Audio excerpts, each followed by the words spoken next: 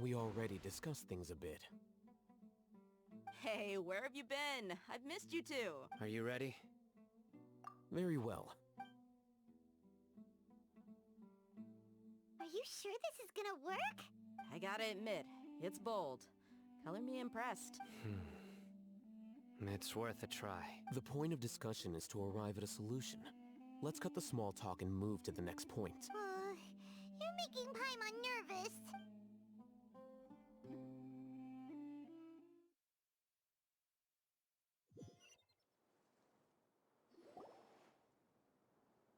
You're finally done. I have some other stuff to take care of. Catch you all later. Come on, don't give me that face. I know what you're going to say. I'll be careful. That's what I wanted to hear. Take care. Well, traveler, Paimon, judging from your expressions, the meeting must have been quite productive. You can tell? I'm not that good at scheming or strategy, but I can sense people's emotions. And based on your reaction, things must have gone quite well. Paimon's a little worried. Hopefully nothing will go wrong. To be honest, I feel the same. But you're already some of the most capable people I know, so you have my trust. Candace gave us a compliment. Your deeds speak for themselves. Candace, we stayed behind to tell you that, although you won't be coming with us, we'll be sure to remember your words. I'm very glad to hear that. I've said the same thing to everyone here today as I said to you when you arrived. Your safety is the most important thing. Only when you're safe can the plan be successful. So please, take care. You're welcome. And thank you for taking my advice. Good luck with everything. I'll be here in the village praying for you.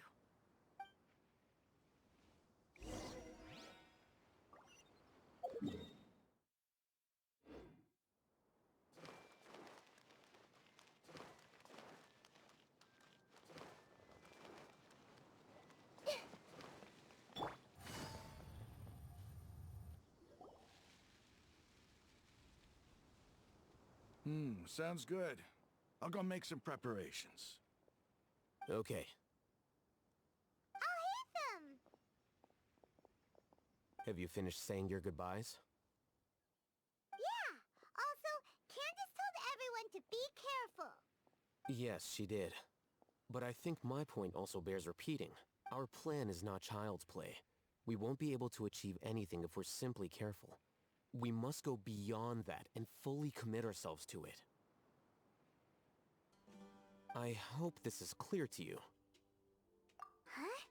Shouldn't you be saying something more cheerful to boost our morale right now? Didn't we already do that during the meeting? You can never have enough words of encouragement. In that case, Candace can cuddle you to your heart's content while I continue to remind you of the seriousness of our situation. We all have our jobs to do after all. It's like how some people can be put in charge of logistics while others will fight on the front lines. Speaking of the front lines, you don't look anything like a soldier. Of course. Compared to the mercenaries, I'm merely a feeble scholar. But the advantage of not being a mercenary is that I get to stay in a safer place and offer my strategic insight. Just think about that mercenary who lost his mind. Mercenary groups are facing constant danger every single day. Well, being a scholar is also a high-risk occupation, and you are a scholar. I'm not like the rest of them. Even among members of the same species, some will exhibit far more potential than others. This guy. Paimon still remembers when those mercenaries in Port Ormos called you a lunatic. All intellectuals are lunatics in the eyes of fools.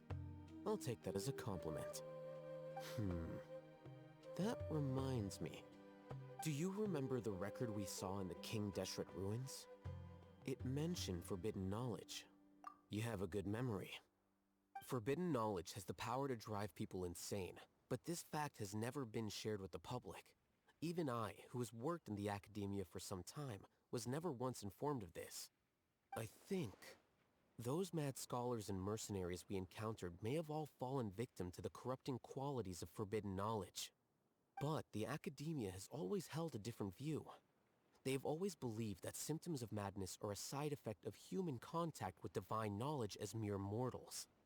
Come to think of it, perhaps the academia has also never understood the true nature of forbidden knowledge, and thus always approached the issue from the wrong direction. The Withering, Elazar, and the sandstorms. Don't you think what is happening right now across Sumeru is rather similar to the forbidden knowledge pollution that occurred in the desert thousands of years ago? But Paimon thought that Irminsul's disease is what caused the withering and the sandstorms. At least, that's what Tainari told us. Wait a second. Could it be that... Ah, you've connected the dots. The cause of Irminsul's illness may precisely be the pollution from forbidden knowledge. But if that's the case, what should we do? This is huge! Wait. Why do you think Lesser Lord Kusanali would have a solution to this situation? You mean, it's related to the scene you saw when you passed out in the Avidia forest? That whole... the world forget me thing? In that case, it's imperative that we rescue Lesser Lord Kusanali. Only by working with her to save Irminsul can we completely resolve the problems Sumeru currently faces. To make sure we're still on track, I would like to check on the state of some of our preparatory work. Where are we going? To an Eremite base.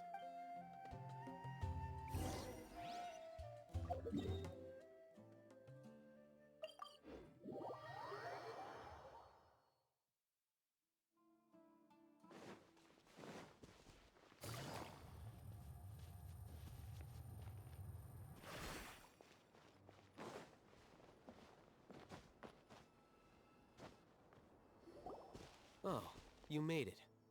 Huh? What are they doing here? I gave them some technical work to do.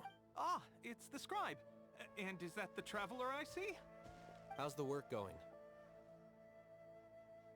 Ah, yes! We have fixed the devices according to your instructions. One of them is already ready for use, while the others are still under repair. Aren't those devices for canned knowledge extraction? What are you doing with those?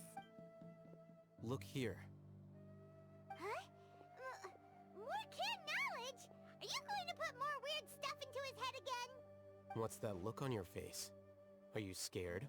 Paimon's a little scared, but very, very furious! That's an interesting response. Anyway, we're not going to use this just yet. As I mentioned during the meeting, this knowledge capsule contains a decree I drew up in the past. The academia should also have their own copy. And according to the plan we just came up with, Traveler, I want you to record something into this capsule. Do you believe we can save Lesser Lord Kusanali? Good. Conviction is the most important part of all of this. Now, please get ready and put on this device. You want us to record our conviction into the knowledge capsule? Yes, Paimon is still really worried. I understand. But trust me, Paimon, this is something we have to do. It's best if you can do as I say.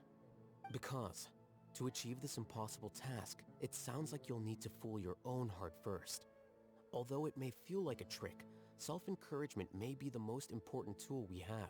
Paimon can see the point you're trying to make. Imagine this. We have orchestrated our plan and successfully rescued Lesser Lord Kusanali. As a result, we have changed Sumeru's entire political landscape. Everything went without a hitch, and everyone recognizes and praises our achievements. Now, open your eyes. Here, What's this? read it out loud.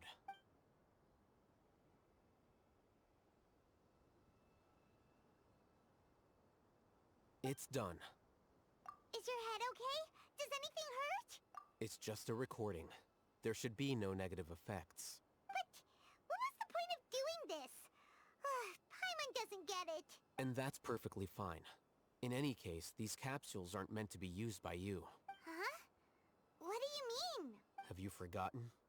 Our plan needs to account for those who have long relied on the Akasha. You may find it hard to believe, but for those people, everything the Akasha transmits to them is nothing short of absolute truth. Imagine if you've been using a device like the Akasha since the day you were born, and this device has always supported you during times of need.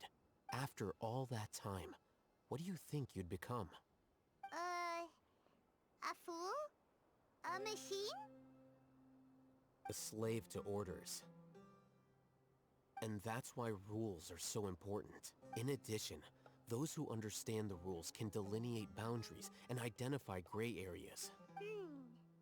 But why would you need to identify the gray areas? You could say that those kinds of ambiguous zones can be very interesting. One might even say they're advantageous in the right hands. Things you're interested in are really out there.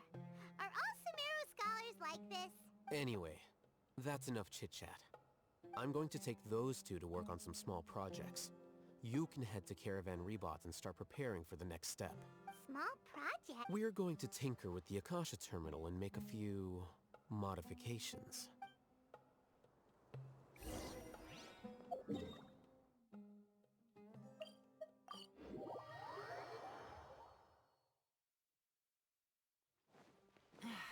This blinding sunlight. I thought we agreed on a plan. How can you go back on your word? The plan is too radical and carries a high risk for casualties. I've given it a lot of thought. And in the end, I still can't agree to it. But it's still the best plan we have. As a former Matra, you of all people should be able to see the bigger picture and recognize the innate advantages of our plan. I did. And that's how I saw the danger behind these so-called advantages. Al-Haytham's plan is even more radical than I imagined. Huh? Why are you guys arguing? My friend, you're just in time. Why don't you help me persuade Sino? He's turned against our plan. We agreed to work out a plan at the meeting. As mercenaries, you're familiar with the local environment, so you'll take care of the specifics. But then, you went to Al-Haytham for suggestions. Had I known Al-Haytham would give you those kinds of suggestions, I would not have agreed to the plan. Look, you already know that we're all on the same side here, don't you? Mercenaries place a lot of importance on their bonds of friendship, but also will not hesitate to make sacrifices if they deem the situation to be sufficiently dire. I'm sorry, but as things stand, I can't accept your principles.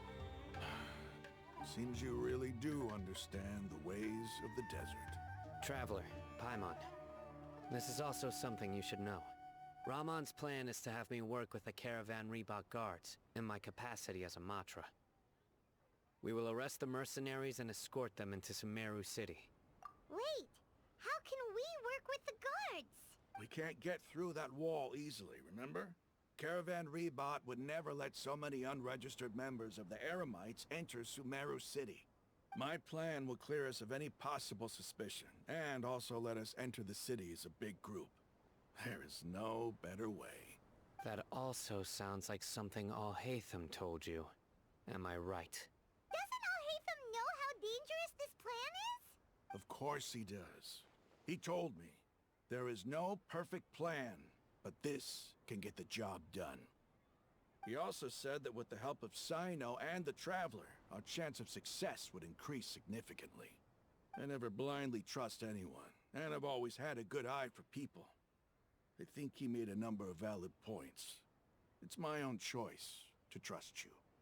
If I make the arrests alone, I can control myself and prevent you from getting hurt. But I can't guarantee that kind of discipline from the guards. To make the whole thing more convincing, you'll need to resist to some degree. Casualties are inevitable once push comes to shove. I'm okay with the deaths of enemies. But now that we're allies, I'm against the meaningless loss of our own. I can't believe a Matra would actually care about us. I've lived a hard life, and I can say that people like you are hard to come by. I've always treated my allies with honesty and respect. They have the right to know important things like this. Now you're making this hard for me. Hey, is there something we can do to help? I knew you would say that. We can help fight some of the mercenaries, which should reduce the number of times you'll have to struggle directly with the guards. That should help at least a little bit. Sino, on behalf of my people, I thank you for your kindness. But this is a mission we cannot turn our backs on. We strongly value the lives of our friends, but the goal we are about to achieve is even more important. We have no fear of casualties, because we crave the spoils of victory. So please, lend us your support. We will show you the determination of us desert dwellers. Well, now that you've put it that way, I can no longer refuse. But remember, you need to follow the plan and not do anything reckless. Candace made it very clear that we can only achieve our goals if we can ensure our safety. Since you and I both recognize the significance of this operation, there should be no more animosity between the followers of the Dendroarchon and those of King Deshret. Everyone's life is equally important. Okay, you have a deal. Let's do this for our shared dream. The guards should be stationed in the courtyard nearby. You can find them there.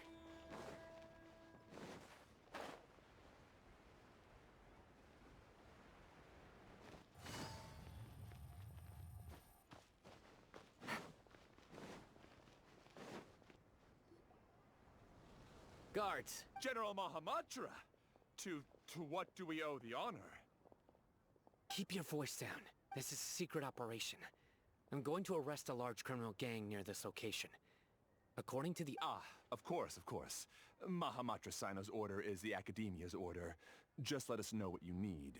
But who exactly are you planning to arrest, and how many people are you expecting? Depending on the scale of this operation, we may need to report it to our superiors. They're a squad of Eremites whose number is comparable to Ain el Akmar in Port Ormos. They're involved in the theft and resale of supplies from the Academia. As many as Ain el Akmar? This should definitely be classified as a joint operation. Then I suggest that you report this to your superiors as soon as possible. And treat it as a top priority desert operation. I will need personnel. Got it. Please wait a moment. I'll contact them immediately.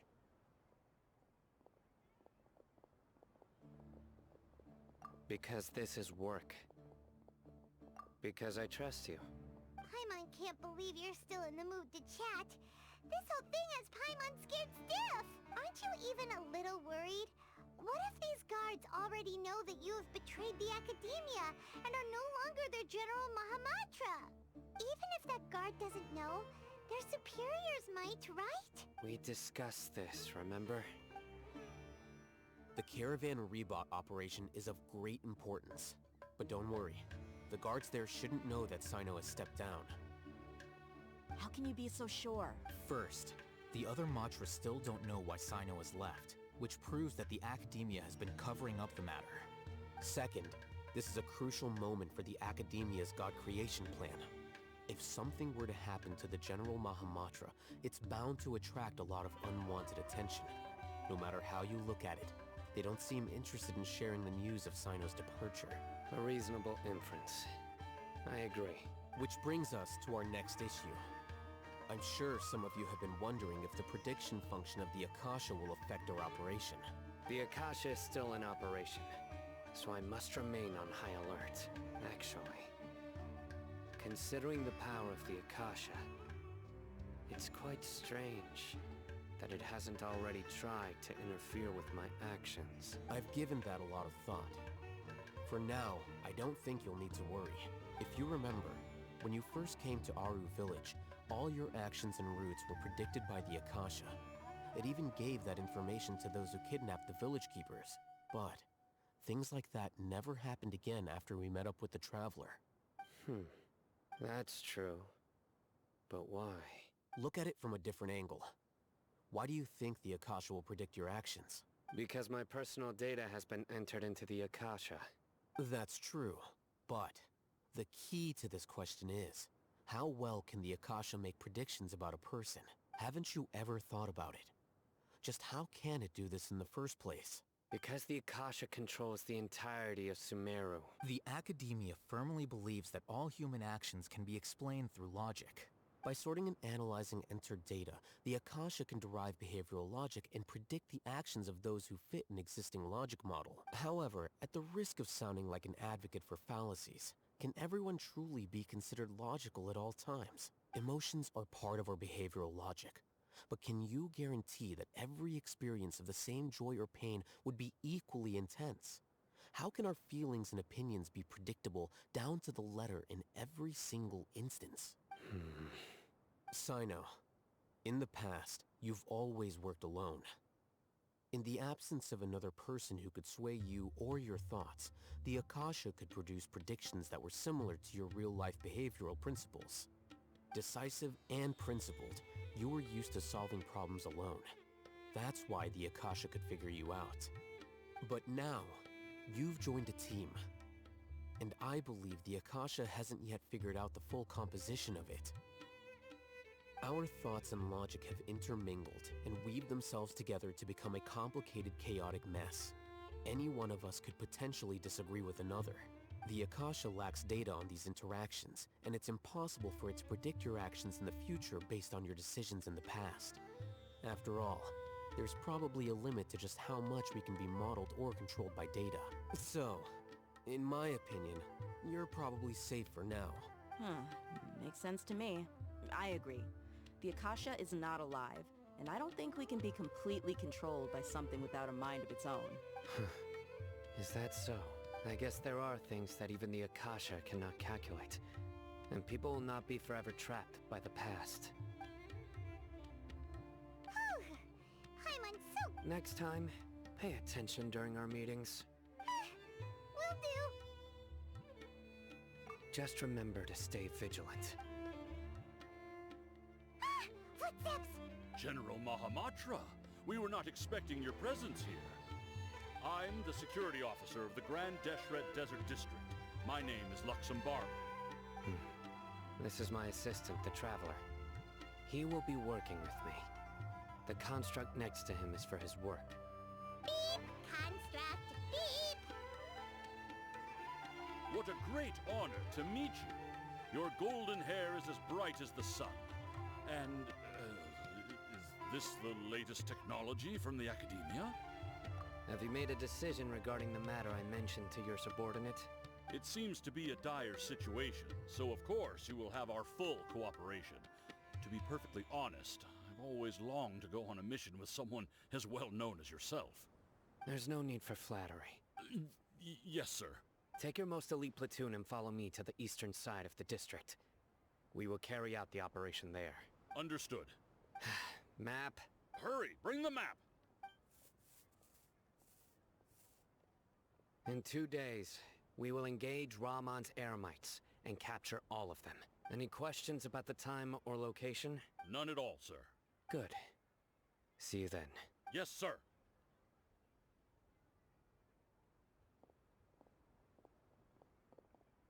Maybe hanging around the General Mahamatra isn't so bad after all. Everyone's so respectful towards us. This is all due to the absolute authority of the Academia. And now, we're going to strike back against that massive pillar of power. Get ready. We will move out in 2 days.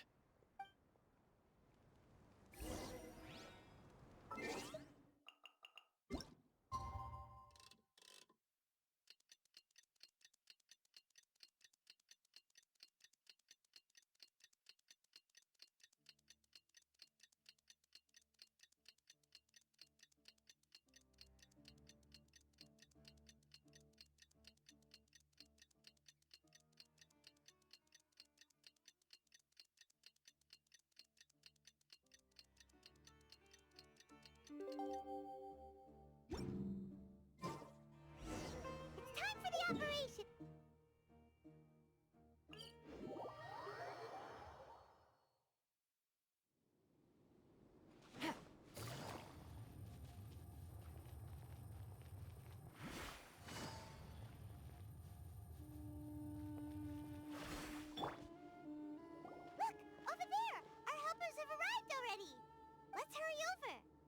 Wait a moment.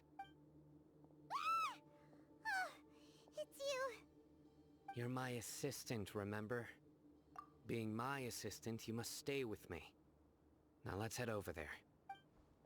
It's General Mahamatra and his assistants. We meet again.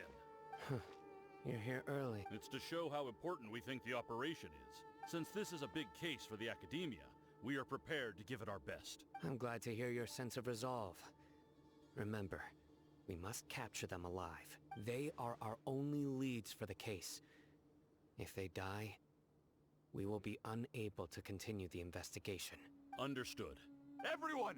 The Eremites are approaching from the west! Make preparations and be ready for combat. Halt! Oh? What a warm welcome! What do you want? Judging from those shiny weapons in your hands, it seems like you're not interested in a deal. Rahman, the Academia has caught wind of your smuggling and illicit sales. If you value your life, I advise you to surrender. Who are you supposed to be? A Matra from the Academia? I can't believe you came all this way just to catch us. I'm not here to talk. Oh, nobody's given me this much time of day since I became a mercenary. Brothers! For that slight, let's wash our blades with their blood. Let's show them we Eremites are not to be messed with. Hey! Mind the deluge.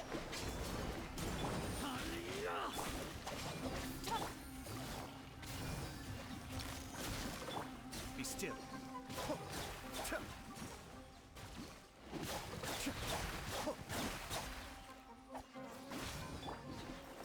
Lightning terrified! Make yourselves at home. Everyone hold hands.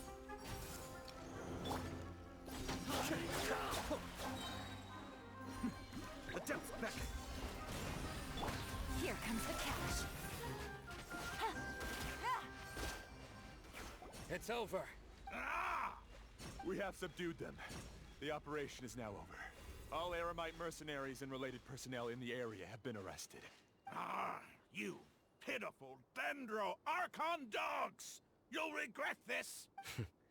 I'm afraid you'll regret it first. King Jeshret will curse you, and you will all! Silence! Oh, Restrain them and take them back to Caravan Rebot. Count their numbers and send them to the Academia as instructed by the General Mahamatra. Yes, sir!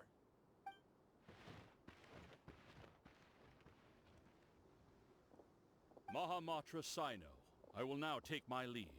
If you need further assistance, please come to Caravan Rebot and ask for me. Understood. You are dismissed. There they go. Let's talk elsewhere.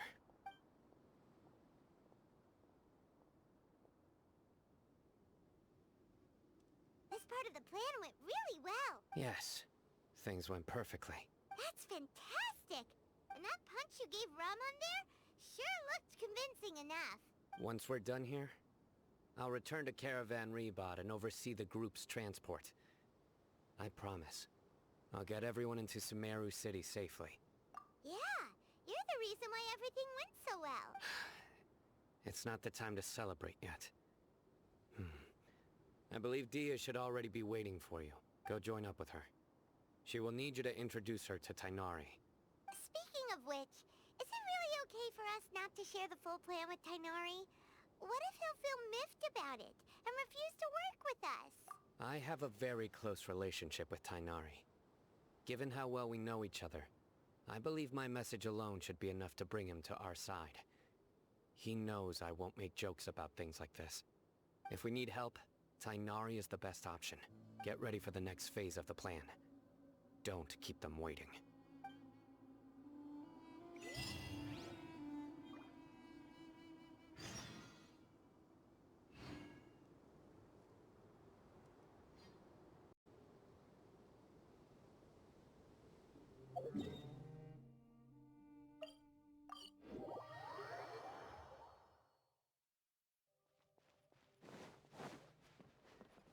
Take it easy.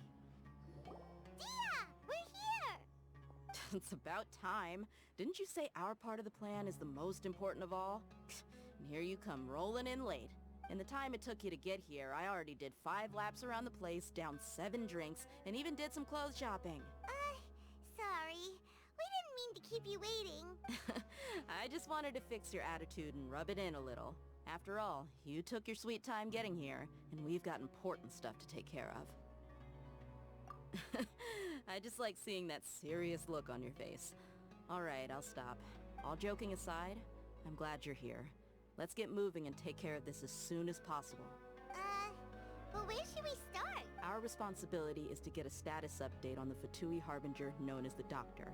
We need to make sure he won't get in our way when we rescue Lesser Lord Kusanali. Dealing with an institution that controls all of Sumeru is already hard enough. If the Doctor were to crash the party, it would be next to impossible for us to achieve our goals. Yeah, we sure don't want him showing up. Ooh, he really gives Paimon the creeps. Right? Hearing his name just reminds me of those stuffy old geezers in the academia.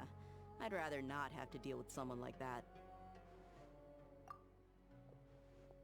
According to the plan, we should first go to Pardis DI and ask for Forest Watcher Tainari.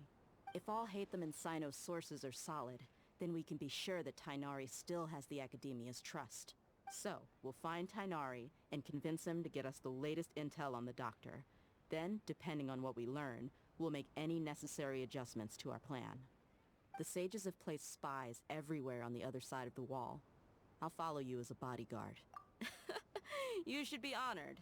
I don't offer my services to just anyone you know. But Paimon thought mercenaries would do anything for Mora. That's certainly true. But when multiple employers are vying for your services, you should always go with the best offer. Let's see. If I were to charge you a bill, I guess I can apply a discount. How much more do you want? Paimon's not sure we can afford it. How much do I want? Hey, how about paying me with a smile? What do you say? I haven't seen you smiling much recently. If you ask me, someone like you must look lovely when they smile. Come on, give me a smile so that I can be less worried. Looking good!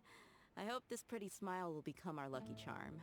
There are many kinds of smiles, but only a truly joyous one can bring blessings to others. Let's consider this smile a down payment for our future victory. Let's go. It's time to pay a visit to Pardis DI.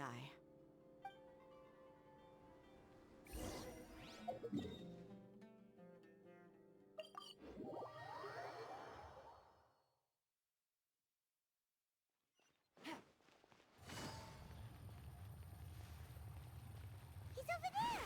Let's go say hi! Tainari!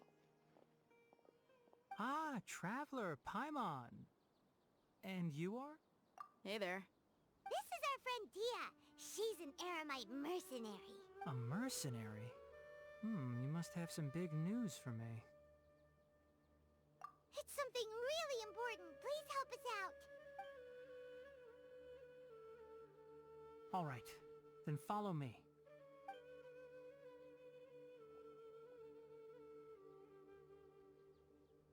This place is better. We won't be disturbed by any passerby.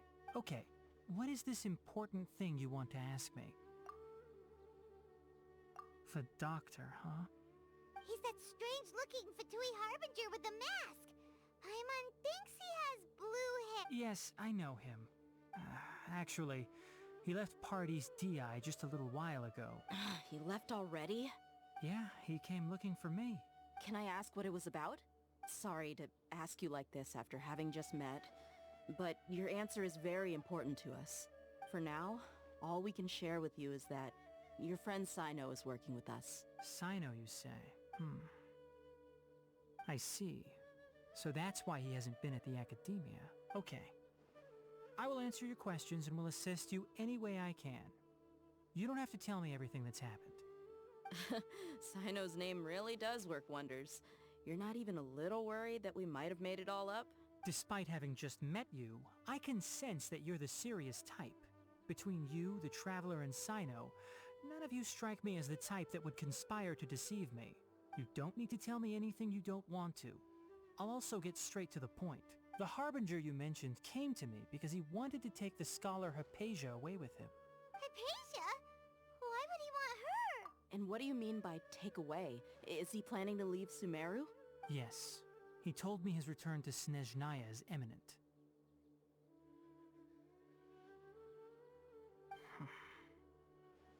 So you mean... you're leaving this place soon? Indeed. Otherwise, we could have perhaps talked a little more. I was just about to set out when I remembered something important. To that end, I made a final trip to Pardis Di. Let me ask, have you been taking care of a scholar by the name of Hypatia? Your sources are accurate. No doubt because you recruited many informants. But you're right. Hypatia has indeed been receiving treatment from me. Forgive me for asking, but how's the treatment coming along? Given the way you're asking, I assume you have something to say. Since you asked, I'll be frank. I would like to take Hypatia to Snezhnaya. It's incredibly difficult to transfer a patient. As a scholar yourself, shouldn't you at least be aware of this? Oh? I can't believe your utter lack of faith in me, to the point of even questioning my general level of knowledge. How unbefitting. Well, you're the only one who's ever made such a request. I have my ways of keeping her safe during the journey. In addition, I can also promise that under my care, Hypatia will receive the most advanced and effective treatment. I will personally supervise her treatment and see to her recovery. Would that be agreeable to you? Hypatia was born in Sumeru and remains a scholar of the Academia. Her situation has not become dire enough to necessitate her transfer to another nation. Transporting her to Snezhnaya is risky, and the potential benefits are unknown. As the person currently responsible for her treatment, I cannot possibly sign off on this transfer. Your suggestion is rude and reckless. I'll pass. I don't know much about the doctor, but after talking with him, I realized that, just like many other scholars, he possesses an aura of arrogance that I've come to detest. It's not so much that he's looking down on others, but more that he's so confident in himself and his abilities, to a point of near insanity. I would never refer a patient to someone like him. I prepared myself for a protracted battle of wits, and was really surprised to see him just give up on the topic. Still, his reaction really concerned me.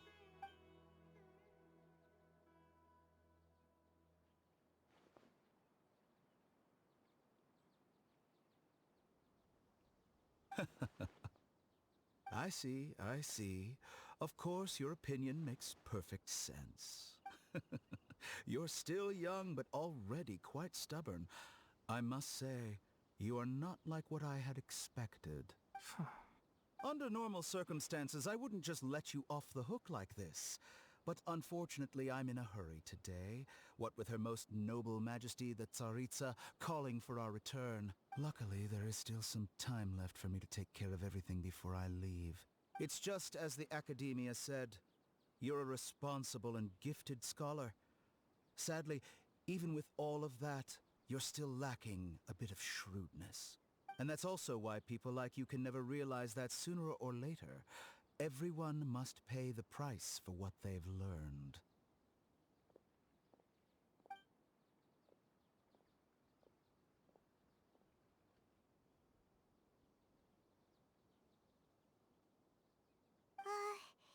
Paimon can't help but feel like he's hinting at something unpleasant. He asked a question, yet didn't care for my answer. Perhaps I'm nothing but a talking rock in his eyes. He never came off as malicious, but an utter lack of compassion permeated throughout our conversation. From his tone, I can sense that he's always looked down on others. I can barely believe it myself. But if that's true, the situation will be in our favor. I don't think I missed any details. Frankly speaking, I don't want you to do anything too risky. Now that you know a little more, it should be easier for you to stay safe. Sorry we can't tell you everything. We appreciate that you helped us anyway. I won't forget your kindness. It's okay. I have an obligation to do so. To be perfectly honest, all of this may have started because of me.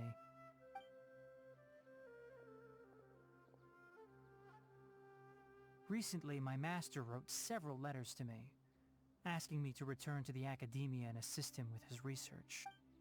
Hasn't he already asked you several times before?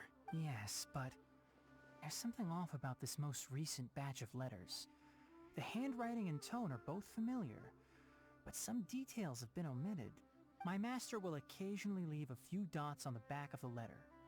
1 dot means that he wrote the letter on a sunny day, and 3 dots stand for a rainy day. This has been a habit of his for many years, but I didn't find any dots in his recent letters. I believe something may have happened to him. I get it.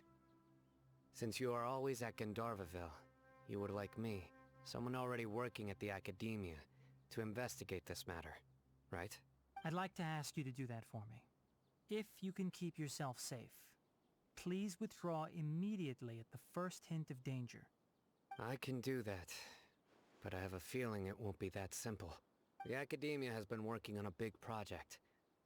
I'm not quite sure what it is, but your master might be involved with it. If the higher-ups really are hiding something, then it will be difficult to remove myself from the situation once the investigation starts. If the situation becomes critical, I'll leave the academia.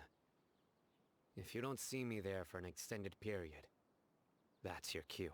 All right, we've got a plan. I'll stay at Gandharvaville to support you. If that scenario comes to pass, you must be extra vigilant.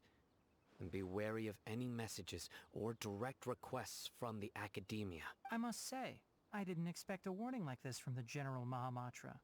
Being loyal to the academia doesn't mean blindly doing whatever the sages say.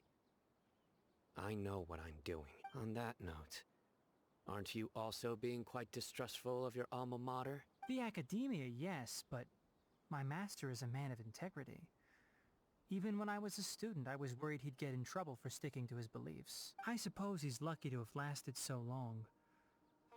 But in the end, it still caught up to him.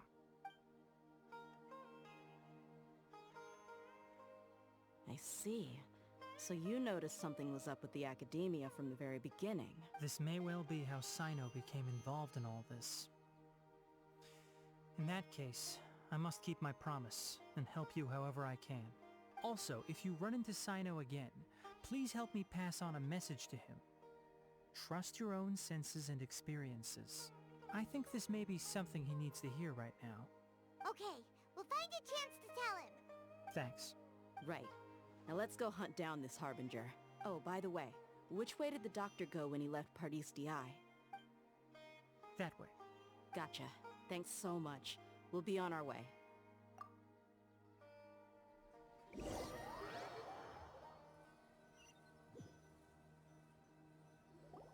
According to Tainari, the doctor is leaving Sumeru soon.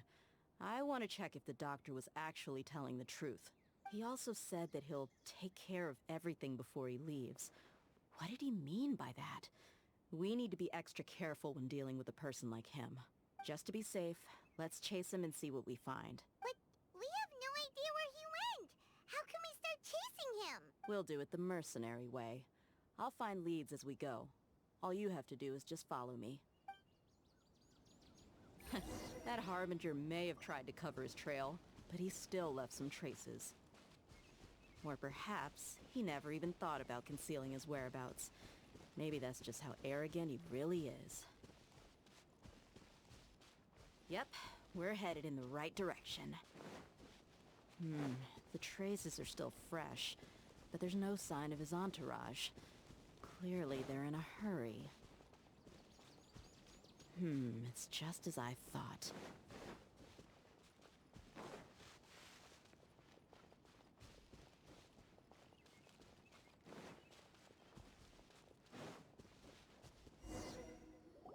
We can stop here.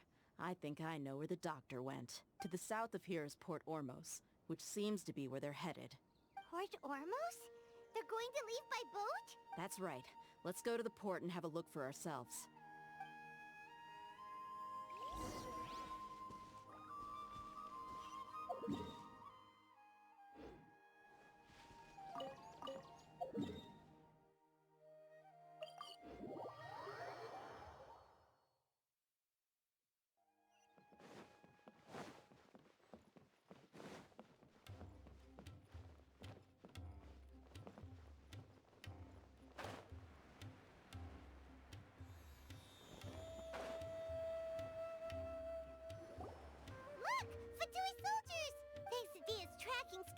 we found the right place.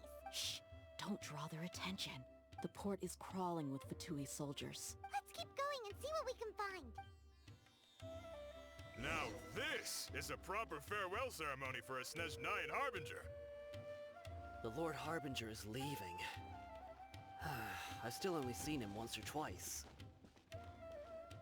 I used to hold a position in our homeland, and back then, the doctor spoke in a very different way from the way he speaks now. Maybe the way people talk in Sumeru has rubbed off on him? It's always like that when you spend too long away from home. When he gets back to Snezhnaya, perhaps it will also take him some time to get used to the life there again. Huh? But, sir, that can't be right. No, I remember it like it was yesterday. Both his expressions and tones are now very different. Also, for some reason, he seems like he's all smiles now. You must be mistaken. Nobody's supposed to look happy when they're on a business trip.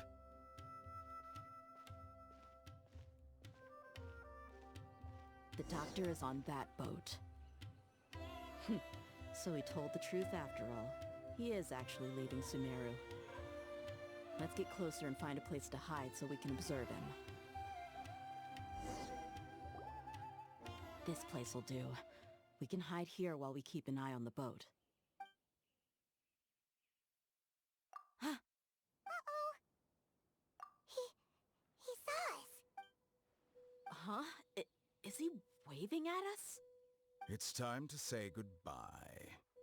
Wait, is he the only person on the boat? You mean there's nobody with him? And where are all the soldiers we saw on the port just now? They were all here just a few minutes ago, but now they vanished. So this was a trap. Wait, don't tell me that.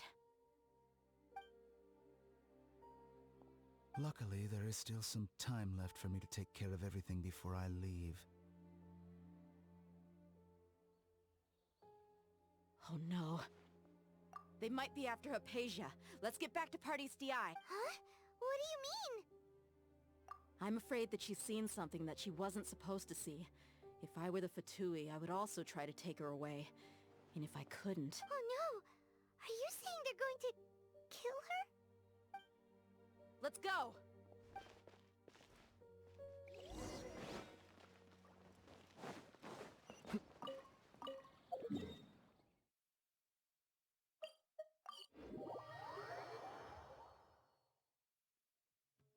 Party's DI is not a place you Fatui can just show up and do as you please. I believe we've already made ourselves quite clear. Our superior gave us permission to search for and collect medicinal herbs in Party's DI for research purposes. But you've been in Sumeru for some time already.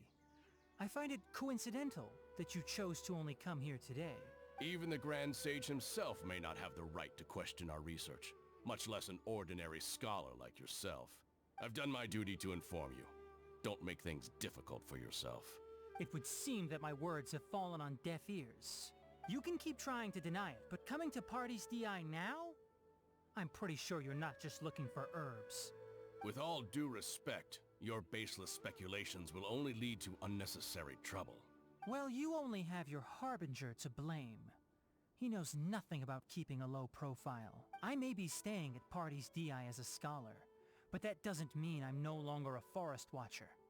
It is still my duty to protect the peace and safety of the scholars who have contributed so much to Sumeru. Then it seems our conversation has hit an impasse. No one will lay a hand on you, Hypatia. Not on my watch. Tighnari! Are you alright? I'm fine. These Fatui have really crossed the line. Time to teach them a lesson. There's no use resisting! Give us Hypatia! Keep dreaming! Yeah, Tighnari! Beat him up! The doctor's orders are absolute! Yeah? You've been someone's lapdog for so long that you don't know anything else now! Suyu! I'll settle this! Our bond is strong! Game's up. Fun's over. We're not getting anywhere. Traveler, Paimon, please go to Hypatia. We need to make sure they don't try to sneak around and attack from behind. Got it!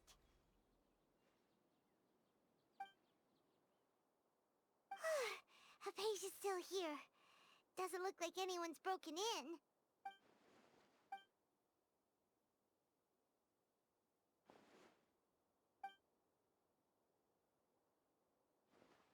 Well, how is she?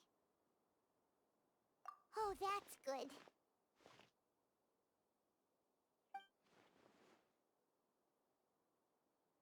So, you think this is over?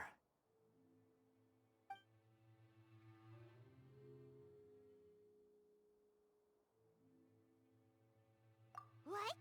The Balladeer is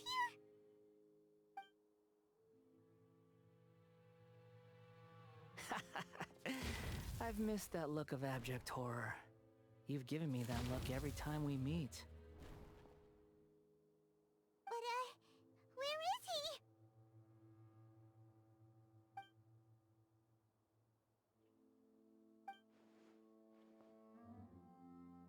I can hear all of your thoughts, you know.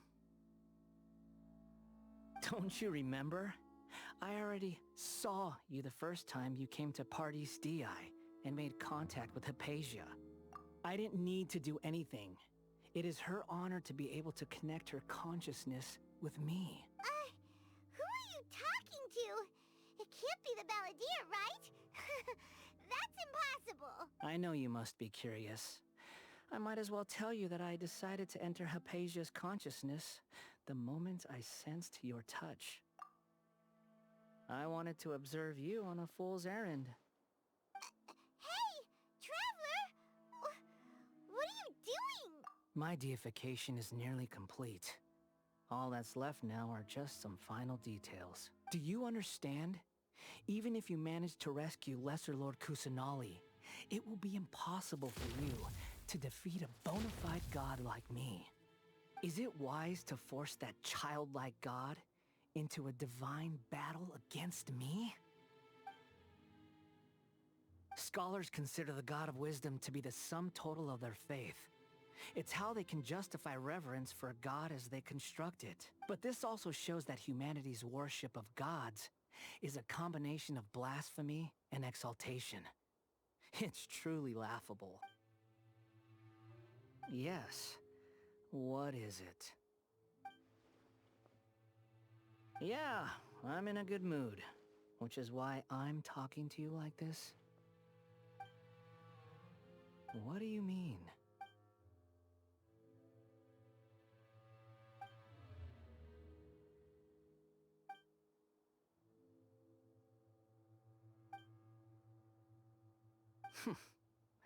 Those words almost make you sound like a friend who actually cares. But you're wrong. I'm different from all of you. I was born to become a god. My entire life up until this point has just been a meaningless routine. Just think about a sheet of paper. By itself, it holds no meaning. The content recorded on it is what gives it value. All I had recorded down before were some painful memories and boring human feelings. Such senseless drivel should have been erased a long time ago. Indeed, to me, the sight of you fools in your futile struggles is far more amusing. Tell me, just what has this world done for you to protect it with such zest and conviction? I'm connected to your consciousness, so I can hear what you're thinking and sense the depth of your determination. This is a good conversation we're having. So here's a word of advice. Let go of your misguided guardian complex. You know nothing about the truth. It'll be for your own good, as well as everyone else's. Humans are a species that can only find bliss in ignorance.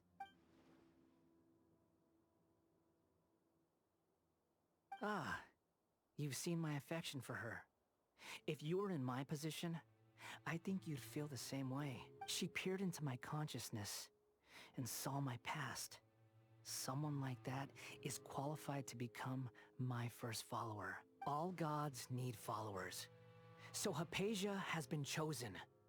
Her appearance heralds my imminent arrival at the throne of divinity, while her worship shall become my glory. You're doubting me again? No matter. Soon, you'll know what kind of authority you're challenging. Who wants to hurt my devout follower? The doctor wants to hurt my first follower?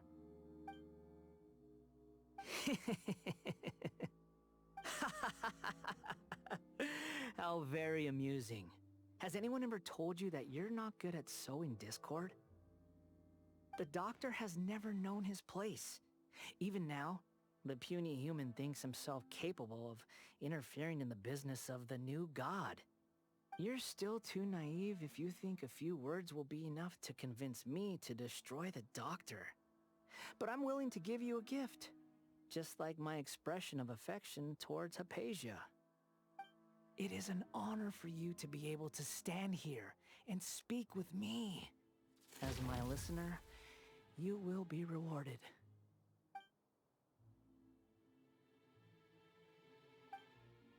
Both good things and bad things can be called gifts. After all, gods have never needed to be reasonable.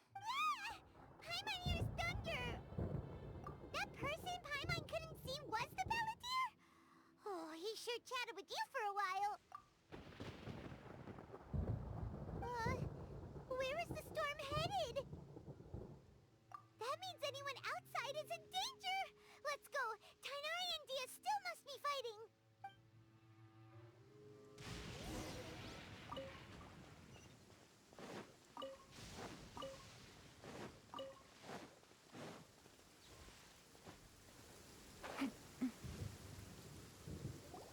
Oh! Have the Fatui retreated? Hey! What happened to you? He's hurt. I'm fine. Don't move. I've seen Eremites get struck by lightning before. You need to rest. Struck by lightning? We were fighting, and just as things started looking grim, the weather suddenly became extremely strange. Lightning started attacking everyone, almost as if it were alive. Luckily, there were only two of us, and both of us were nimble enough to dodge most of the strikes. There were a lot of Fatui, though, and they were being torn to shreds by the bolts of lightning. With that, all the Fatui soldiers were forced to retreat. It's all right. My wound aside, you look like you've seen something unpleasant. Is Hypatia all right? Hey, didn't I tell you not to move? Just in case. Let's go to Hypatia's place and talk about things there.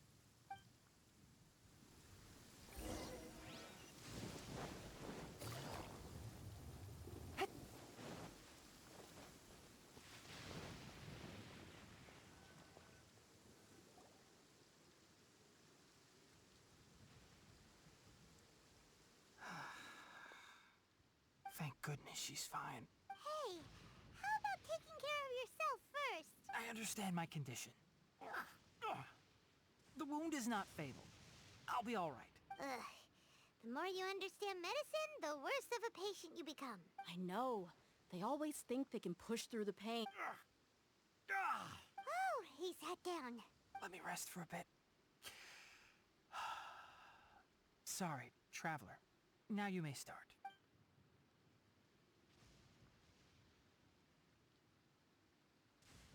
So that's what you were talking to the Balladeer about? Oh, Paimon can't believe what he's thinking. The Academia's God creation plan. How ridiculous. That sounds, ambitious, I guess? Anyway, this is all way beyond me.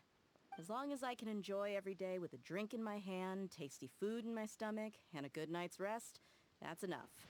I'll only work when I have to. I must be the least ambitious person who's ever set foot in Party's DI. Don't say that. I haven't even thanked you for your help back there. Don't mention it. Well, if nothing else, all this proves that the doctor really did have some urgent matter to attend to, and left Sumeru in a hurry.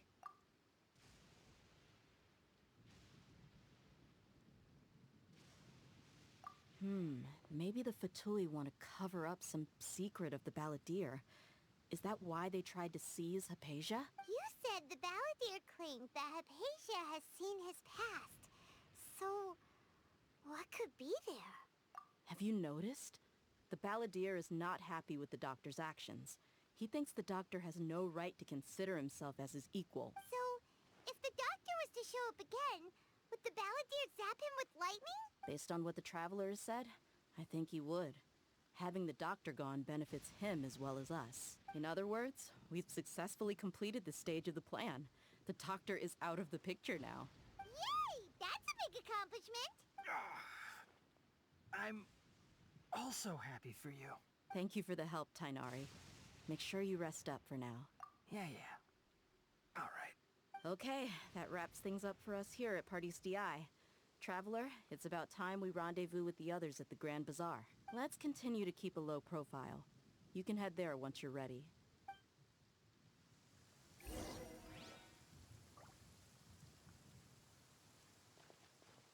You can just focus on your plan. Leave Hypatia to me. My wound isn't going to get in the way. Oh.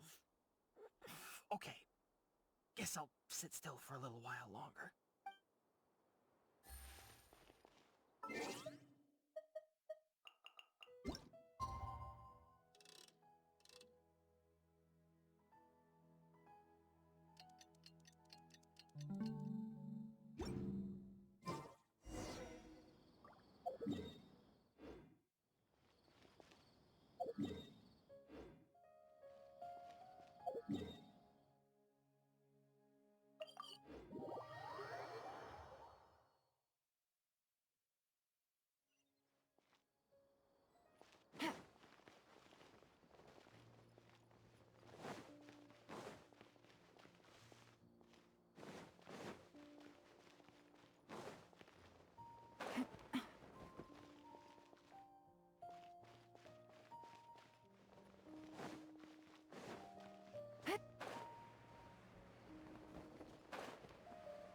Take it easy.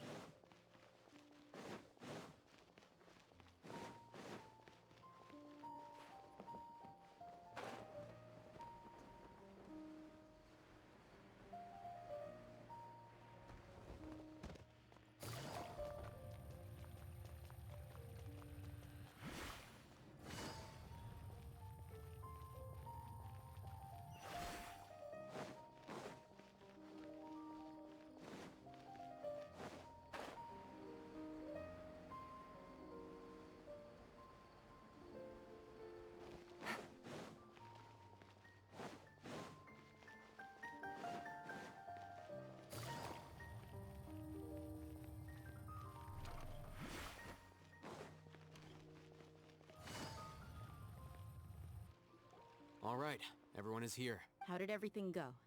Any luck with your missions? Let's report back one by one. I'll start first. We've made the necessary modifications to the Akasha terminal. In addition, the props required are also ready. I'll go next. The Traveler and I went to Party's DI. The situation was a bit complicated, but we found Tainari. Unfortunately, he was wounded during a fight. Who was behind it? Well, that's the tough part. What should I say, Traveler? The Fatui or the Balladeer? After some back and forth, we confirmed that the Doctor has left Sumeru by boat. He has something urgent to attend to back in Snezhnai, so we've successfully removed the Doctor from the picture. Also, Tainari's already resting, so he'll be okay. Good. Oh, Tainari also asked us to tell you this message. Trust your own senses and experiences. All right. I'll remember that. Everything also went smoothly on my side. The Eremites should have arrived at their destination by now. To avoid alerting the quarry, they will stay there for now. I can't believe you actually got so many Eremites into Sumeru City. It's all thanks to Rahman and his brave team, as well as their bold strategy. It appears to have been very effective. I'm glad to hear it. Well, is that everything?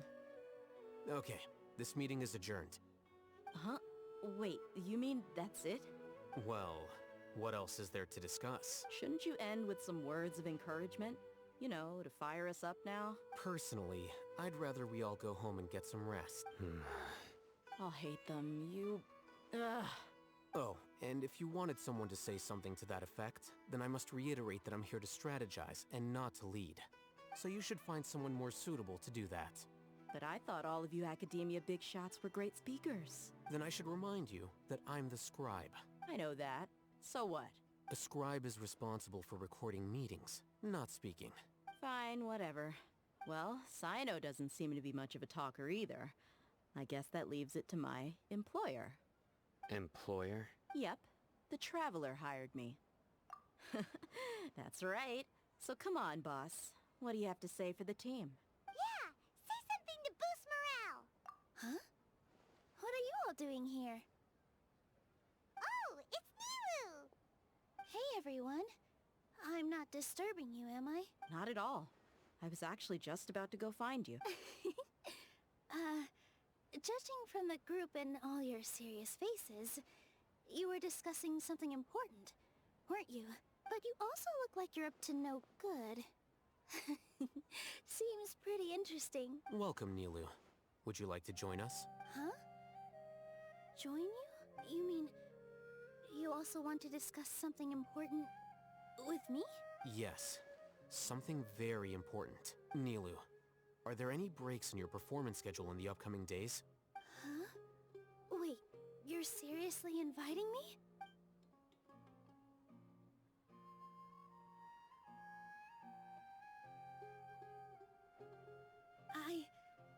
I can't believe my ears.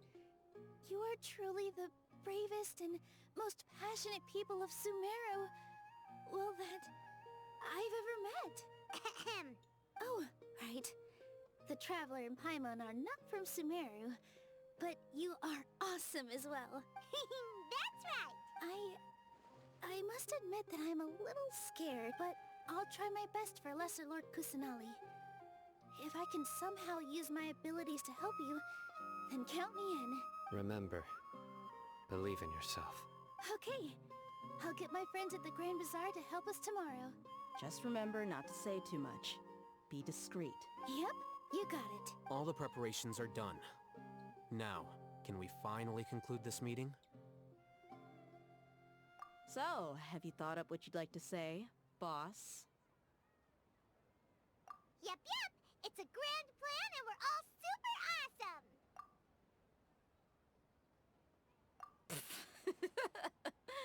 Well said.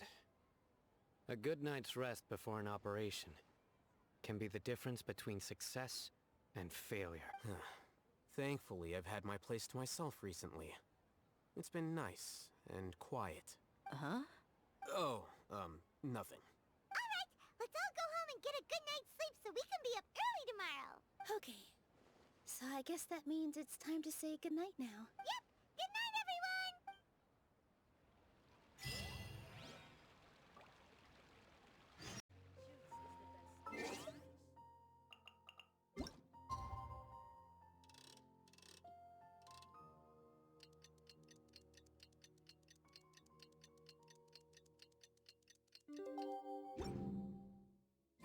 Today is the Academia's Nia Garbaha Day. We can finally put our plan into action!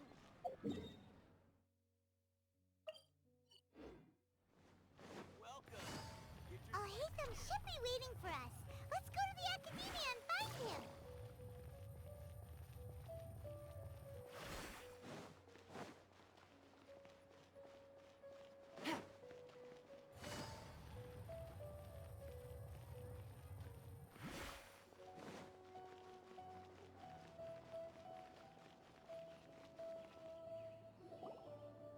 Hello, you two. Sleep well? Not really. Paimon got too nervous thinking about today and didn't fall asleep until the sun was almost up. What about you, Alhaitham? Naturally, I slept just fine. After all, a good rest should be considered part of the plan, since energy is an important resource. You just want to show off how calm you are! It's crucial to dissipate any tension before we execute our plan. The only thing you're doing is being annoying! Anyway, do you need me to go over the game plan again? Our target is Grand Sage Azar's office. Everyone in the Academia knows that's where the Grand Sage's console is. Only they can operate it. Many restricted commands and operations are executed via that console. I'm sure that console has a way to free Lesser Lord Kusanali. You know, Paimon's been thinking, what kind of technology could let the sages imprison even a god? That isn't something they could have accomplished with their scholarly talents alone.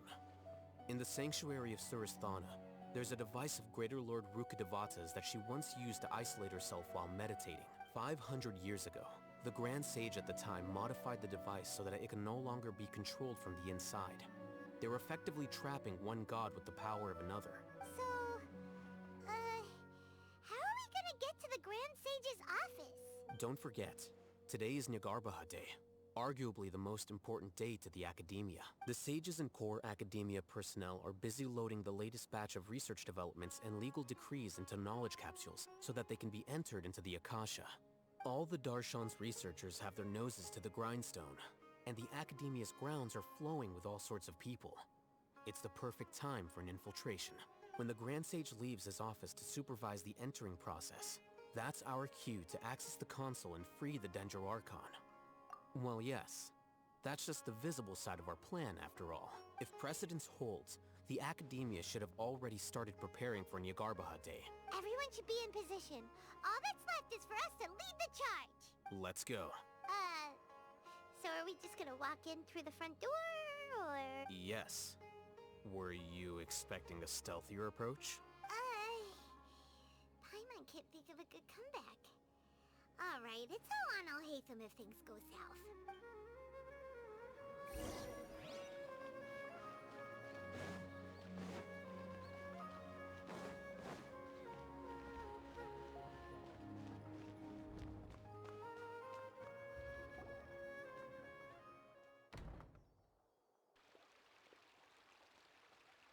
Scribe? Please, wait. Are you Scribe Alhaitham? That's me. Is something the matter? I'm in a hurry. No. I was just surprised to see you here. I had heard that the sages were looking for you not long ago, but I didn't know what for. And, also, please don't bring outside guests into the Academia. Outside guests? How did you arrive at such a conclusion? Your groundless inference shames the Haravatat Darshan. What did you say? I'm the top student in Haravatat, and I earned 3rd place at the last Inter-Darshan debate. Don't look down on me! That wasn't my intention. As your Haravatat senior, I just assumed that you possessed a greater aptitude for critical thinking. Look, based on what you already know, the purpose of my return and the reason they're here should be obvious. Is that so? Wait a moment. Let me think. Don't tell me the answer. The sages search for you. A blonde-haired traveler. Outside guests. So, from the start, the sages weren't looking for you, but this traveler? And you were gone from the Academia for so long because... Hey, shh. Yes, you've proven yourself as the top student in Haravatat. I surmise you've arrived at the correct conclusion. As I expected. Please, forgive me. I wasn't thinking clearly just now. Thank you for getting me back on track. It's nothing. We'll be on our way then. All right. Thank you for your contributions to the Academia, Scribe.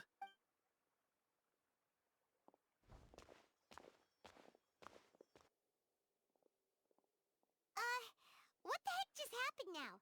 What did he just guess? I'm afraid I don't know either. You have no idea? Mm-hmm. He convinced himself of whatever truth he came up with. That is the so-called pride of a scholar. If someone questions their academic facility, they will instantly feign understanding to keep up appearance. Nowadays, the Academia is rampant with this type of scholar. Their obvious farces of intellect only serve to highlight themselves as fools. Wow. So there are special ways to deal with smart people. We don't even need to make up our own excuses. We shouldn't waste any more time. It would be problematic if we missed our window of opportunity. Let's go.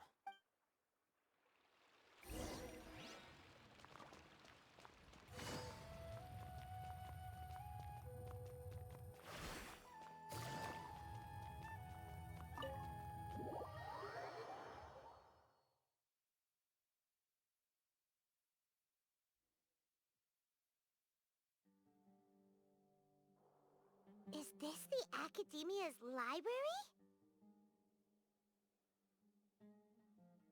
Indeed. Known as the House of Dana, it is quite possibly the most extensive special collections library in Teyvat. There are a lot of students going through here. Is it really okay just to waltz right in? The Academia marches to a fast beat, especially since it's Nyargarbaha Day. They're all occupied with their own matters. Just act natural. Now, hurry along.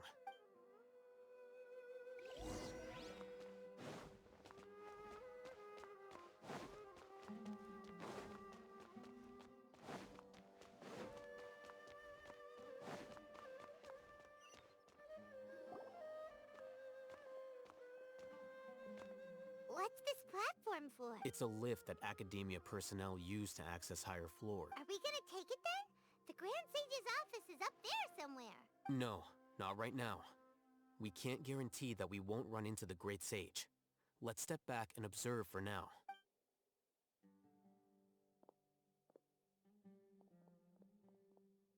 You think the Grand Sage will exit from there? And after he does, we'd sneak past him? Oh, Paimon thinks that's really dangerous. Who knows? However, if we can confirm Azar's current location, our operation will be much safer if we... Allow me to offer you a hint. If you wish to know his location, look behind you. What's Grand Sage Azar doing here?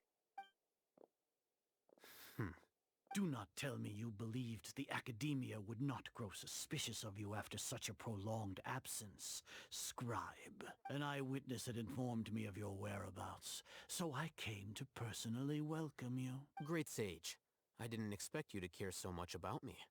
I'm truly flattered.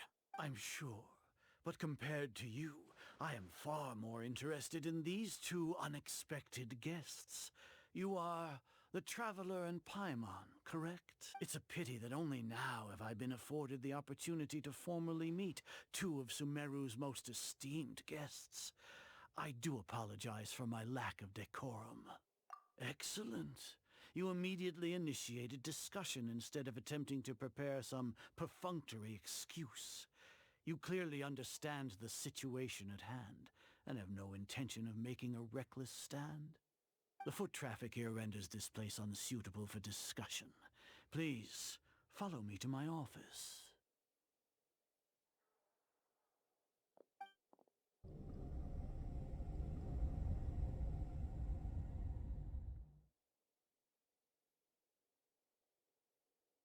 This place is crawling with guards.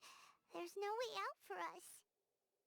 All right then, Traveler. What did you wish to discuss with me? Today is Nyargarbaha Day, so I still have many responsibilities to attend to. There is little time for idle chit-chat before I detain you all.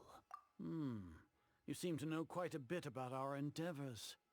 If that is so, then you should be praising our great work, rather than using your trivial misgivings in a futile attempt to sway me. Trivial? Then tell me, what do the Fatui want from me? Worthless. Those are all completely worthless. Benefits, divine power. These materialistic words do nothing but debase our great work. Creating a god. Yes, we are using human wisdom to create a god. If humanity cannot attain omniscience and omnipotence, then we shall create a god to reveal them. This is the pinnacle of human wisdom. We shall regain a god's guidance at long last. No longer will we flounder in the interminable void of consciousness and knowledge. Even Irminsul will be freed from its plight. For our nation of scholars, this is the ultimate aspiration. No cost is too great to realize it. You will never understand the rapture of having a god be born within your very hands. With your degree of knowledge, you cannot even comprehend such an emotion. Gods exist on a plane that far eclipses humanity's. Lesser Lord Kusanali, what can she even do? Care for the people? Fend off sandstorms? Fabricate silly fairy tales? These are but child's play for the Academia. Does that make us equal to the gods? We are a people favored by Greater Lord Rukkhadevata. Though I may have personally not seen it, our forefathers bore witness to true wisdom. The ascension of the Lesser Lord has brought nothing but bewilderment to the scholars.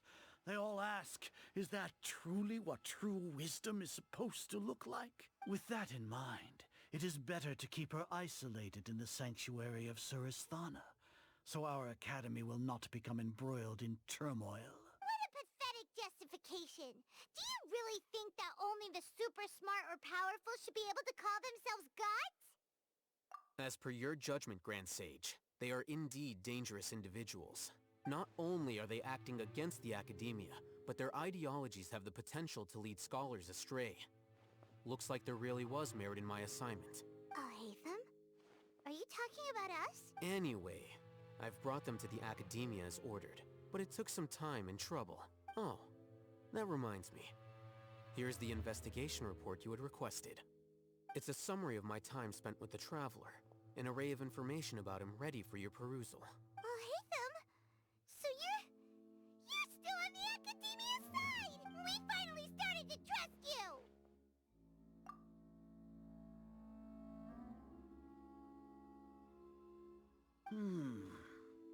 Excellent. Detailed contents with no errors. I would expect nothing less than an immaculate report from the scribe. As it is Niagarbha Day, I'll enter the information on you into the Akasha. Surely you know what that means. We'll be monitored, just like Sino. With the Akasha's calculation prowess, all of your actions will be predicted with an accuracy of at least 98%. Furthermore, your data will be updated in real time whenever new information presents itself. To put it into words you can understand, wherever you go, you will be walking under an invisible leash. This is Sumeru's greatest penalty for dishonest persons. Are you not familiar with the concept that great responsibility begets an equally great suspicion? In any case, you are Sumeru's most concerning external variable. Locking you down will greatly decrease the chance of any undesirable outcomes coming to pass. You're despicable! Despicable? Perhaps from your perspective, but I suppose you had mentally prepared yourselves for this, no? Your ploy was to sacrifice the Traveler here, was it not? Lord Azar, I know what you're trying to say, but I've been following your plan this entire time. Why are you doubting me at this juncture? Must I delineate your entire plan? Very well. I will spell things out. First off, I received an eyewitness report that you were spotted with the Traveler at Caravan Ribat. However, you immediately departed for the desert and escaped surveillance range. Judging by the time, you all likely encountered the truant General Mahamatra in the desert. Am I correct? Maybe Paimon shouldn't have mentioned Sino just now. The Academia had not received correspondence from its scribe for a prolonged time. You were also in the company of the Traveler, a close associate of Lesser Lord Kusanali and General Mahamatra Sino, who had defected from the Academia. With their instigation, what was the probability that you would betray the Academia? Rationally speaking, 50%? 70%? What do you think? Regardless, that's only a guess. The facts are that I've brought the Traveler right before you, and I gave you my report. Indeed, your boldness deserves praise. To think that despite status as an outlander, the Traveler is still willing to sacrifice for the sake of your plan. If I'm correct, you have a contingency plan to save Lesser Lord Kusanali and ruin our great work. Sneak into the Academia on Niagarbha Day, using Alhaitham's status as the scribe. For there is a good chance that an opportunity to save the Lesser Lord will arise. Should your intentions be discovered, Alhaitham will turn traitor and sacrifice the Traveler, thus proving his innocence. He can then stay inside the Academia and continue searching for a way to proceed forward. As for Sino, according to the Akasha's calculations, he will soon return to the Academia and confront me in person. I suppose this is also a part of your plan? You'll see me as a traitor regardless of what I say. No, even if you impugn me, it would have little effect on you all. You misunderstand. Losing our scribe would irreparably damage the Academia's regular operations and the development of Sumeru's future academic systems. However, under the current circumstances, even that is trivial compared to what we stand to gain from our great work. You said that I betrayed the Academia, but you, Azar, you've betrayed all of Sumeru, betrayed its Archon. So flight is turned to fight at long last. Guards!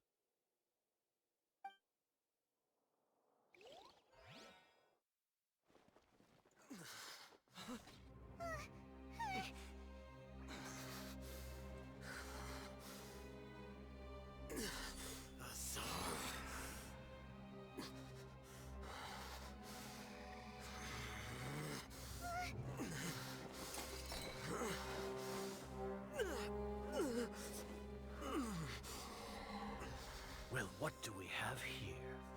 So you stole that divine knowledge capsule. Traitor! You traitor! Even the most rational scholar will yearn for the power of a god in a moment of desperation. Aren't you doing the exact same thing as me, Alhaitham? Unfortunately for you, no god will lend you their power. Azar!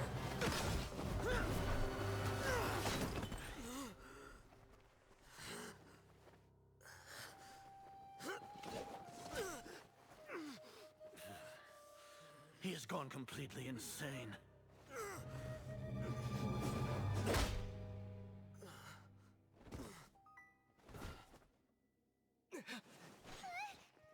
Take him to the Matra and exile him to Aru village.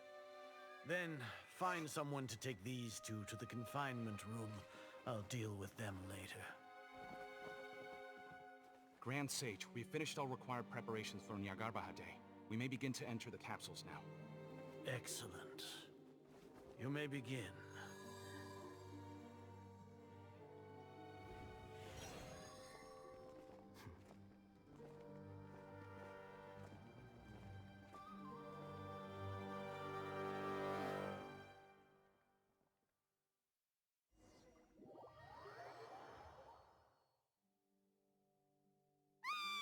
Don't lock us up! Let us out!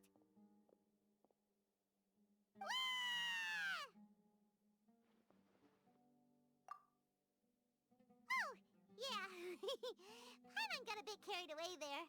How was Paimon acting just now? Great, huh? Everything's going according to plan so far. We made it into confinement, and Alhaitham's probably done with his part too. We even managed to trick Grand Sage Azar. Alhaitham sure knows how to cook up a plan. What are we doing next? Paimon has trouble remembering things when she's worked up. Right.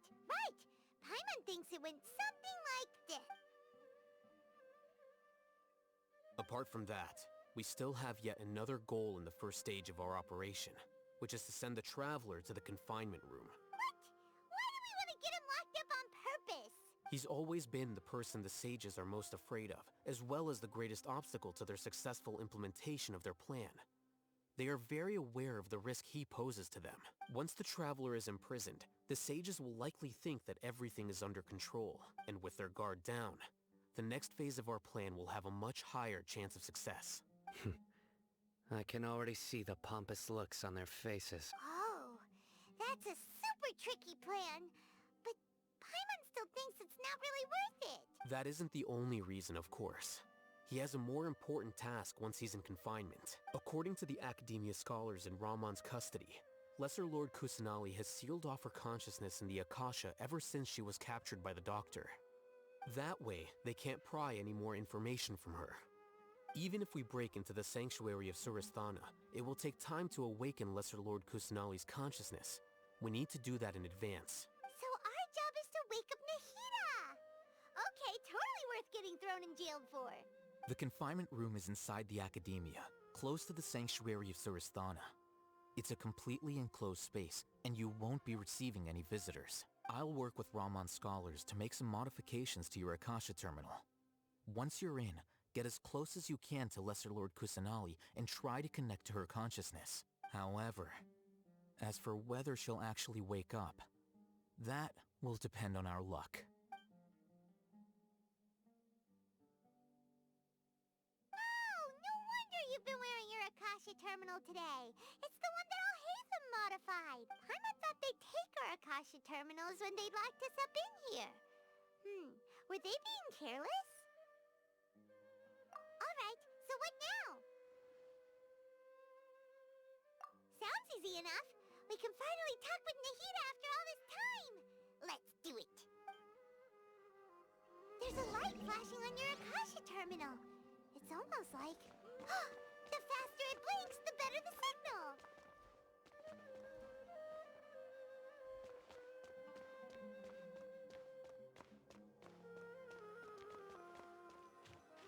Here? No signal again.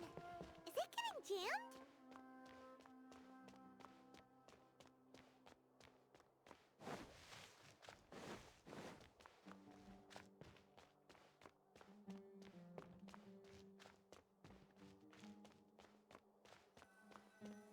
Here? No signal again. Is it getting jammed?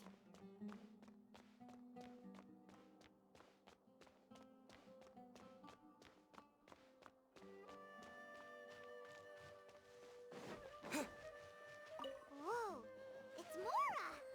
Ooh, Mora! No, Paimon, we're not here to hunt for treasure.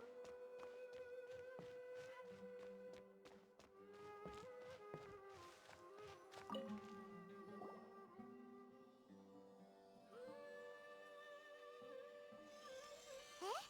Is this the right spot? Are you getting anything?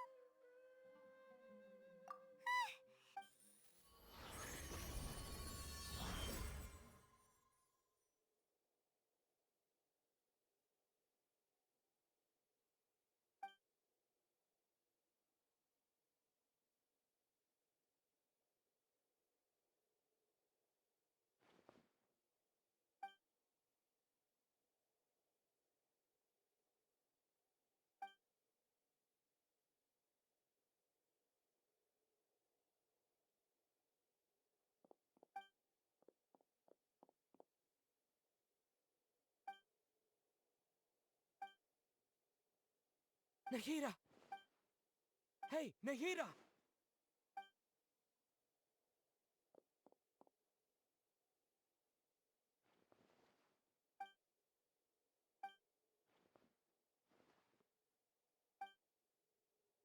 When did it first start? Oh, right. It started from the moment I was born. I want to become a worthy Archon. So I've kept studying, kept listening to my people and their hearts, kept looking for a way to save Irminsul, so I can catch up to Greater Lord Rukkhadevata. But I'm stuck in the sanctuary of Surasthana.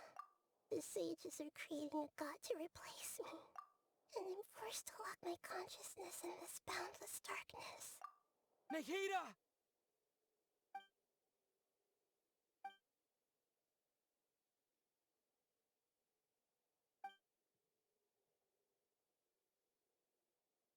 Nahida!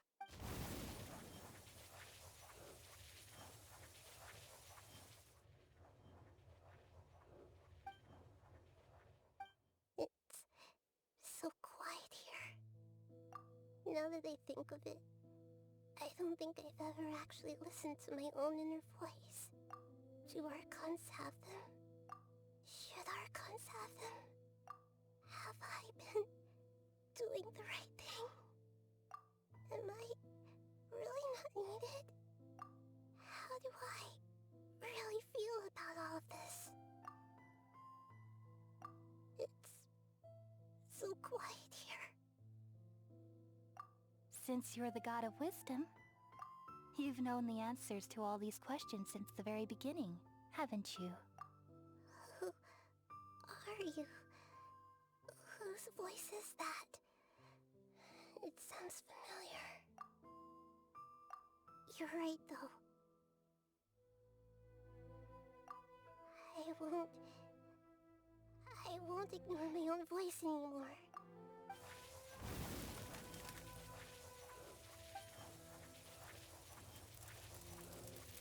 Nahida!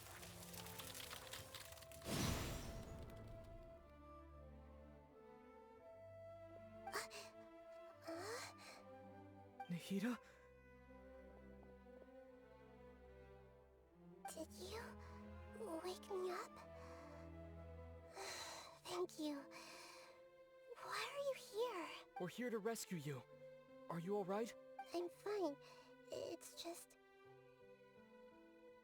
when I think of everything that's happened to me, I feel really angry now. You should have been angry ages ago.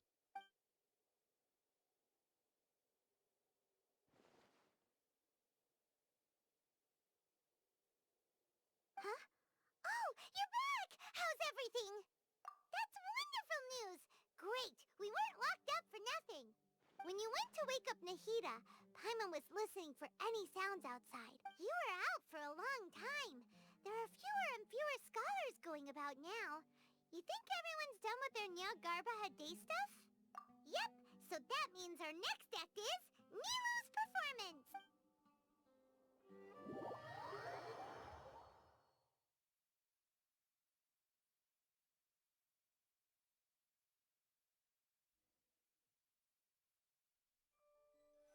Nilu, are you sure about this? You're taking such a great risk for them. I'm sure, and I'm going. You know that I don't like to pass up any opportunity to dance, and this one is especially important.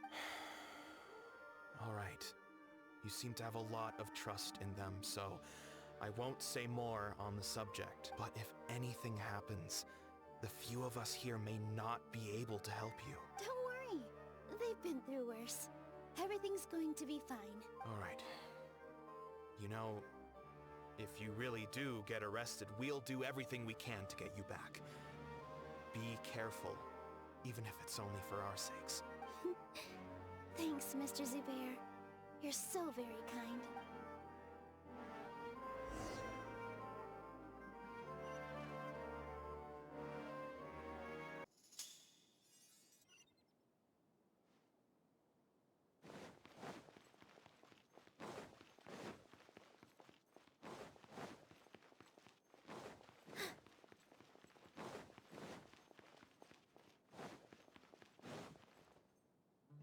Nilu, how's it going? Definitely more than usual. But it's because I'm worried I won't dance well enough. It's okay. Just focus on your performance. We'll take care of everything else. You sure know how to talk. Taking all the credit, even though we came here together to help out. Well, thank you both. I'll have to treat you to a meal after all this ends. I really, really appreciate all of your help. Ooh, that sounds great. Ah, how can we say no to that? All right, let's get back to business. Nilu, we'll be here to keep people from going to the Academia so they don't interrupt your performance. I was planning on telling them something like, the Academia's been conducting a weird experiment, and some of their test subjects escaped. It's really dangerous there, so stay away. Oh, you couldn't think of anything better? Oh well, I guess it does sound like something the Academia would do. I think it sounds great. I'm counting on you guys. Don't worry, it'll be a piece of cake.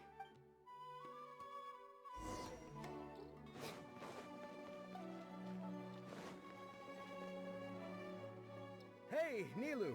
Sorry, it's great to see you, but I'm really busy right now. Our Bait People Away with Yalda Candies plan is working beautifully. Do you want some candy? We have more than we can give out. Har, thank you so much for doing all of this. And even dressed up as the Knight of Flowers, no less. I'll pass on the candy, though. I cut back on sweets in the period leading up to a performance, and I'm about to start one. You have a point. The stage is cleared and everything's ready, so you can start your performance at any time. Yeah, thanks to you. I'm really grateful. All right, time to hit the stage. You're welcome. The honor's all mine, since I'll have such a great view of the show.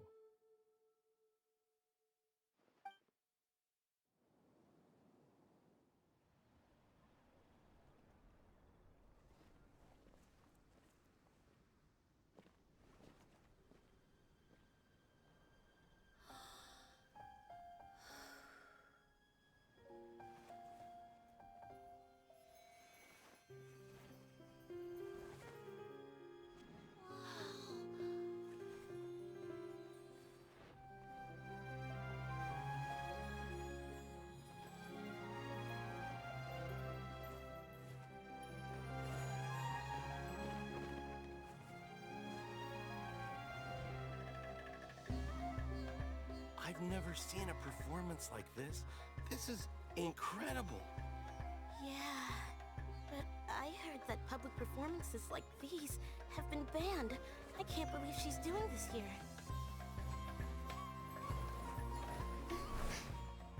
Grand Sage, there's some commotion outside. How uninteresting. Issue the new Prohibition Act from the Akasha to the guards. They'll know what to do. Do you think we should, like, stop her? Let's just watch for a little bit longer.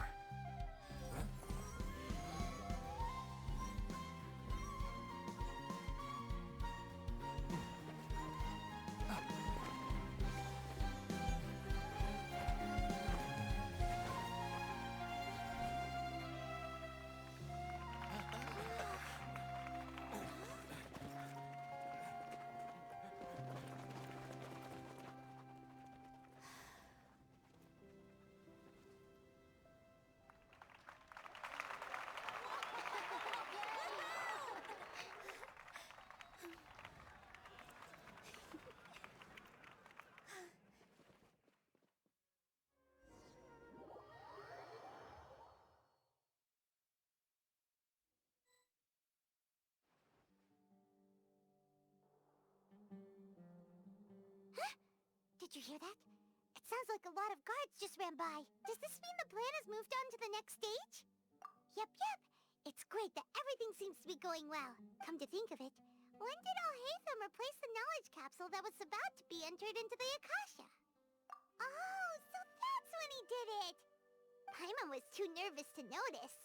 Speaking of, didn't Alhaitham also yoink the divine knowledge capsule from that mercenary leader in Port Ormos when everyone else was distracted? It's a time-tested trick of his.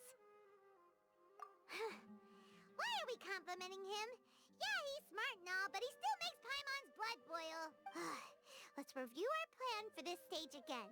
It's not like we have anything else to do right now anyway, and it'll help us feel more confident. Paimon remembers that Nilou's task was supposed to go a bit like this.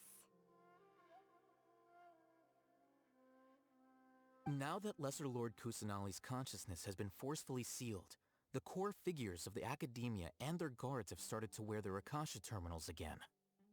With the Doctor's technological support, they think they have nothing to fear. How despicable of them to rely on such a person. But this is also our chance. I was originally asked to draft the knowledge capsule for the Artistic Performances Prohibition Act when I was still at the Academia. It should be on the Grand Sage's desk right now, and will be entered into the Akasha during the next Nyagarbha Day. Are they really going to stop all artistic performances? That's horrible! I'll make an identical knowledge capsule, but this time, I'll smuggle some misleading information into it. We only need to find an opportunity to switch the capsules. Once it's been entered into the Akasha on Nyagarbha Day, if someone were to be seen performing in public, the sages would definitely use that opportunity to announce the ban. And so, the misleading information will be disseminated amongst the guard. Sure sounds complicated. But it seems like if everything goes well, we'll be able to get rid of all the guards in the Academia without any effort. That's pretty clever, getting right into their heads. I just have one question. Even if we manage to get the misleading info out to the guards, how can we be sure that they'll believe it? People who are used to relying on the Akasha become less inquisitive, and their ability to distinguish truth from misinformation is significantly reduced. They will view everything the Akasha releases to them as the unequivocal truth. The Akasha will turn humans into machines. I've seen it happen many times. Yikes. Good thing I didn't wear it for long when I was working in Sumeru City. At first, I thought it was a good thing too. By the way, this plan still requires a performer, right? Do you have someone in mind? Nilou of Zubair Theater. I know her really well. We can trust her. I'm kinda hesitant to ask her to participate in a dangerous plan like this, but we can ask her in person. All right. After the guards in the Academia are gone, then it'll be time for me and my stowaway brothers to shine.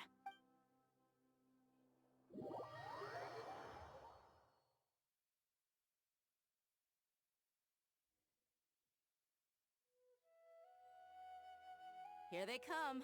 Did you see that, Raman? They came out from the Academia in droves.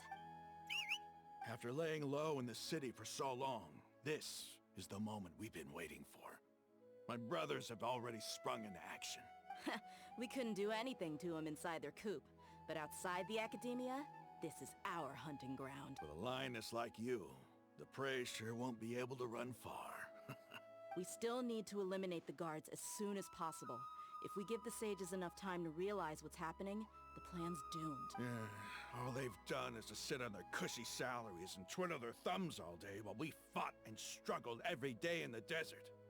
The only advantage they might have is their numbers. Speaking of which, most of the guards who report directly to the Six Sages belong to the Corps of 30, but they have a completely different reputation. Following those blasted sages every whim, throwing away all the principles of being a mercenary. As someone in the same profession, I'm obligated to teach them a good lesson today. Indeed, the trap has been set. All we need to do is lead them there. All right, let's each take a road and herd those scattered guards back into one place. Make sure to attract their attention. Isak will be the key. You gave such an important task to that child. Will he be okay? It'll be fine. Isak was so determined to help, so let's put our faith in him. Besides, even if he's caught, the guards would be too scared to do anything to him. They've never seen Lesser Lord Kusanali in person, after all. You've got a point. Anyway, I think I see them coming. Let's head out. Good luck.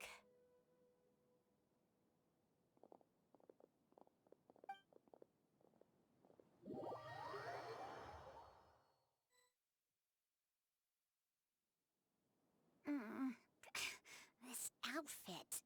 Hey, do you remember what you need to do, Isak? When the guards get here, you'll pretend to be Lesser Lord Kusanali and run away from them. Oh, yeah, I remember. Of course I do. I'm just a little nervous. Relax. Don't think about getting caught. Even if that happens, we won't leave you behind. You only need to think about getting the guards' attention and leading them to the Grand Bazaar. Leave the rest to us. Okay, got it. I'm here to pay back Lesser Lord Kusanali for helping Grandpa. I won't get cold feet. Hey, they're here. I can see the Academia guards. All right, it's time, Isak. Take a deep breath and go. You can do this.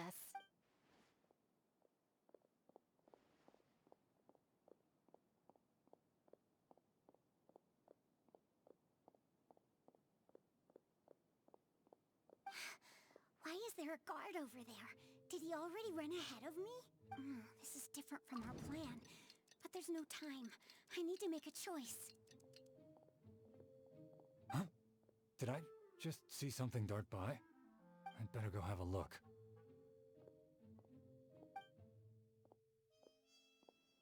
Were my eyes playing tricks on me? I should go check to see if someone's hiding. There seems to be nothing here.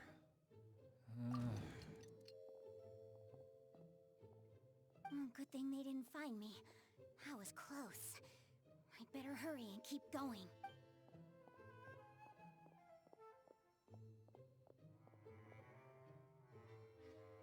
Hey! Lesser Lord Kusanali's over there! Stop! What? Lesser Lord Kusanali? How did I not see anything just now? No, they found me. Where should I go? The target suspected to be Lesser Lord Kusanali has escaped into the Grand Bazaar. Assemble and arrest her!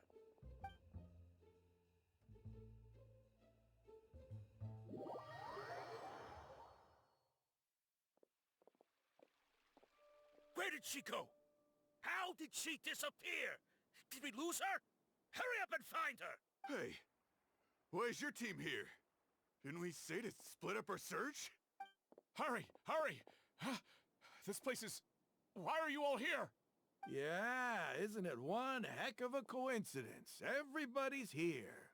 What on earth is going on? I suppose that's all of you? Who are you? Did you set us up? What are you planning? Phew, that was rough. I almost got caught. Little brat! So you're not actually Lesser Lord Kusanali. Who exactly are you all? Eremites from the desert? Just some colleagues. Think of this as a business competition, or a personal grudge. After stepping into our traps, stop thinking of yourselves as hunters. Behave like the prey you are.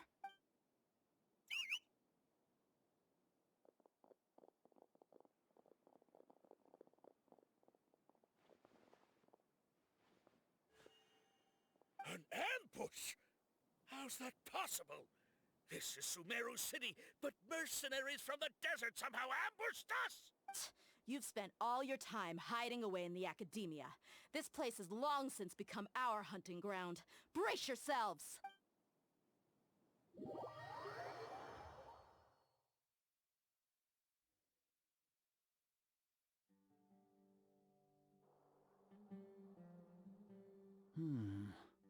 This is odd. The academia has quieted down after the conclusion of the Nyagarbha Day ceremonies, but it's much quieter than usual. Where are the guards? Why have I not seen a single one? Guards? Guards! Grand Sage, how may I be of assistance? I called for the guards. Why did you come? My apologies, Grand Sage. Right now, all Academia guards have entered the city to perform the ordered arrest. I thought you knew.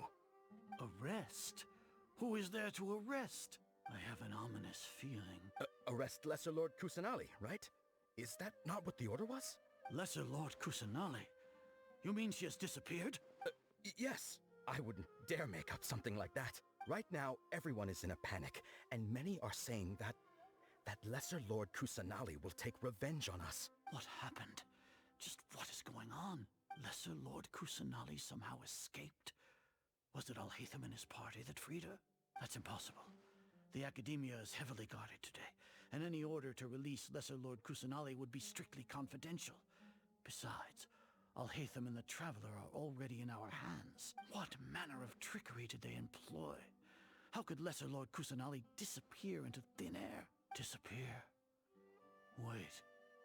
How was the arrest order distributed to the guards? It was issued by the Akasha earlier today. Only you have the authority to send messages like that, so I thought it was your order. Let me check.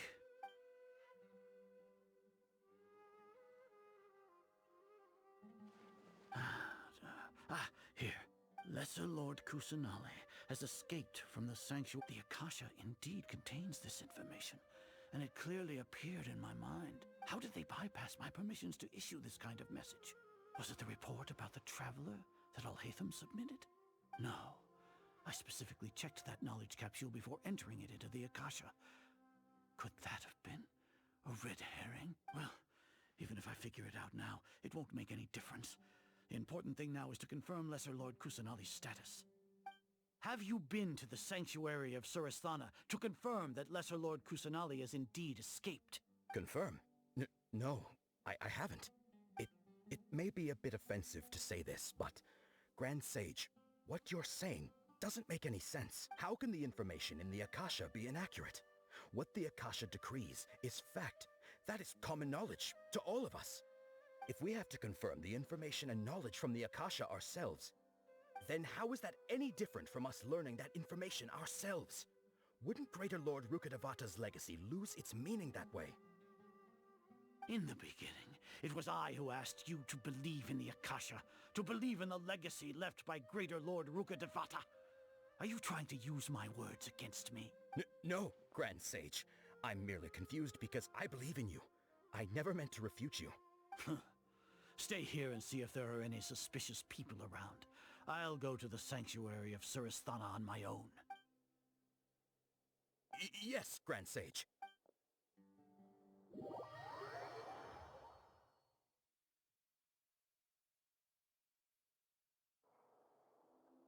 Lesser Lord Kusanali has escaped from the sanctuary of Surasthana. Go to the city and arrest the escapee immediately.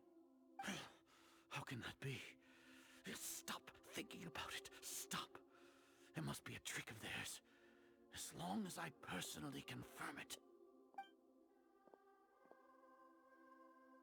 Ah! Impossible. That's impossible. There must be something wrong with my eyes.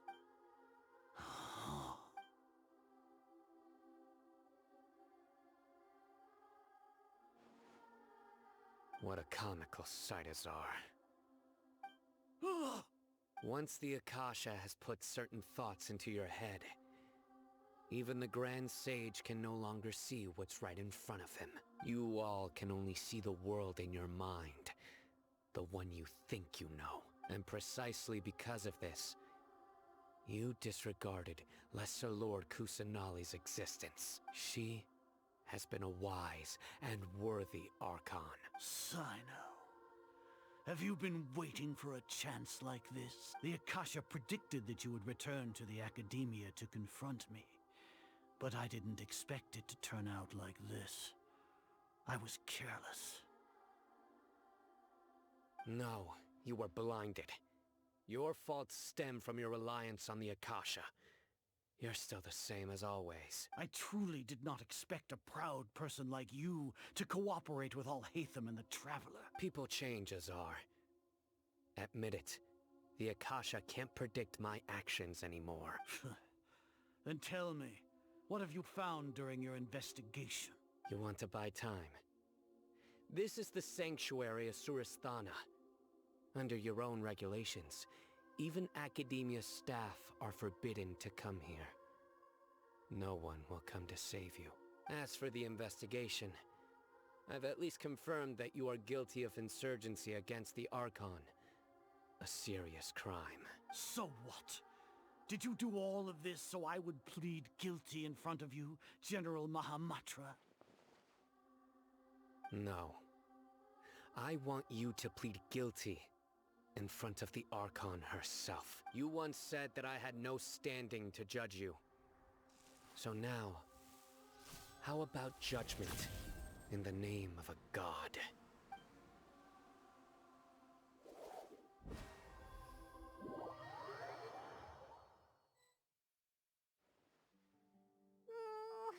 How long do we have to wait? Paimon wants to know how things are going out there. Paimon hasn't heard any sounds outside for a while. Hopefully something bad didn't happen. Yeah, but aren't you scared that we might be locked up in here for the rest of our lives? Thinking about it, at least Paimon has you. We could still chat like this. When Paimon thinks of Nahida being imprisoned alone in the sanctuary of Surasthana, Paimon can't help but feel sorry for her.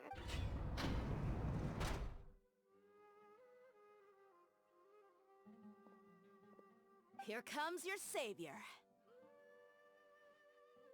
Yeah! Paimon just knew you would come to rescue us! You two really owe me some big thanks. I had to search through who knows how many guards to find the key here. It felt even more tiring than whacking them. I'm exhausted. Thanks a lot. Need Paimon to rub your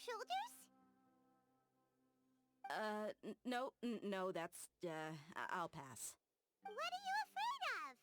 Oh, are you ticklish? Now isn't the time to talk about being ticklish. Things in the city and on Sino's side are both going well. The guards that stormed out of the Academia are all taken care of. The Corps of 30 is in charge of the city's defenses, but we already talked to Asfand. They've been fed up with the sages bossing them around. As long as it doesn't break their employment contracts, they'll turn a blind eye. That's probably because you've been super great friends with them for a long time. So, how's Sino doing? The Grand Sage is in his custody. Even I know how terrible it is to fall into Sino's hands, so he probably does too. Sino forced him to release Lesser Lord Kusanali. He has no choice but to obey. So, hurry to the sanctuary of Surasthana. Assuming nothing weird happened, we should have already rescued our Archon. Honestly, I didn't expect our ragtag bunch to do this well. We just came together last minute to save the Archon, you know? Alright, you two better go. I still have to clean up some messes in the city. See you around.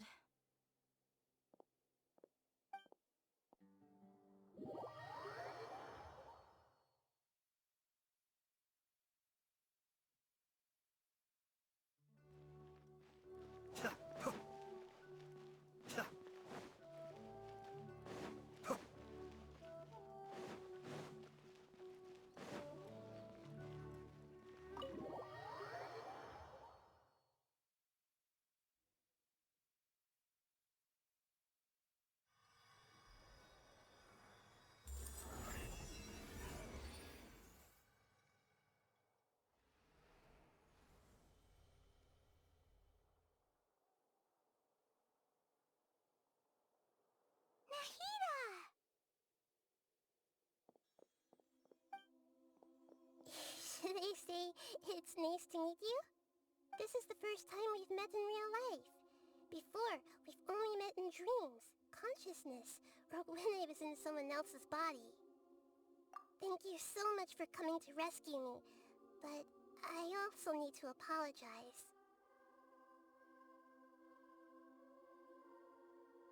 During this time, I did some self-reflection. My sense of inferiority and yielding to the academia led to all of this, and created so much trouble for you all. Exactly!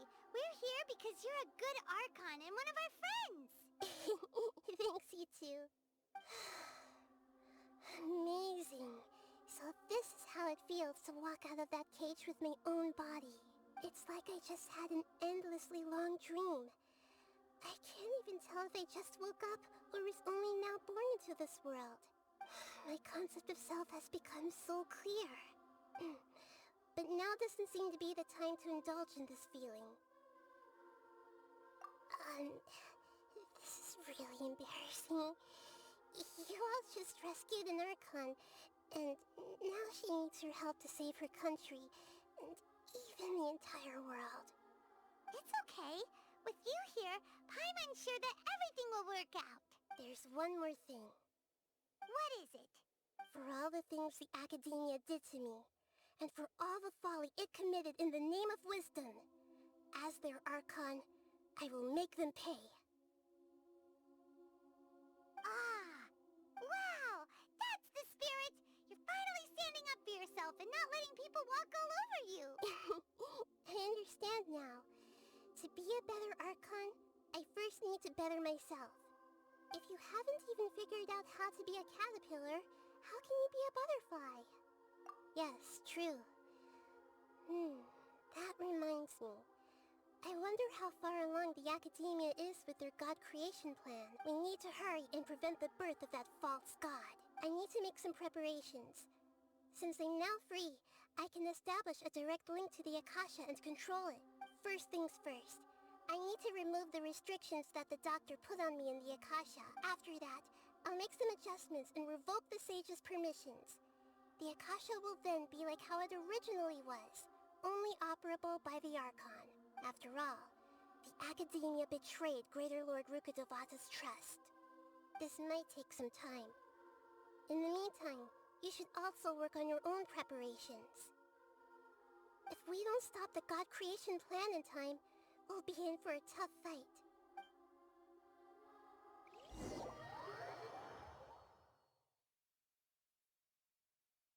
You might as well prepare for a fight. When we're done, we can take a walk.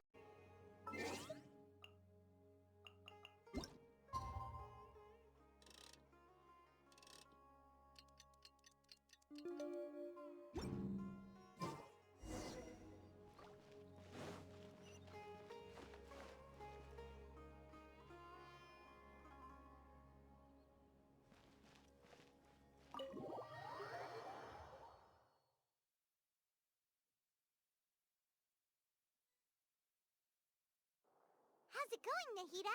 I'm done with the parts that needed my involvement to complete.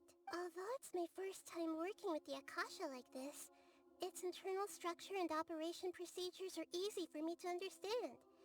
Greater Lord Rukkhadevata's design is truly brilliant. Oh, also, this is for you. Huh? What's this little floaty thingy? It's a small device I put together just now. You can think of it as an upgraded Akasha terminal. You may not need it right now, but it should be helpful in certain situations. Wait! This thing has the same characteristics as Paimon! We're both small things that float! Oh, all the things that make Paimon special got copied! When Paimon appears with the Traveler from now on, people won't remember Paimon because she isn't unique anymore! It's alright, Paimon. It can't replace you. It's only a flying device.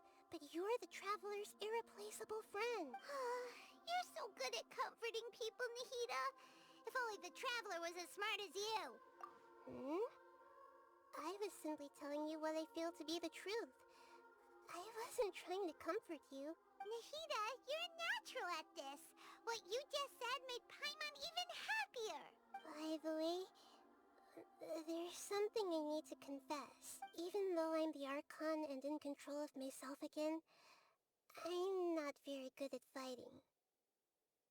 You may have heard that an Archon's power is derived from their people's faith. However, I'm not as well loved as Greater Lord Rukkhadevata. If we get into a situation where combat is our only option, I'll have to count on you, and I'll do my best to provide support. I'm glad I can rely on you. So the God of Wisdom isn't good at fighting? That actually sounds about right. I've located where the false god is. Time is of the essence, so let's skip to it.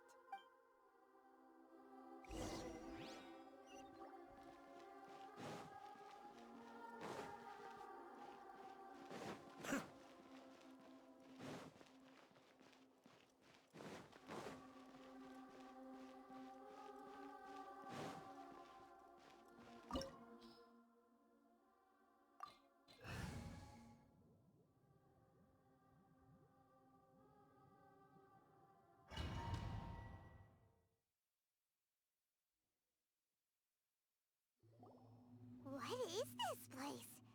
Is this really the way we need to go? Wow.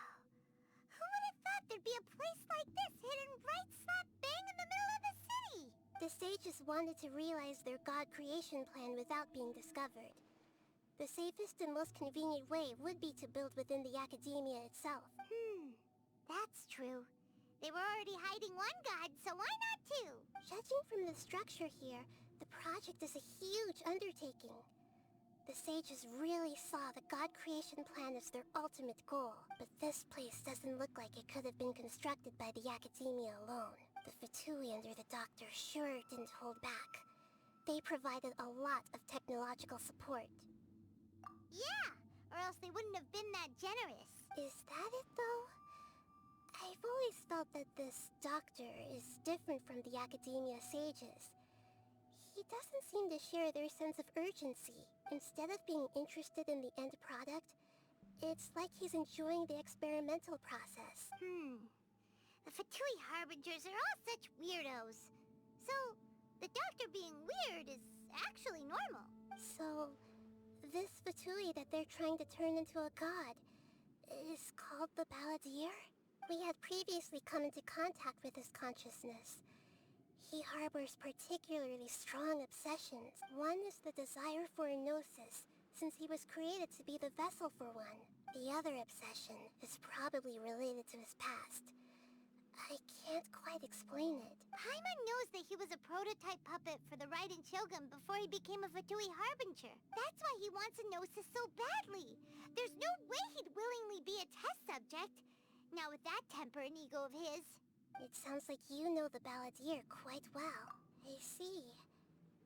Tell me more about him and what he's like. The more we know now, the better we can plan for and react to any future situation. I see. How fascinating. Alright, time to go. Let's get through here and meet him in person.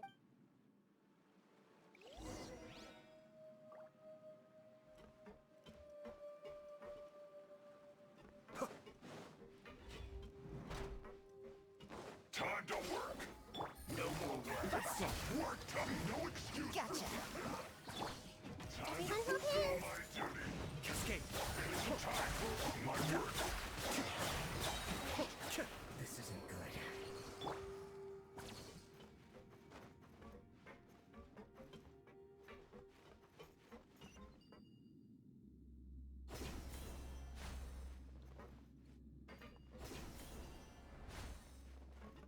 It looks like we can climb up these pipes.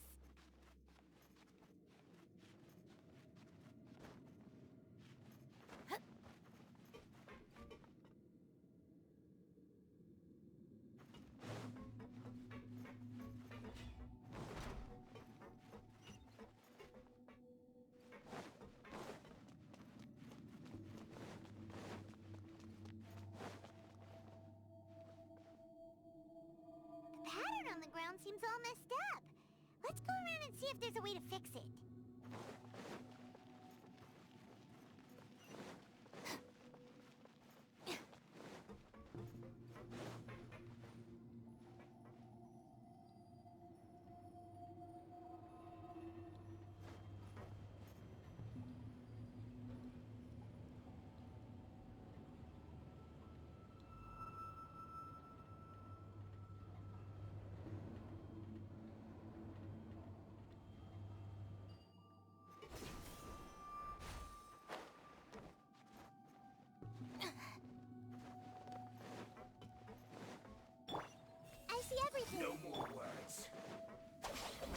I'm mad. Out of my... Quietly now. Be still. This isn't good.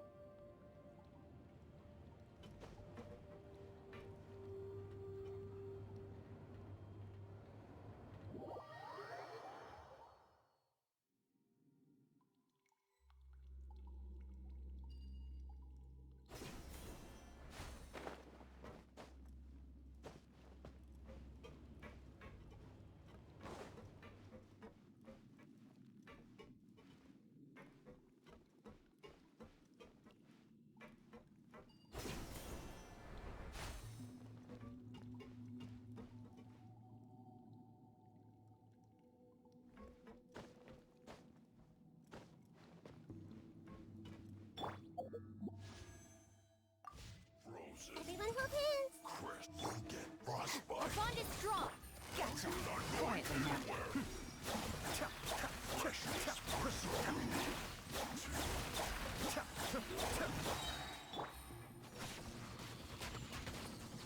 Mind the deluge. Stand with me. Commit it to memory. Can't run from debt.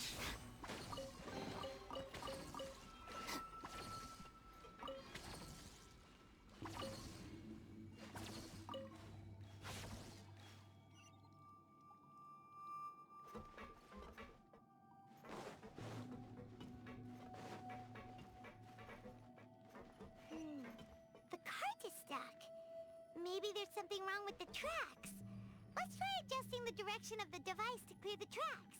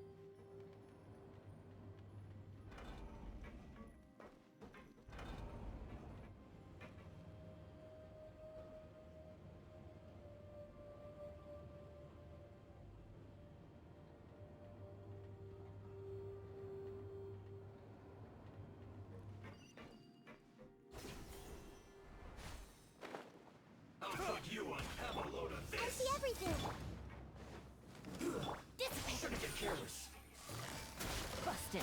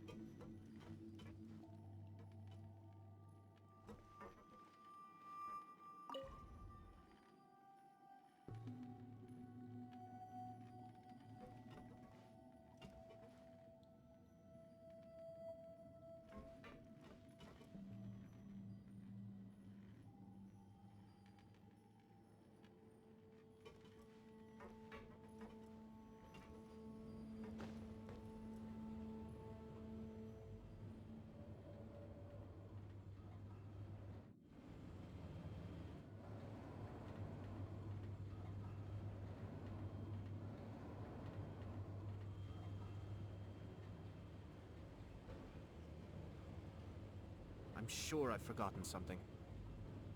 Not to worry, I'll simply send someone to fetch it. As soon as I remember what it was.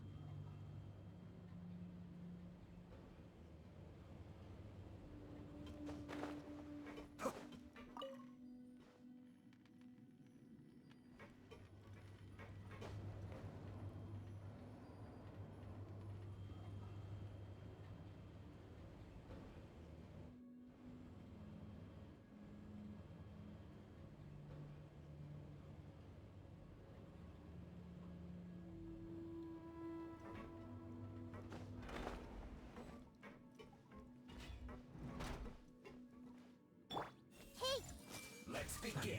Problem. Stand with me! Gotcha! Be still.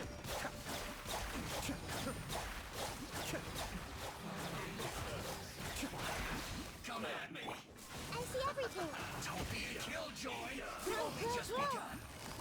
Busted. Kamisato Ari. Suiyu. This was well done.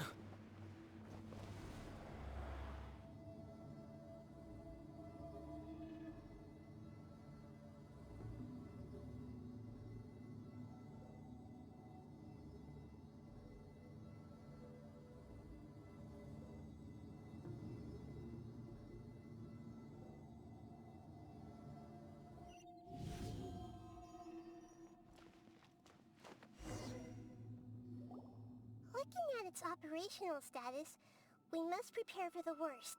The god they wanted to create is likely close to completion or already completed. Oh no! What should we do?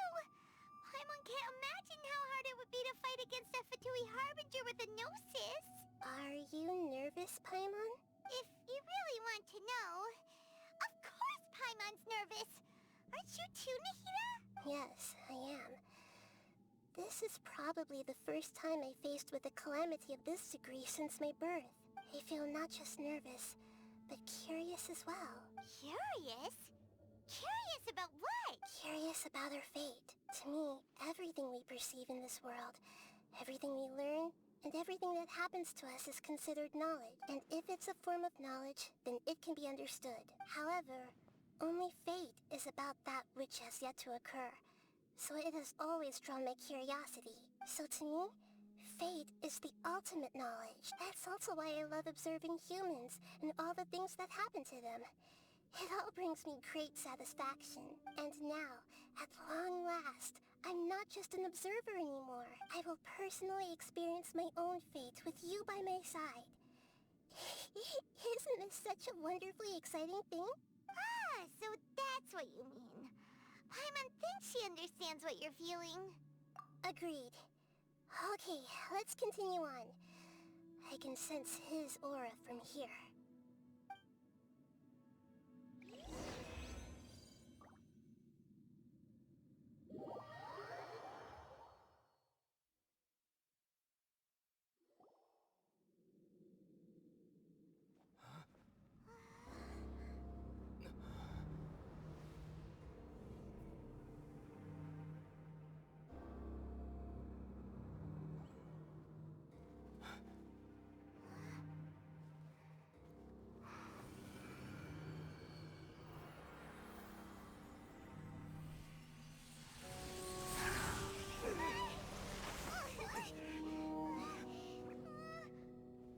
Who would have thought the world would be so eager for my birth? I remember you, Booer, the god of wisdom, and standing beside you, the traveler. Is he all-knowing and powerful now like Greater Lord Rukkhadevata? No, I can't feel the same kind of divinity I felt from the Greater Lord. It seems that the sages didn't get the chance to infuse the divine knowledge capsules into him. But even still, he has undoubtedly become a true god now. So we're too late? The Balladeer has already become a god?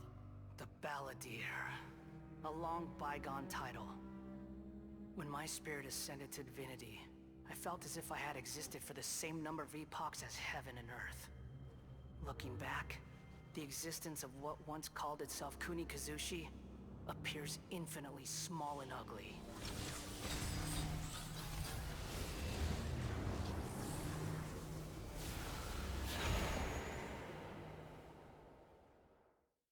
This imposing aura, it really feels like the gods! A body that capitalizes on the Balladeer's original construction as a mechanical puppet, with the Gnosis serving as a constant power supply. How much effort and resources did the sages put into this? From a purely technological perspective, it's a commendable achievement indeed. It's no exaggeration to say, this is the culmination of human wisdom. You sure are something! Dishing out compliments at a time like this? But I don't think he's reached the spiritual height of a god. Strife is engraved upon every god and every gnosis brought forth into this world. Can you feel it? The exhilaration of such power, and the thrill of anticipation for our contention. Nihito wouldn't feel the same things as you! Do you not realize that you are interrupting a conversation between gods? Lowly creature, know your place! The strife engraved upon a gnosis. You're talking about the Archon War. Tevat's current peace was not easily won. I didn't personally participate in the Archon War, but the way I see it, all those losses were meaningless, driven by the demands of the laws. There's no point in bringing it up again. Is that so? Yet I am deeply disappointed that I was never allowed the fortuity to personally participate in the Archon War. This is a first. Encountering a god in this world who does not crave power. No wonder your own people have abandoned you, god of wisdom. Your judgment is as your existence. Unsubstantial. This is where everything ends, Booer. The god of wisdom. You should know that wisdom cannot solve every problem. Like now, where your only option is to face me in combat.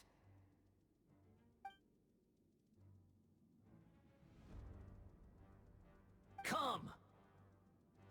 Let us reenact a scene of the Archon War. Come and inaugurate my birth as a god.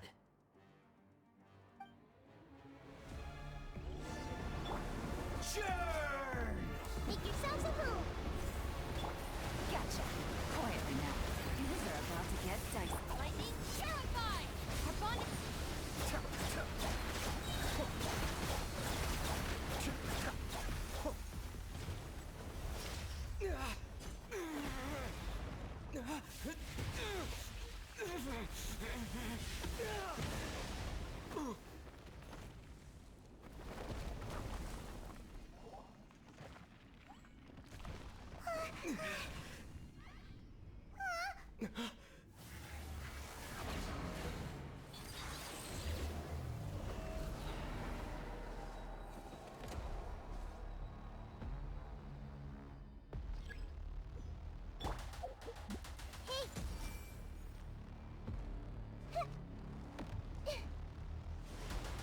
Tremble! I'm seeing stars. Dissipate.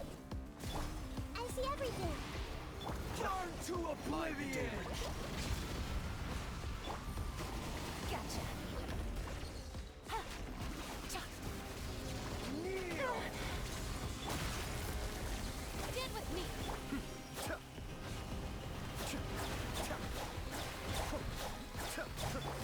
Here comes the cash.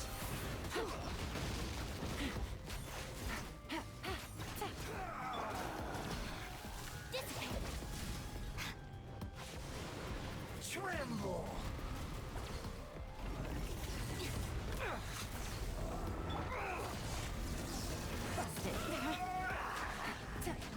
Be still.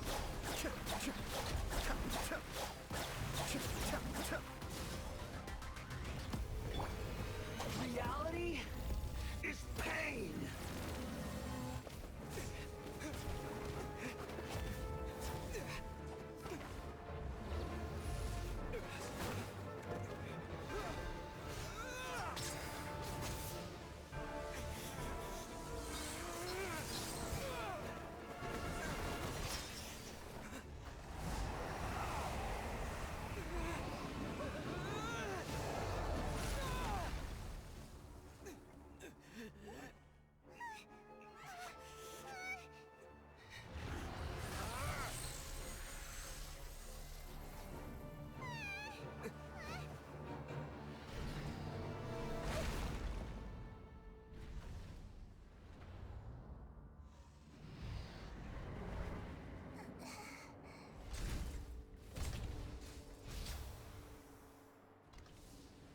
This is supposed to be a battle between gods, yet you choose to hide behind a mortal.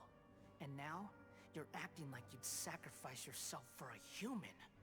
Are you having fun proving a false sense of heroism to yourself, Booer?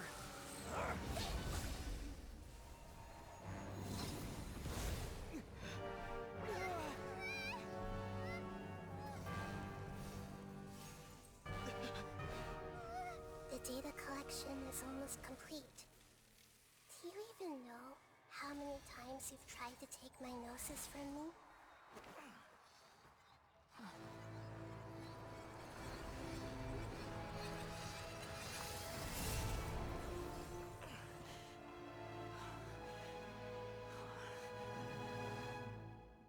We just concluded the 168th loop.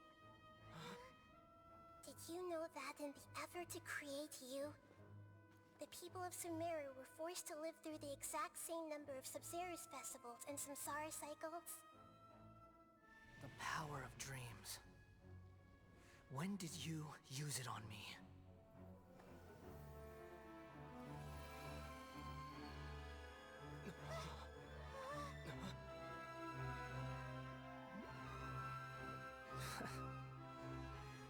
You can't even defeat me in a dream.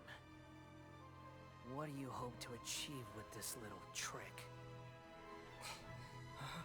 Come, Traveler. Just like before. Allow me to awaken the memories in your dreams. All that battle experience! It's more than that. Compile everyone's wisdom in the name of the Archon. That is the original function of the Akasha. I've sent everything that happened just now to the people of Sumeru in the form of knowledge. I've asked them to help you find a way to defeat the false god.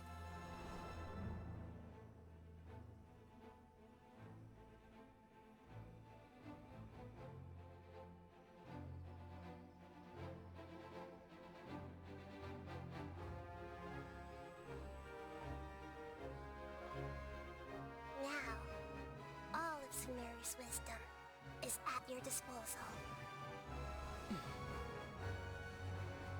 Meaningless tricks won't save you.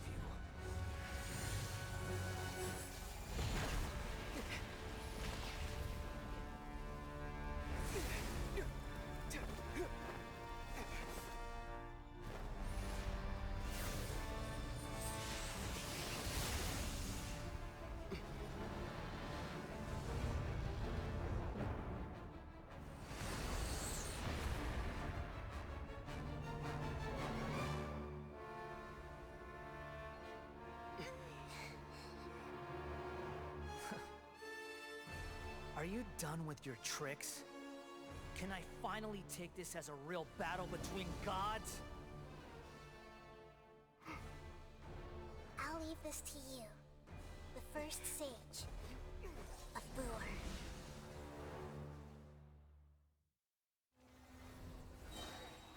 1,000 eons, mine to dominate!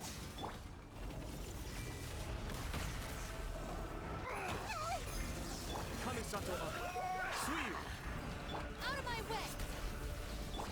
The Temple of Wisdom! Game's up. Fun's over.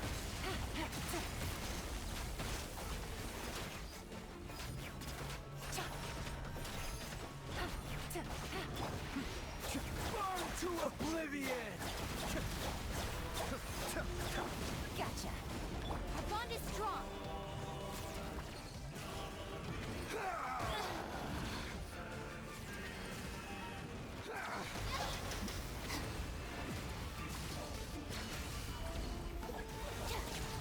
Kneel! Looking for a fight? Stand with me.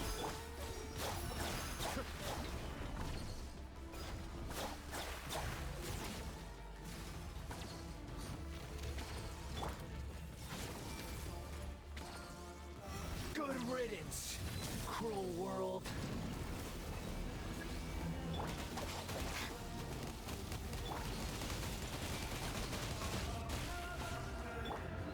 Be still.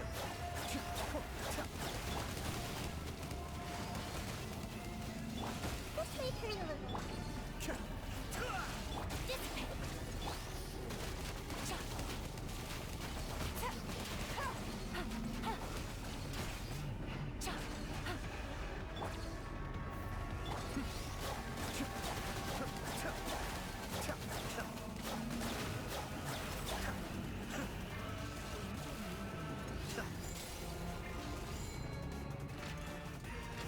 Your new god awakens!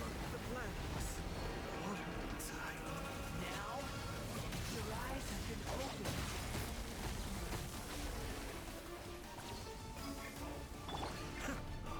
Be still. Busted. Burn to Quietly now. oblivion! Everyone hold hands!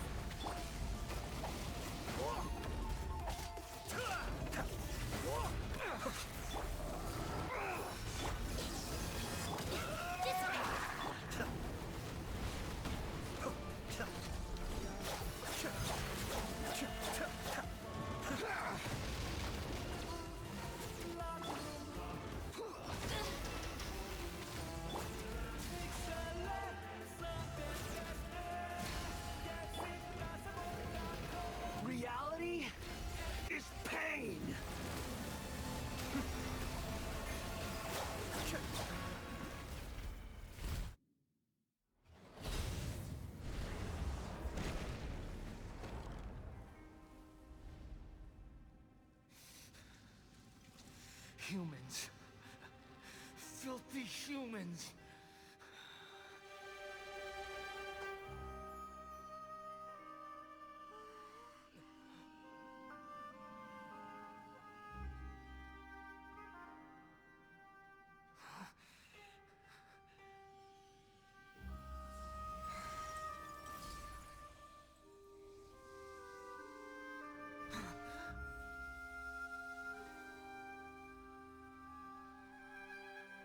No! Wait! Please! Anything but the Gnosis!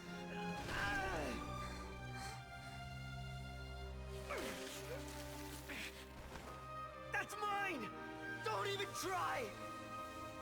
I'll never go back!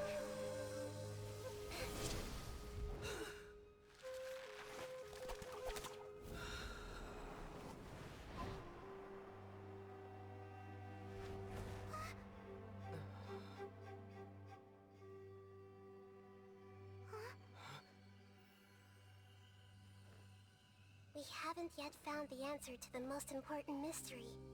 Irminsul is still waiting to be saved. With the power of another Gnosis, we may now finally understand the last memory of Greater Lord Rukkhadevata.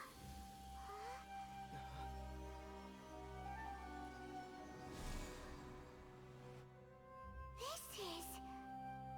That's right. This is the last memory of my predecessor.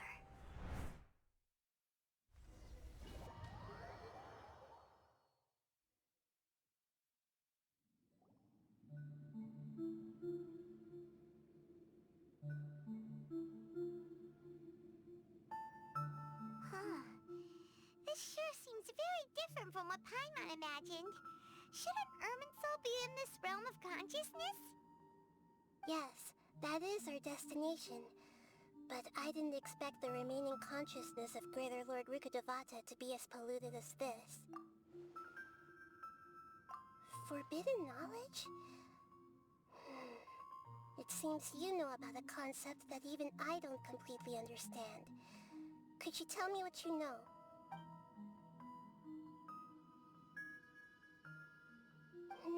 Your inference seems logical enough. Forbidden knowledge once polluted the desert thousands of years ago, but was successfully repelled thanks to King Deshret's self-sacrifice, and Greater Lord Rukkhadevata nearly exhausting her power.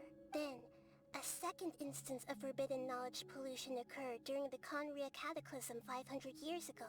But I'm afraid it is much more serious this time, with Irminsul itself already in danger. So, if we're in the remaining consciousness of Greater Lord Rukkhadevata, and it's also been affected by forbidden knowledge pollution, then does that mean, in order to save us, Greater Lord Rukkhadevata? Yes. It's very possible that she sacrificed her life in the fight against forbidden knowledge. She didn't completely eradicate forbidden knowledge, but if it weren't for her actions, the pollution would have been far more rampant over these past 500 years. The way that everyone, including me, has forgotten everything about forbidden knowledge may very well be due to her restoration of Irminsul. Aww. Do you feel sad, Nahida? I'm just sharing her pain. The pollution of her consciousness here is severe. There is madness, chaos, and pain all around us. Did she fight to resist the forbidden knowledge pollution in such terrible conditions, all the way up to her last breath? She even used her last remnant of lucid consciousness to leave a clue for us to follow. Yes, her words were distorted by forbidden knowledge, so that's all we could hear. But now, we have a chance to find the answer to this mystery. We can cross the polluted consciousness until we found the right path to meet with her lucid consciousness. And then, we'll let Greater Lord Rukkhadevata tell us the truth in person. Each of us need to be mindful of the state of our own consciousness while we are here. Even with the Gnosis' protection, we must always keep a clear mind. Otherwise, we could go mad at any moment. That's so scary. Don't worry. It should be easy enough for you to keep that mind of yours clear, Paimon. Let's go.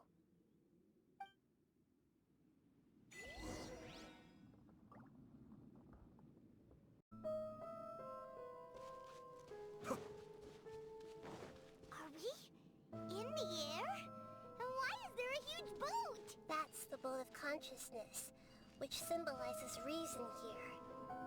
Its course is the direction our consciousness is traveling towards. If we lose control over our consciousness... Wow! What are these? The monsters seem to have been affected by them! Busted! Take it easy. Things are about to get dicey. Share my knowledge! Grow! Cascade, mind the deluge.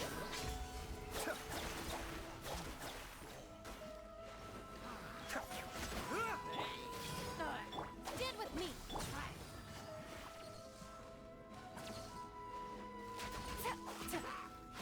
Be still.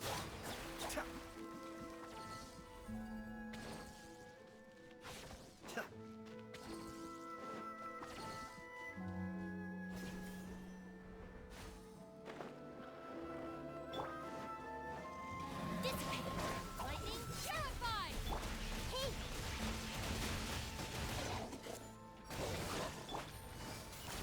Gotcha!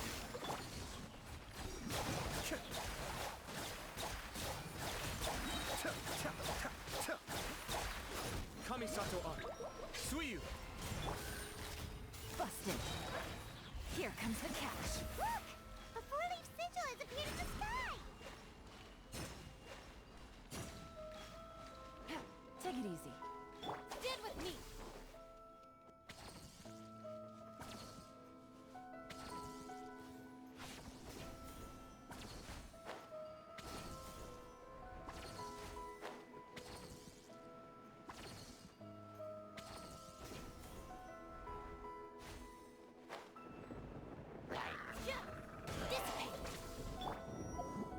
Everyone hold hands! Make yourselves at home!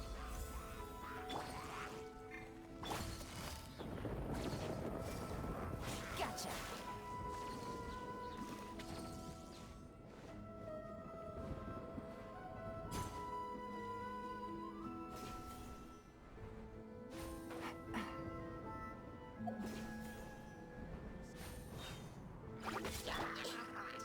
I see everything! Gutsy. Quietly now.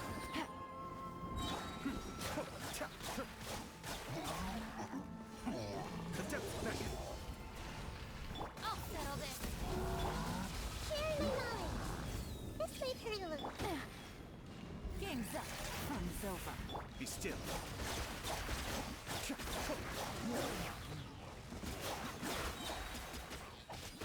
control the boat of consciousness, we need to find the helm first.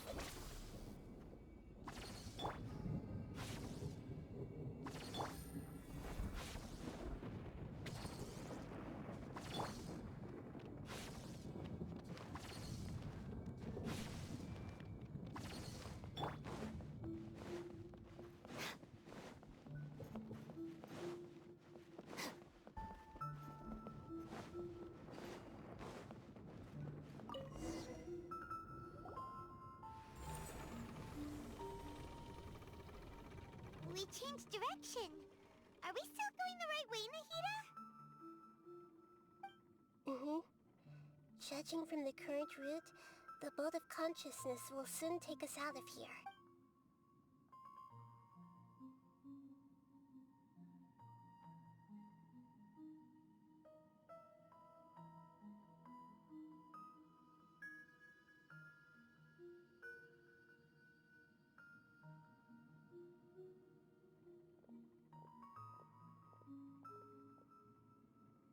We'll be arriving at our destination soon. How are you feeling? Are your minds still intact? Huh? But everything's been completely normal for Paimon. Hopefully there won't be any more interruptions. This time, we should be able to meet Greater Lord Rukkhadevata. Are you saying you've never met Greater Lord Rukkhadevata before? No. It seems that my birth and her death took place at the same time. Otherwise, I think she would have given me a little more guidance, and I could have done a better job. Hey! You've done a great job, Nahida! Let's get out of this creepy place and go meet her!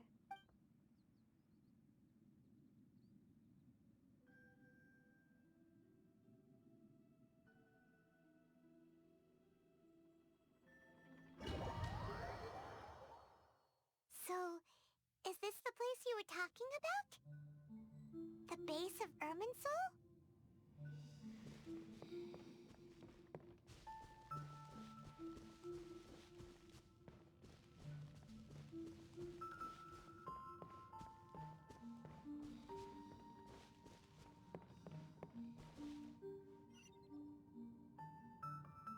Well, this is the place.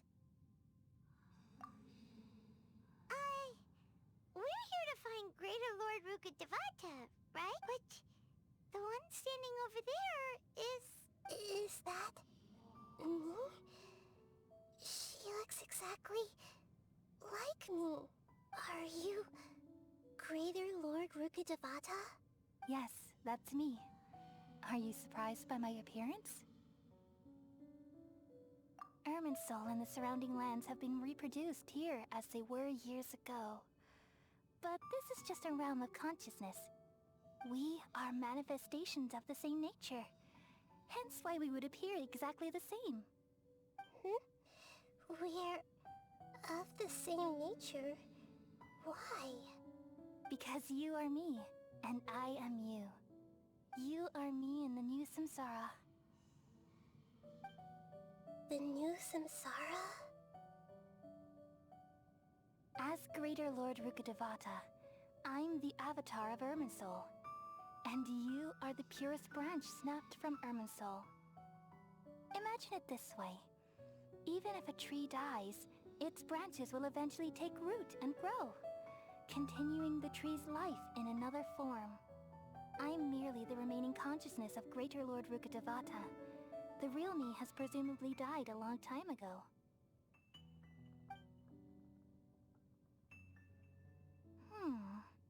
Judging from your appearance, I've probably been dead for 500 years.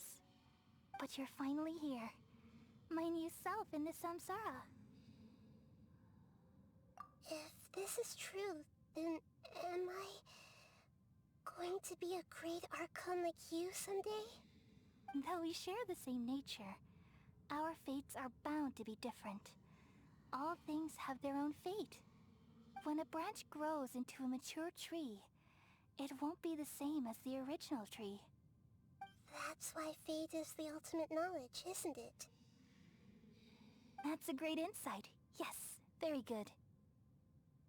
It's also precisely why you won't become like me. Really? But perhaps you may become an even greater Archon than I already see a determination in you that I didn't possess in my time. And the future that it leads you to will be yours alone. Along with the blessings from your past experiences. Don't worry. The growth of wisdom is like that of a plant. You only need to wait quietly for the flower to bloom. Come to think of it, the sages never had the faintest inkling of the meaning of wisdom. Thank you.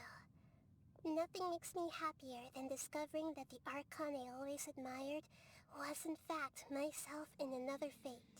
It's so nice to speak with you, Greater Lord Rukkhadevata. I've always wanted to meet you. The feeling is mutual. From the moment I snapped the branch off Irminsul and created you, I've also looked forward to talking with you.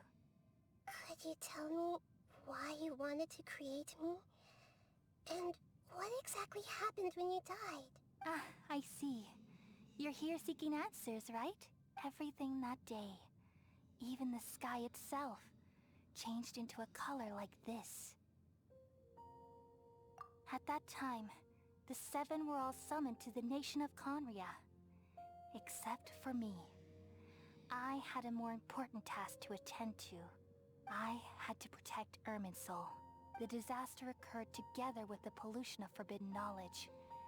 At that very moment, with my consciousness connected to Irminsul, I sensed something was wrong. The pain started to torment my mind. By the time I reached Irminsul, it was already displaying signs of corruption. Had I not repelled the pollution of forbidden knowledge with King Deshret thousands of years ago, I might have felt even more hopeless and lost. So what exactly is forbidden knowledge? It's a kind of knowledge that doesn't belong to this world, and a form of truth that can't be understood. It came from the very bottom of the abyss. Even I could never understand it. The world is constantly rejecting it, leading to all kinds of bad phenomena. If we allow forbidden knowledge to pollute Irminsul, I'm afraid the entirety of Teyvat could fall apart. So, there's knowledge that even the God of Wisdom can't understand? At that time, I knew I couldn't repel the forbidden knowledge with my strength alone, which is why I created a device that compiled human wisdom and named it the Akasha. It's truly the world's most amazing invention. Thank you. For a long time, I thought dreams were the fruit of human wisdom. Though it was selfish to do so, I borrowed people's dreams using the Akasha. Then I compiled their wisdom and all of my own power. Well, did it work? Thanks to the wisdom of the people of Sumeru, almost all the forbidden knowledge was cleared from Irminsul. But things didn't go as smoothly as I thought. I had a terrible headache, which gave me an uneasy feeling, and then I remembered that my consciousness was also connected with Irminsul. It brought me knowledge and wisdom, but vile corruption as well. From the very beginning, my existence had been polluted by the forbidden knowledge. Oh no! How could that happen? I've experienced that pain in your consciousness. It must have been a horrible experience. Yes, but my feelings weren't important. The important thing was that even if I died, my existence and everything related to me would continue to exist in Irminsul as memories and knowledge, meaning that the forbidden knowledge couldn't ever be permanently eradicated. And there's no way for me to eliminate myself. It would be a sort of paradox. So, I took the purest branch of Irminsul as my incarnation in the next samsara, and left a trail of clues, all in hopes that you would come here and remove me and my pollution from Irminsul forever. Wait, no, I can't. So you realize what that implies? You are very smart indeed. Irminsul has all the knowledge and memories of this world. And as you've realized just now, removing me from Irminsul means I essentially will never have existed in this world. But this is the only way to save Irminsul. People love you so much, and they've missed you so much over the past 500 years. I am exactly the same. So how can we just forget you like this? Is there really no other way? There must be something else I can do. You're the god of wisdom, Buer. You should know that there is no other way. But this is so cruel. I don't want to forget you. No need to feel so sad, Buer. As someone who delights in wisdom, you should feel joy at finally finding the answer. These are the words in their entirety. The answer you've been seeking all along. Let the world completely forget me.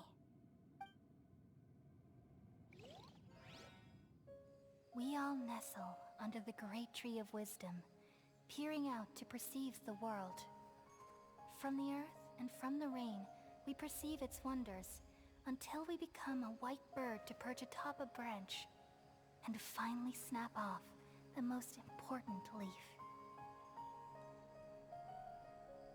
Once upon a time, I alone dreamed in this world.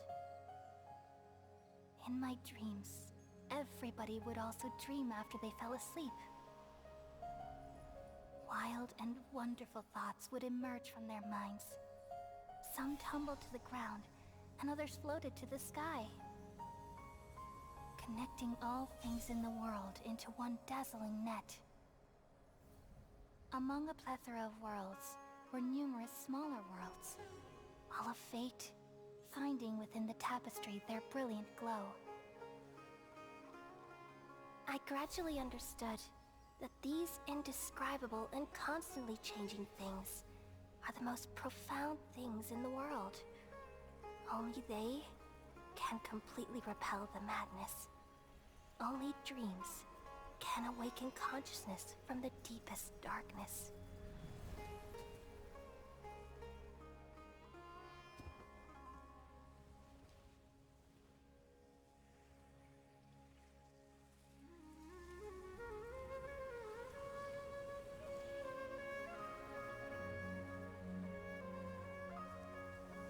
I'm the one who posed this question, yet also the one who sought a solution.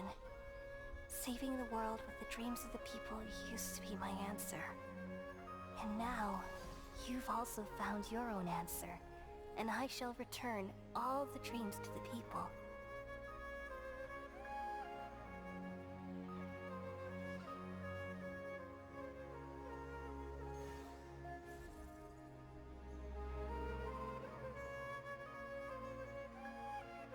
Goodbye, people of Sumeru.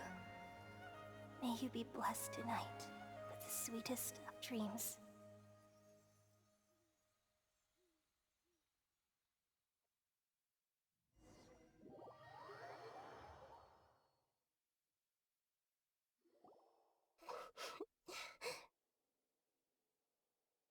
I'm alright.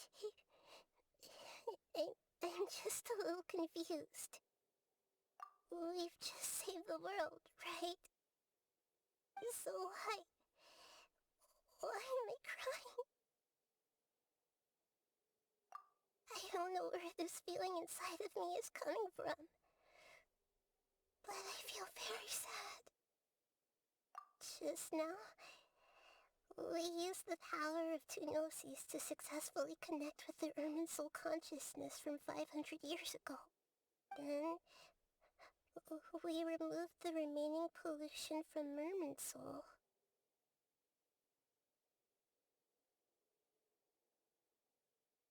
Yeah, what's wrong? Weren't you there just now?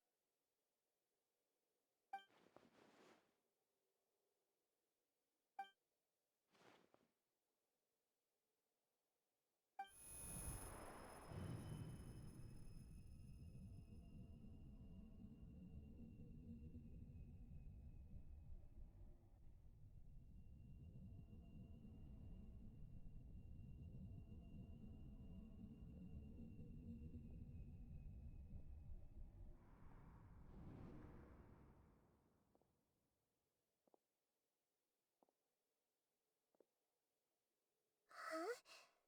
That sound. Traveler! Paimon! I've been waiting here far too long.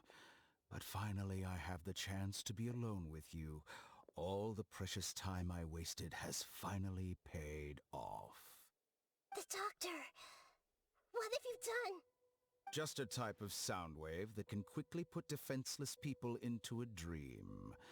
As I expected, it doesn't have any effect on gods. This is the only thing of interest I found among the sage's research.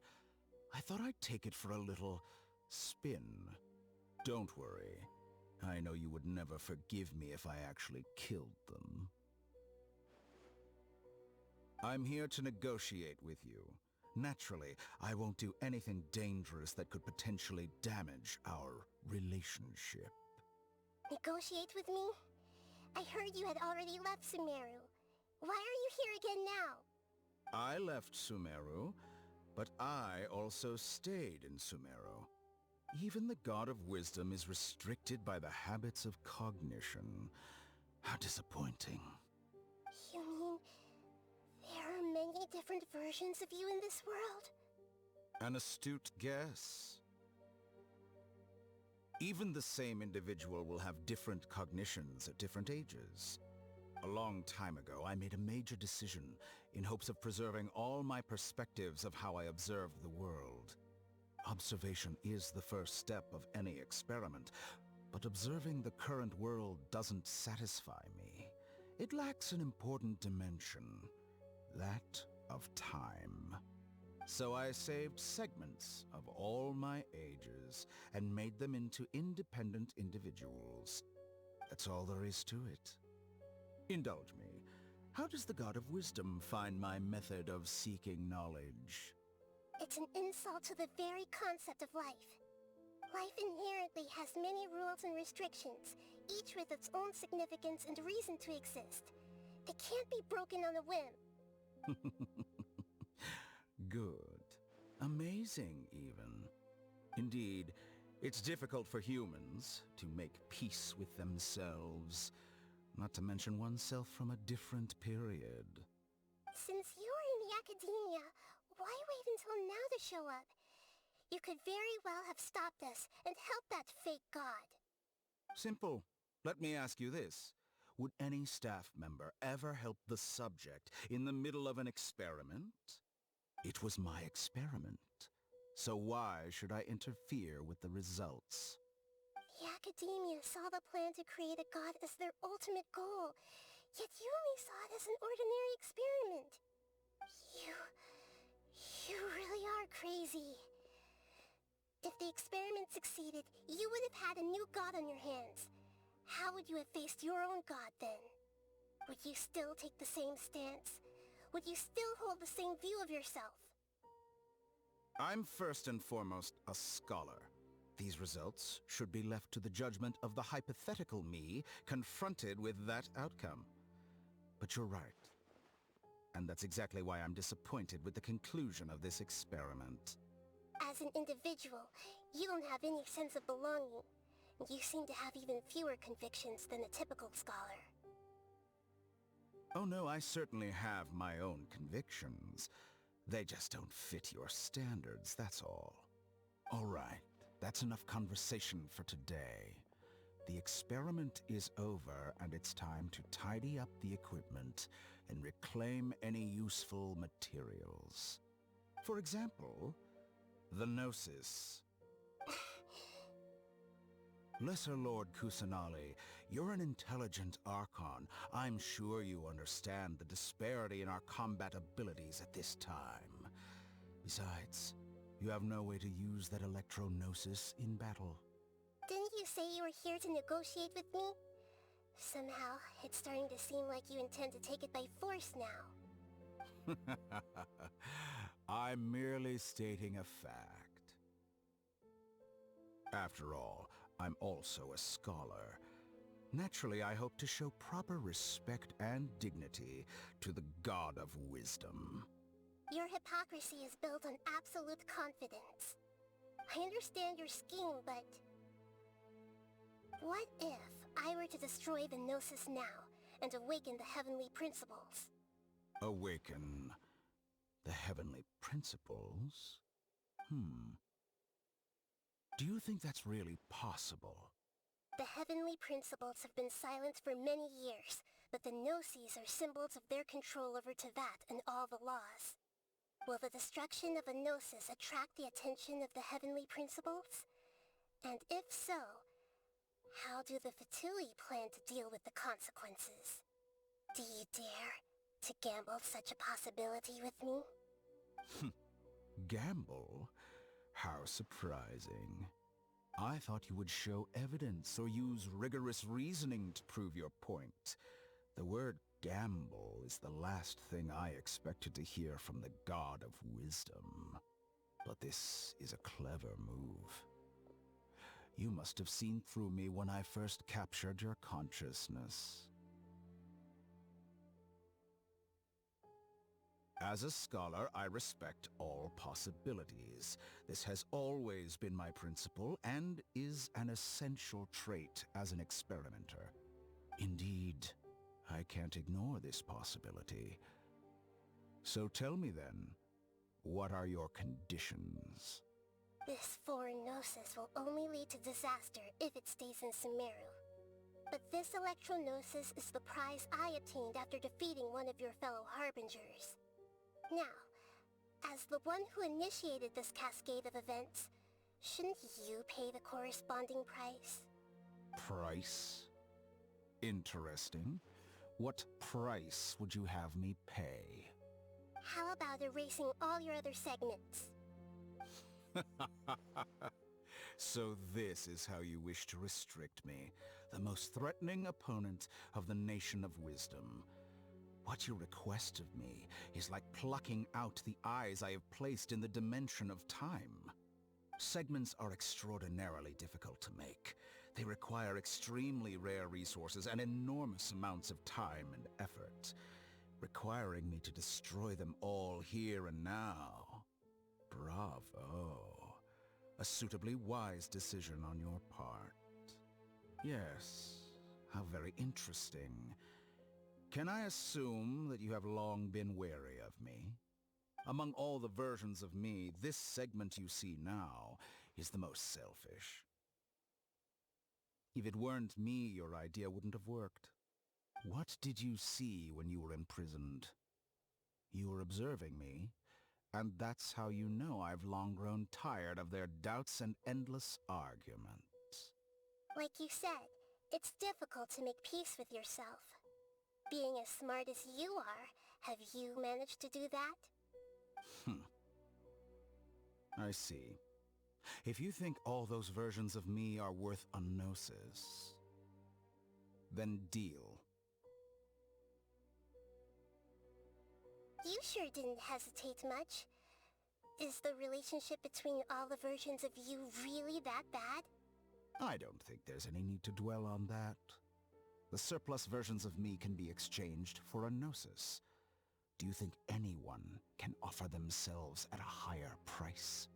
Besides, with my abilities, it's only a matter of time until I find better perspectives. Perhaps it's best to say, you're just temporarily ahead. But what I'd like to know is, how can you be sure that I've really erased them? I can see your remaining honesty.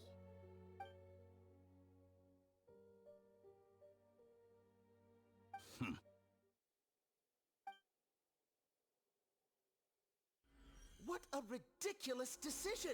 You can't be serious! How could I have been so short-sighted? You think this is the end? Wait, I'll have my revenge! You'll make this moment count. You will regret this! Well, have you confirmed that it's complete? Here, take it. The future of Sumeru City will be in my hands alone. I will shut down the Akasha and let curiosity and the thirst for knowledge drive the realm of academics once again. There won't be any further gaps for you to exploit. It truly pains me that my academic achievements have never been appreciated in my homeland. Of course, I have no interest in being rejected by this city for a third time. Another chess piece. And where is your dendronosis? Don't be greedy, Harbinger of Snezhnaya. No, this is a different transaction. If you intend to turn off the Akasha anyway, then there's no further use for the Gnosis of Sumeru, is there?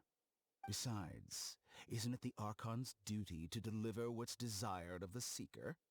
Oh, judging from your expression, you don't seem to find the idea very agreeable. Then let's think of it this way. Since you're the God of Wisdom, how about I exchange some knowledge with you?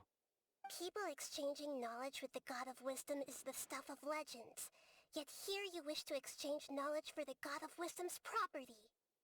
Arrogant as that is, it has piqued my interest. Let me ask you, have you in all your mighty knowledge ever heard the rumor that the skies of Tevat are fake? Huh? That's the secret hidden by Ermin's soul concerning the truth of this world.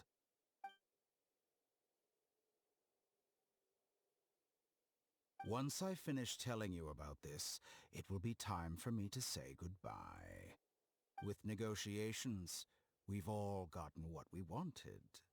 I'm very glad I got to meet you like this. Your arrogance may know no bounds, and convictions may mean nothing to you. But I'll still listen to what you have to say.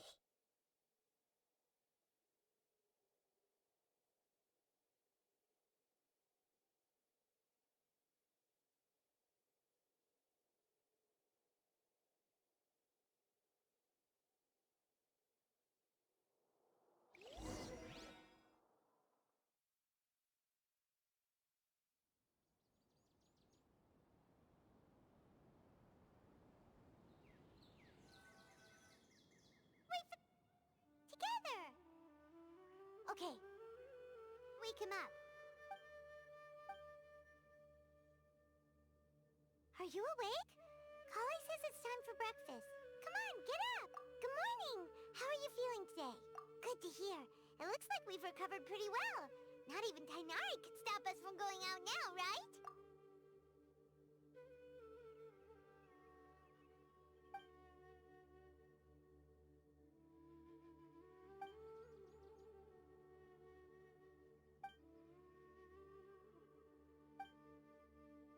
Come on, Traveler. What?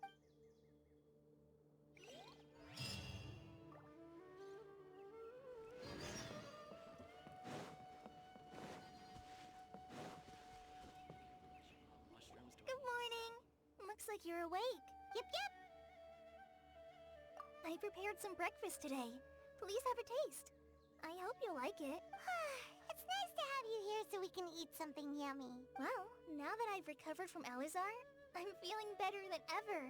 I can even prepare 4 or 5 meals a day now. And Paimon bets they're all delicious. Oh, by the way, someone brought a letter for you after you went to sleep last night. Nope. Paimon wanted to read the letter with you after you woke up. So Paimon didn't open it. Alright, let's read it now. Oh, it's from Nilu. We're going to hold a feast at the Grand Bazaar and celebrate Cyano's reinstatement as the General Mahamatra. As heroes of Sumeru, please be sure to attend. I'll wait for you. The date of the banquet is written on the back. It's in 2 days. Oh, I've also heard that you've become heroes here as well. That's amazing. Everyone's aware of your abilities. There's no need to be modest. Anyway, let's go to the Grand Bazaar to have a look. Oh, before you leave, be sure to inform Master Tainari.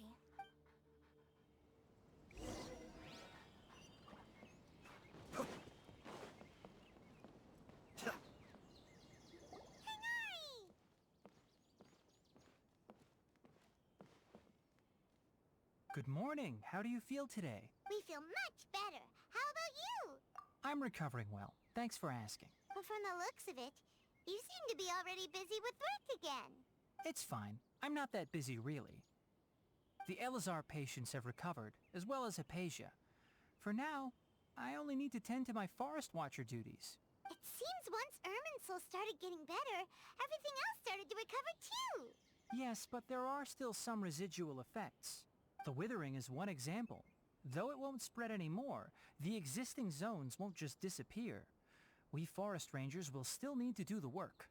By the way, we have some good news. Cyno got his position back. This news is hardly new. He had already mentioned it to me before. Huh? You mean he was already here? Why didn't he come to say hi to us? He visited once, but he was afraid of disturbing you while you were resting. He just asked me a few questions and left. Then you probably already know all about the celebration feast. Celebration feast? No, I haven't heard anything about that. Huh? But didn't Nilu say in her letter that they would celebrate Cyno? He didn't tell you? Perhaps, or alternatively, he doesn't know about it either. Come to think of it, Cyno doesn't seem like the type who'd enjoy a celebration feast. You and Kale are both Cyno's close friends.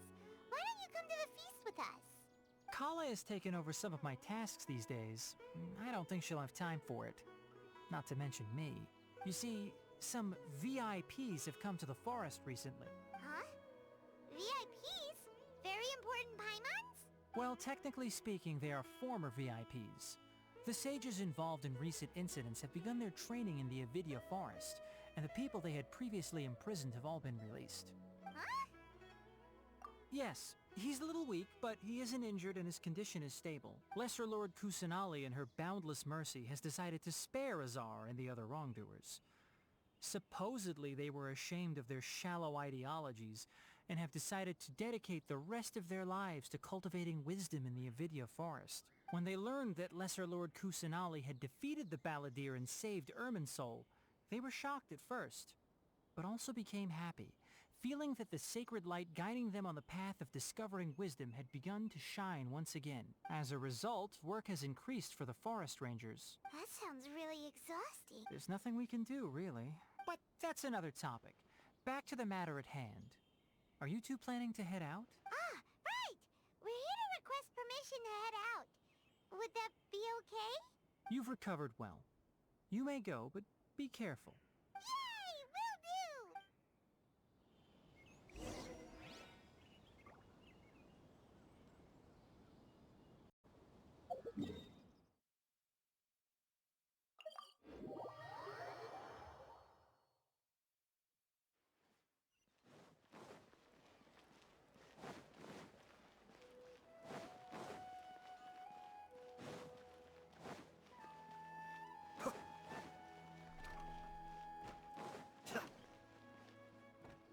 Well, there won't be any problems if the feast starts at that time. Everything has already been prepared. Mr. Zubair, I finished tallying things up here. Well, except for the guests. Is a simple reply really that much to ask of our guests? It's affecting our arrangements. Oh, it'll be fine. Besides, it never hurts to get things ready in advance. I was thinking the same thing. The feast will be held sooner or later, right? Hey, Nilu! Traveler, Paimon! We got your letter, so here we are! You're the best. The other guests haven't even replied yet. Huh? Are we the only ones that have arrived? Yeah. I had someone deliver letters to all of our guests. But maybe everyone is still busy with other things. Look, I get it.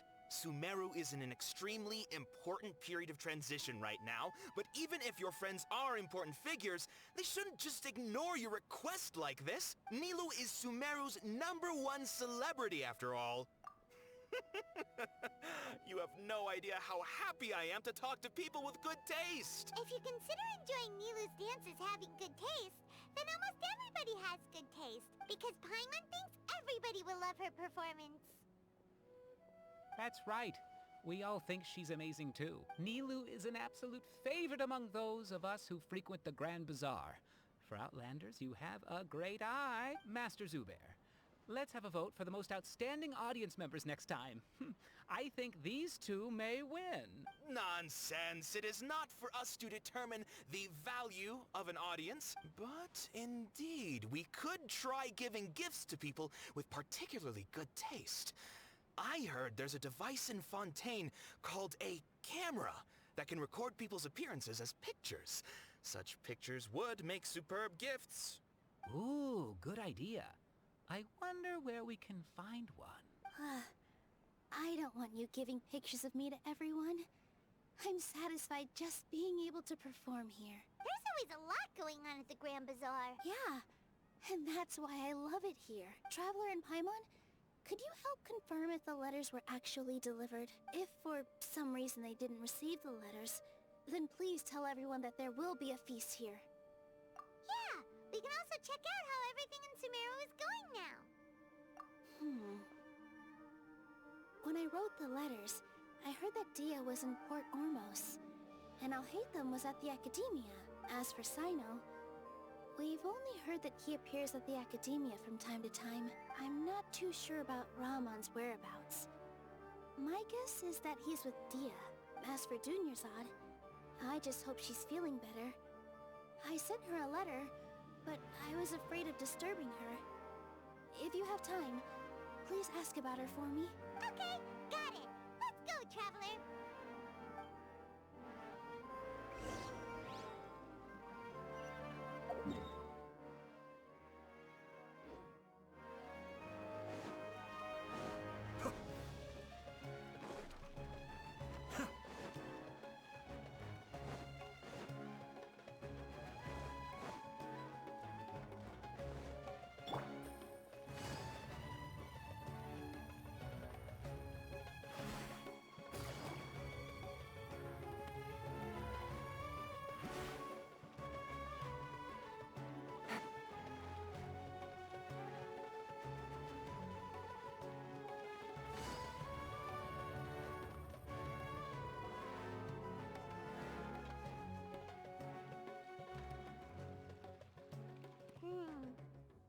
seen Alhaitham anywhere.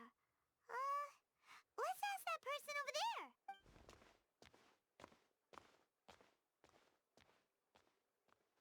Hey there, have you seen Alhaitham around? Yes, it seems Scribe Alhaitham has gone to the House of Dana.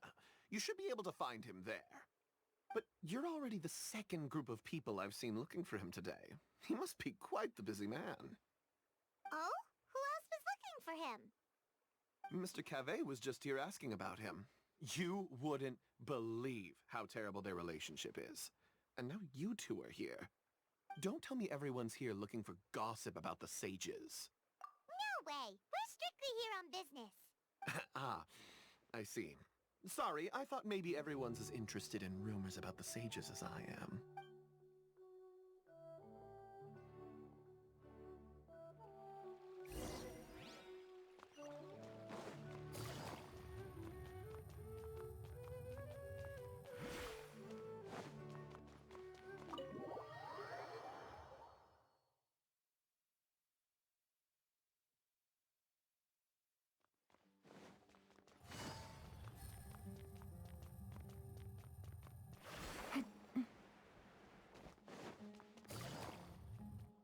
Alhaitham should be around here somewhere, right? Oh, he's over there! But it looks like he might not have time for us. Just put down that worthless book and tell me what happened in the academia. This is not just some worthless book. Do you have any idea how difficult it is to find a physical book like this in Sumeru? It doesn't matter. It's probably just another thing that you used your authority to get your hands on anyway. Just put it aside. Listen, I came back today only to hear that the sages have disappeared. Oh? You sound surprised. I thought you would already know the inside story. Would I be here asking you if I knew? You're the scribe, not me. So just tell me what you know already. Well, I almost became a sage. Huh? Oh, don't sound too surprised now. You're the renowned Kaveh, light of the Ksharawar. Besides, as a master builder and craftsman, chances are you'll be appointed as a sage too. Why do I feel like you don't really mean it? Huh. What makes you say that? Why would you question my heartfelt sincerity? Maybe it's because you've never said anything good about me before. Yeah, well, I share a similar sentiment, and anyone who knows you as well as I do would surely do the same. Oh, you... See? This is why I hate discussing anything with you. Your ridiculous and arrogant attitude always gets in the way. It seems that you really can't stand my personality. Ha! What was your first clue? Well, then you might as well move out of my house. Are you threatening me? Stooping to a new low, I see. Ugh. And don't change the subject. You, a sage? What a joke. The academia might as well just close tomorrow. Are they having a fight? Forget what's going on with the academia. Haven't you been busy with your construction project? Tell me, when are you going to build yourself a mansion? Don't get me started. I get angry just thinking about it. So, what great building did our master architect work on this time? Like I need to tell you. Keep your nose out of my business. No, I think we deserve to know. Where were you when Sumeru needed you most? I was in the desert for a large project, but considering Haravatat's utter ignorance of architectural and aesthetic matters, you probably wouldn't understand. Which is truly unfortunate. I can only pity the man who doesn't understand the first thing about beauty and romance. Unlike a true... Hold on, wait a second. What do you mean by when Sumeru needed me most? Well, while you were out fiddling around in the desert, many people came together to save Sumeru from a crisis. Ha! And you think I'd believe that? Look, all you really need to know is that Azar and all his accomplices have all been overthrown. Huh? What nonsense are you talking about? It's no skin off my nose if you don't believe me. It's not like my Darshan was the one trying to apply for funding from the Grand Sage. Yours, though, on the other hand... You know what? I'll ask around. I'm sure someone knows what's going on here. You're dead if I find out you're lying to me.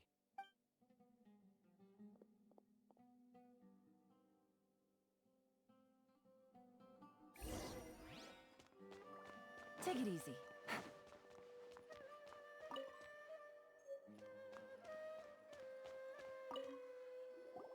Hey, Alhaitham! Oh, it's you two. What's the matter? We're running some errands for Nilu. Have you received her letter? Letter?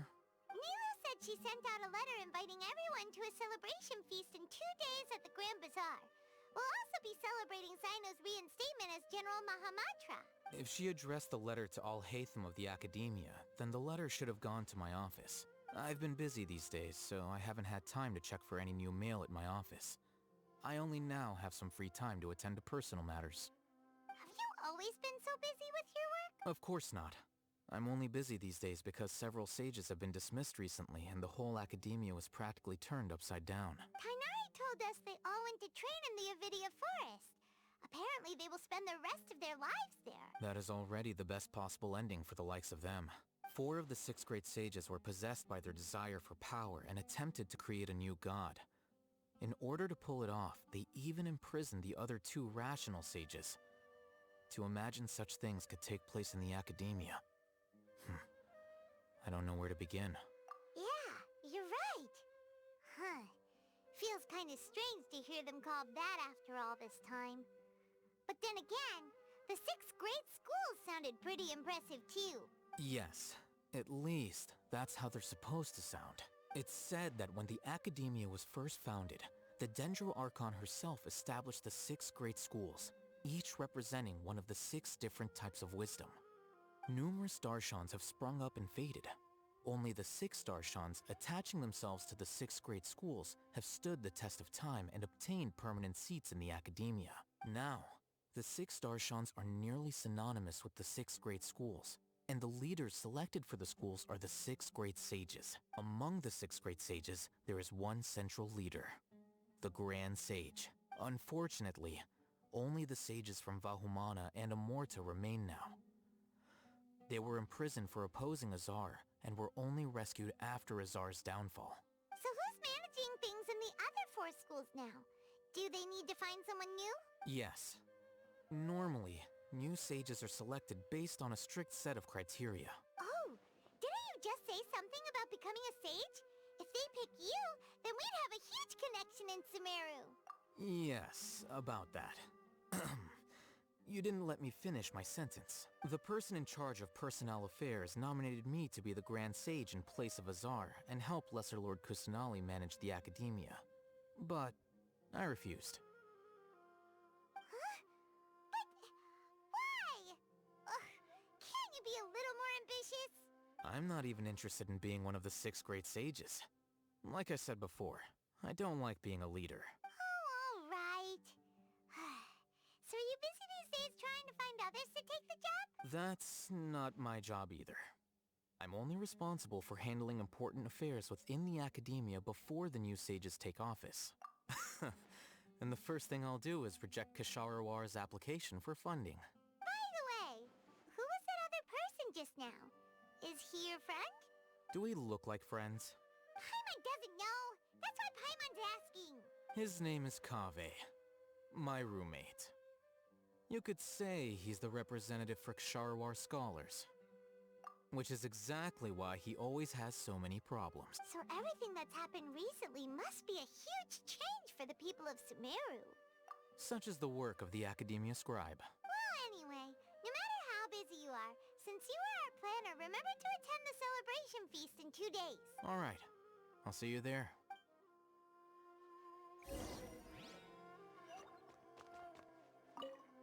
The House of Dana is the last quiet place in the whole Academia now. I was originally planning to stay here a little long, but there's a chance that Kaveh might show up again. Tuh, what a nuisance. I'd better go somewhere else.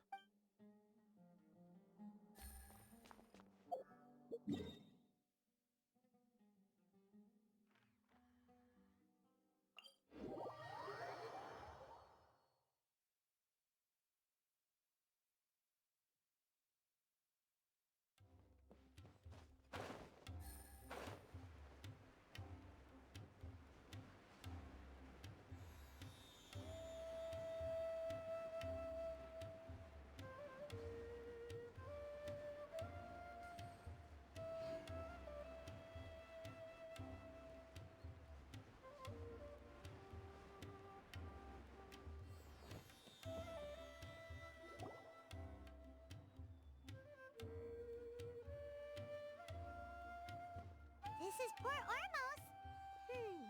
Now where could... Is that Paimon I hear? Huh? Oh, it's been a while. How are you doing? Dunyarzad! It's been so long since we've seen you!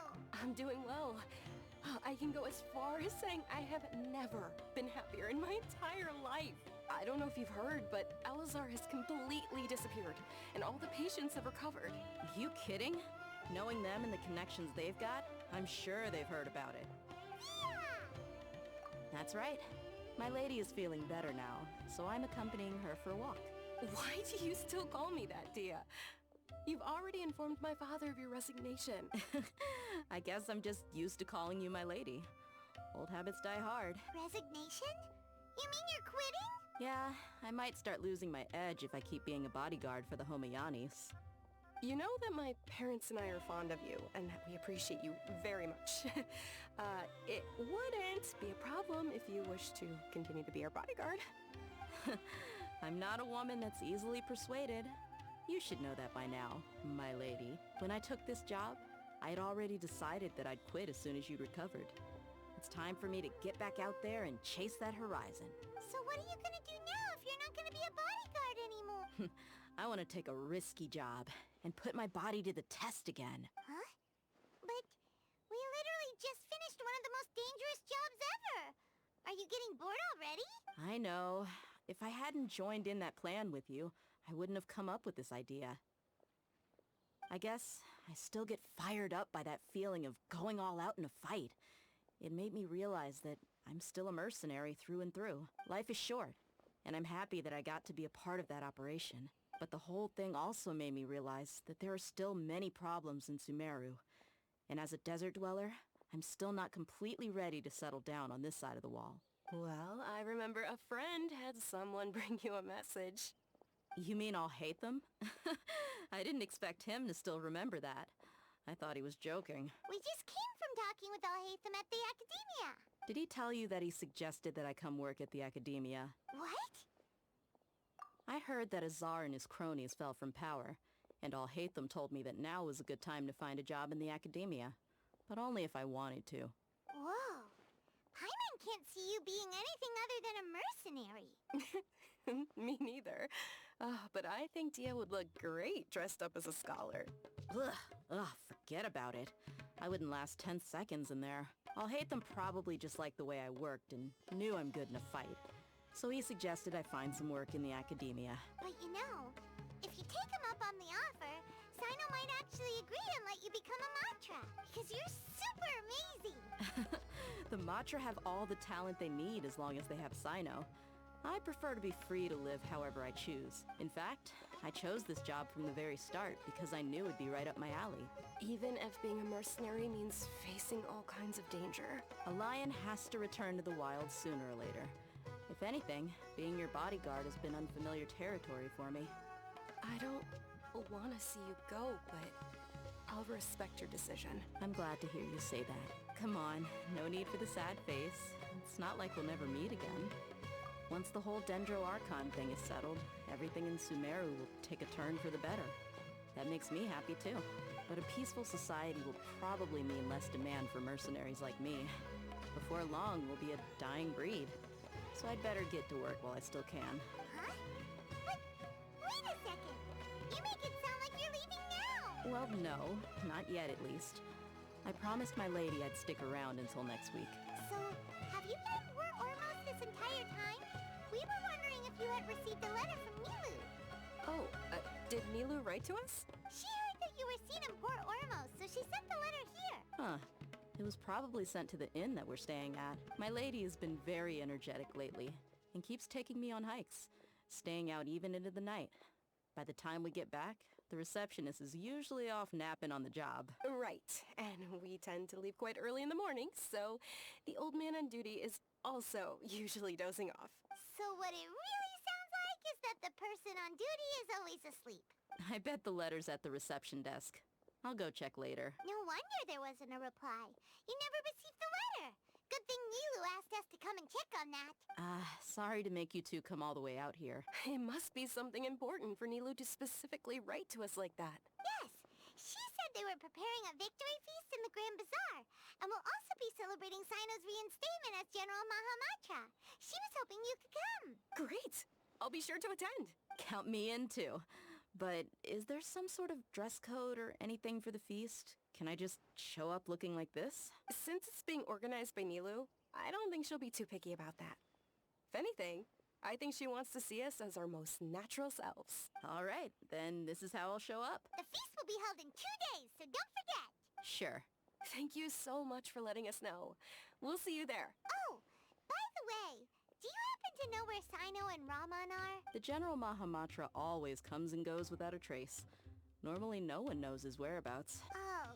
But last time we met, he mentioned that he had something to do in Aru village. You can try your luck there. As for Raman, your guess is as good as mine.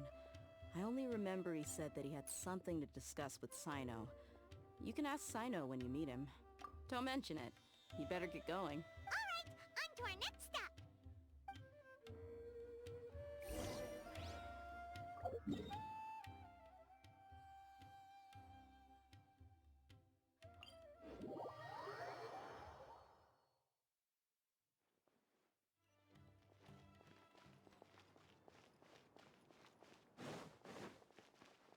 Take it easy.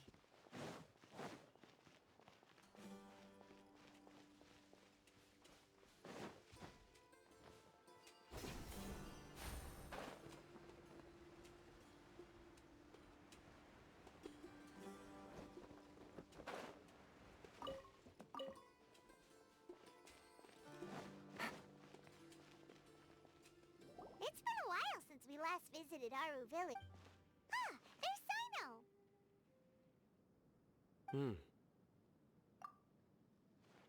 What brings you here? We recovered well, and Tanari agreed to let us leave, so now we're out and about again. It seems Gandharvaville's medical treatment is still as good as ever. And Tanari is recovering well, too. That's good to hear. Yeah, you're the one who brought us to him when we lost consciousness, right? Thanks for that. You're welcome. Tainari has excellent medical skills, and Kale is quite attentive. It was the best place for you. But why are you just standing here like a dead tree? I'm meeting some people. Oh, you mean Candace? I've already talked with Candace and the village chief. They're still at the usual place. You can go there if you'd like to see them. But you know one of the people I'm meeting as well. Oh, by King Deshret's blessing, my friend suddenly appears in the desert. Don't tell me you've run into trouble and need us to help now. Raman! And... huh? Sataria? Oh, you know me? Oh, well, you're pretty famous in the academia. Don't worry, these are our friends. No need to be so guarded. I see. I'm doing well. Many good things have happened recently. Same here. Really, I feel that my whole life has started to shine after suddenly finding a new direction. Oh, tell us everything. Yeah, you go ahead. Alright, well, I suppose I should start by saying I've decided to leave the academia. What? It's not that I've given up on being a scholar. I will no longer pursue research like a typical scholar. But I have not completely given up on my relationship to knowledge either. I can see what you're saying now. What do you mean? I plan to leave the academia and return to teach here in the desert. Wow, so you want to become a teacher? Sataria will return to support education here and teach people from the desert. She can't teach everyone on her own, but there are many of us Eremites all over Sumeru. She came to discuss a collaboration with me and hoped that I could bring her ideas to the Eremites. Yes, it's my hope that the Eremites can help me select a group of smart people with the best aptitude for teaching. I'll teach them, and after they've finished learning from me, they can go educate more people. That is the true meaning of education and the spreading of knowledge. The people of King Deshret suffer from sandstorms, exile, and ignorance. Miss Sataria is more than welcome to come teach here. Her arrival is like a star shining in the desert night. The stars have always guided caravans, thieves, soldiers, and travelers who get lost in the night. They lead those in the dark out of trouble and back to safety. Oh, please. Where's all of this coming from? I'm starting to feel a little embarrassed. You deserve these compliments. Mercenaries are accustomed to danger and don't fear death, which is why we recognize extraordinary actions that common people would easily overlook. Setaria's idea will bring much good to many people. At first, I feared it was destined to fail. Everyone knows that the Academia doesn't allow scholars to teach in the desert without permission. As you know, all knowledge is under their surveillance and control, and very few desert dwellers are as lucky as me. But what I heard at that time has been haunting my heart, as if there were lightning bolts constantly bombarding my soul. Setaria, you tread a treacherous path, and the longer you ignore it, the tighter the Academia's grasp on you will become. Setaria, why haven't you gone home? Never forget that the desert that belongs to you lies elsewhere. Miss. These words sparked something in me, and I knew that I had to bring something back to my people after going home. I gathered up the courage to approach the Grand Sage, only to find that he was no longer at the Academia. Lord Sino told me that Azar didn't belong there anymore. Azar has received much-needed punishment. Though, if you ask me, it may have been too light. You probably have already heard. Lord Sino helped me obtain permission to leave the Academia for the desert, and accompanied me here to discuss collaboration with members of the Eremites. My plan was able to go smoothly thanks to him and Rahman. You're all doing so much for the desert. Aside from that, I also have some other business to discuss with Sino. Lesser Lord Kusanali has allocated many resources to support and develop the desert. I've done some business for her, and part of it required the assistance of the Eremites. I applied for a few batches of educational materials from the Academia, and sent them to several groups in the desert, as instructed by Lesser Lord Kusanali. I believe the people will make good use of them. That's exactly what the people here need. Physical books and other related items. If it weren't for Sino and Lesser Lord Kusanali, I'm afraid we'd never be able to get our hands on them. Apart from this, the Academia is also recruiting scholars that are willing to teach in the desert. I'll let you and Setaria know as soon as I have any more news. We must be persistent about this, and maintain these resources to ensure long-term effectiveness. This is the first time in hundreds of years we've had a glimmer of hope. I think this may be the turning point for the desert. Remember these words. Here lies our faithful priest, Kasala. His wisdom is a miracle among the people, deserving of high praise and admiration. I hope people with wisdom like that priest will rise again among the desert dwellers. Then we'll once again see the wisdom and glory that once shook the world. Enough about us. Are you here to discuss some business too? No, not at all. We're actually here on behalf of Nilu. Nilu wanted to write to everyone, but she wasn't sure where the letters should be sent, so she asked us to come find everyone personally.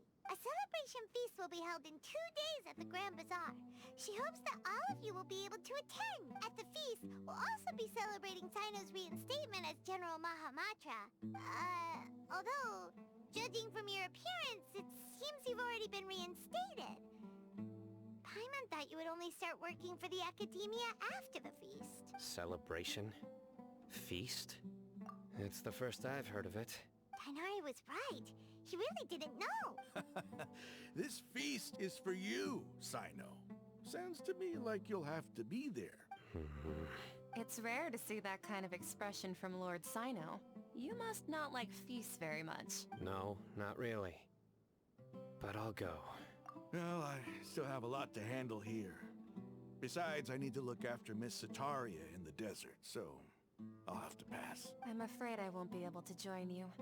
Although, if you'd be so kind, please give a message to Miss Nilu for me. The message is, I'm sorry for how I treated you before, but now I understand the beauty of your dance.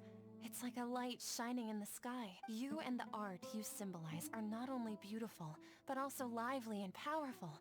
So much so that it was prohibited. Please keep dancing, and someday, I'll be able to appreciate your art in person. Okay, we've got all that down. Our job here is complete as well. Oh, Sino, remember, party's in 2 days. Make sure you're there. Got it.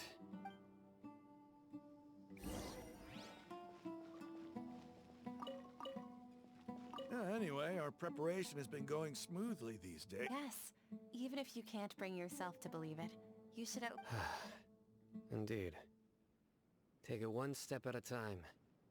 There is still a long journey before you. What heartwarming words.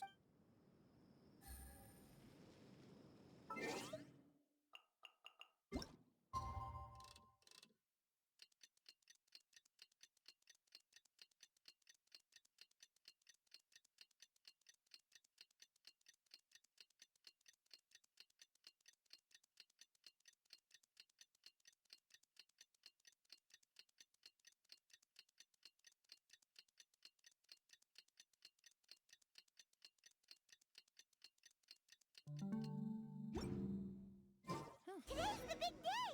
Let's go to the Grand Bazaar.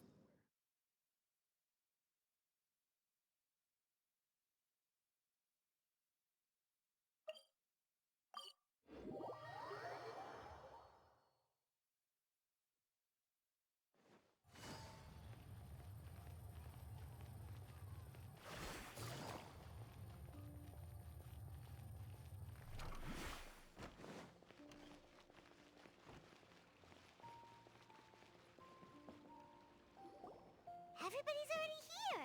Looks like we're the last ones to arrive. I'm here. Ah, there you are. Well, look who finally decided to show up. You look like you came here immediately after finishing up some work. I'm very happy to see you here. But we're not late, are we? It's just that everyone else arrived ahead of time. I propose that the last one who arrived be put in charge of today's speeches. Nah, there won't be any speeches today. Oh, really? Well, even better. Come join us over here. Let's share some great food and drinks, and chat about all sorts of fun things. Everything looks quite good. Wow! Paimon can't wait! Traveler, just look at all the delicious food here!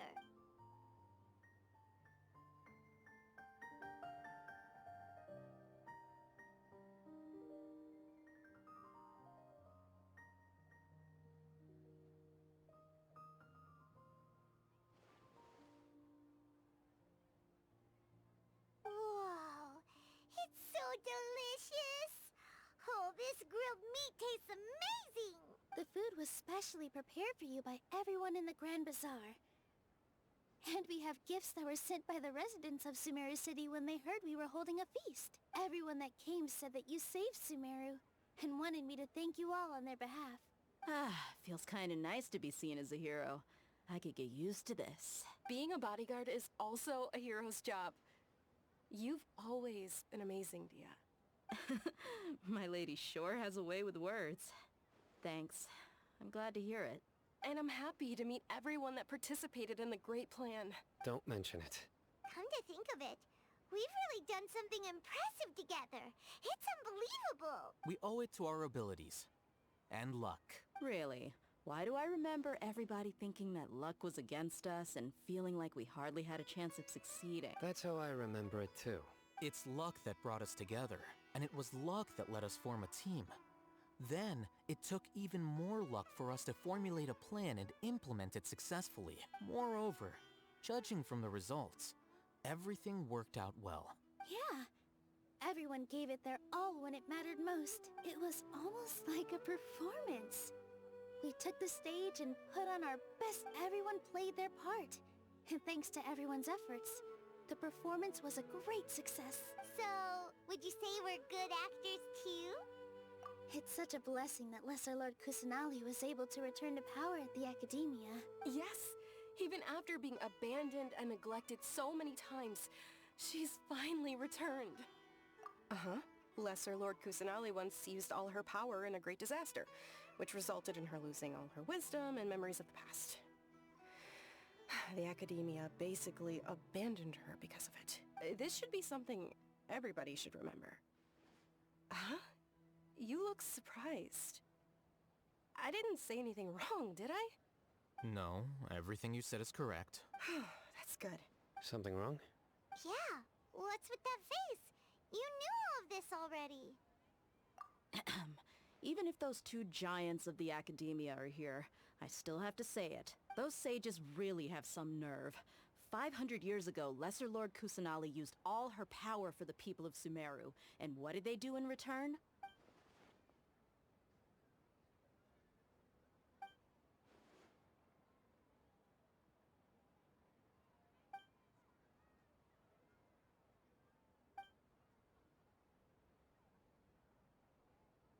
If you bite the hand that feeds you, don't act surprised when it turns into a knuckle sandwich, right, Sino?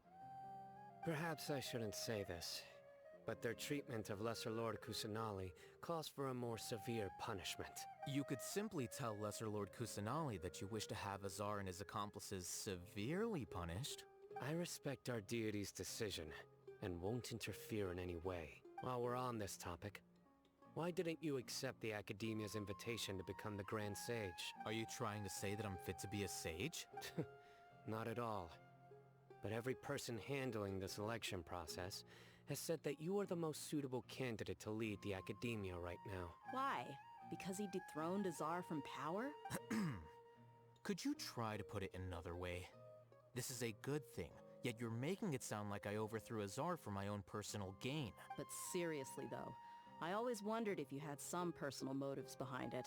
I did have my own motive, but it had nothing to do with being a sage. If the rules of our nation were suddenly cast by the wayside, then it wouldn't be long until chaos ensued. I had no intention of letting their dreams disrupt my life. By that, you mean your life working as the Academia's scribe? Precisely. Wait, is that all? So, that's the only reason why you joined us and came up with all those plans? It's reason enough. You've certainly got quite the personality. You flatter me. All right then. How about you? You've already resumed work as the General Mahamatra, right? That's right. Will you be happy with that life? It's not about being happy. There are merely a lot of things that I must do. Even so, keep your spirits up and try to be happy, okay? And try to smile more every day. Just like I'm doing now. Thank you. I'll keep that in mind.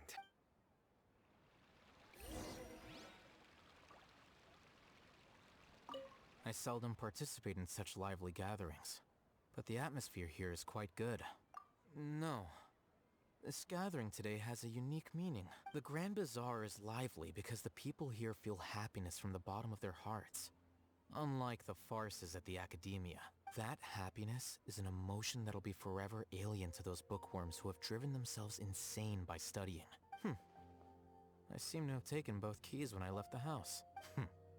Oh well.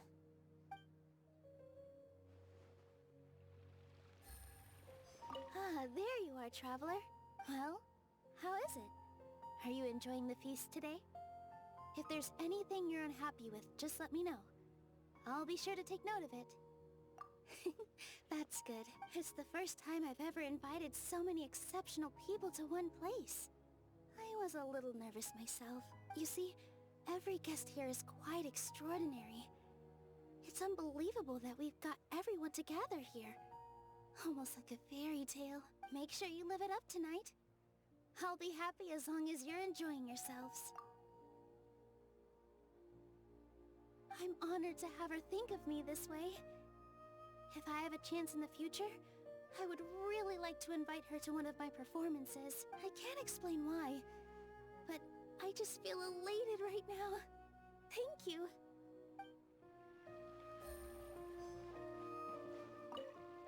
The atmosphere here is good, and everything is delicious. Yeah, I don't often come to such places, but it feels quite good. I have a lot to handle these days. Otherwise, I could show you around. There's always next time. We're friends after all. This feast is pretty good. I like it.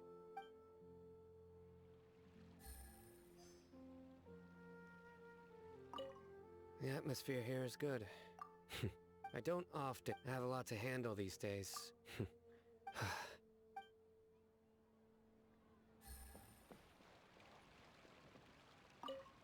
My lady, the grilled meat over there is delicious. Have you tried it? Yes, I also tried some fruit just now. Oh, they're very sweet. What an amazing place to relax. No wonder everybody likes to rest at the Grand Bazaar. You said it. Oh, look who else is here. Hello! Oh, I'm so happy Nilou invited everybody. Oh, now I have the chance to meet all the heroes. Hey, less of that polite chit-chat and more eating and drinking. The feast is about having fun, not stuffy formalities.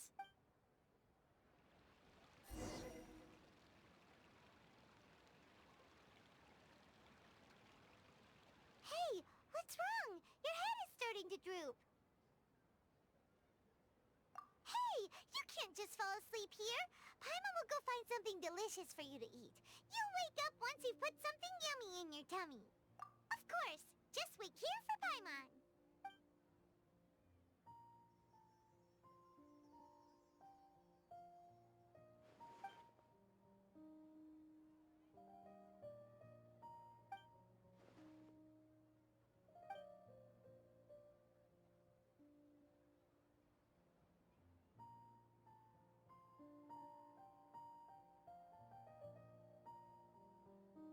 It's me.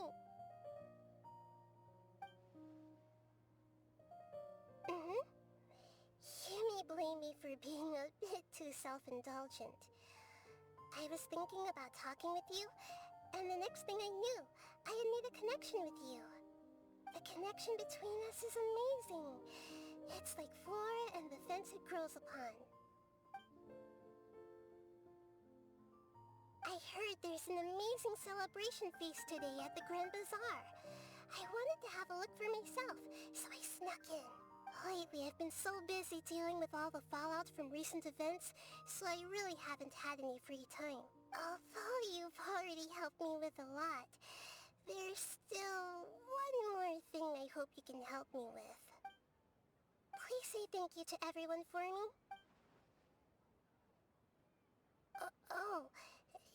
Is it not convenient for you to do that for me? But if I just show up all of a sudden, people will become all quiet and stiff, won't they? What if I end up scaring them and ruining this wonderful feast? That'd be the last thing I want.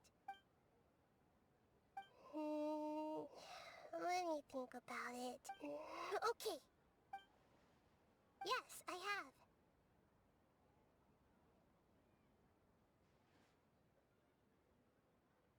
You said I should go thank everyone as myself, right? So... I've decided to borrow your body for the time being. Please don't blame me. The flora also climbs up to the fence to get closer to the sky.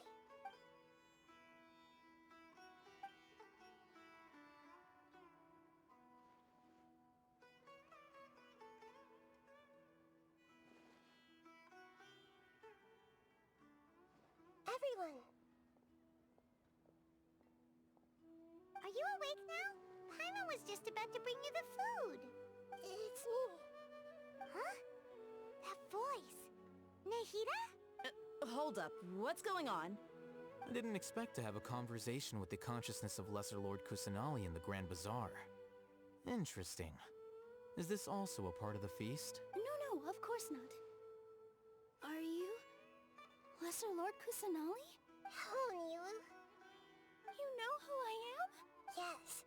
I already know every one of you. Nilou, Alhaitham, Sino, Dia, Paimon, and Dunyarzad. Lesser Lord Kusanali? I took the liberty of occupying the Traveler's body so that I could thank all of you in person. Thank you so much for rescuing me, even if that meant placing your own safety in peril and taking the risk of becoming enemies with the Academia, the sages, the doctor, the balladeer, and even the entirety of Sumeru. Without you, without any of you, I would have been in a much more difficult situation. Had you not helped me to resolve the crisis, not only I, but Sumeru and even the entirety of Teyvat would have suffered great misfortune. People refer to you as the heroes who managed to rescue a god. I'm quite fond of this name. It not only explains your identities, but also bears witness to your relationship with me. Please, allow me to present to you my most sincere gratitude. Lesser Lord Kusanali, You have done so much for Sumeru, and I didn't even have a chance to do anything for you. You don't have to do this. Dingerzad, the suffering you endured during your illness is also proof of you being with me and praying for me.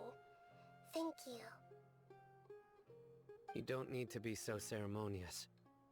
It's always been my duty to protect you.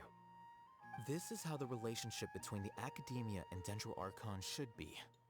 We just did what was necessary and set things back on the right path. You're an Archon, but you act so humble. You really don't need to be so polite with us. I'm honored to have been able to take part in this plan. I hoped you liked the dance I dedicated to you. Thank you, all of you. Thank you so much.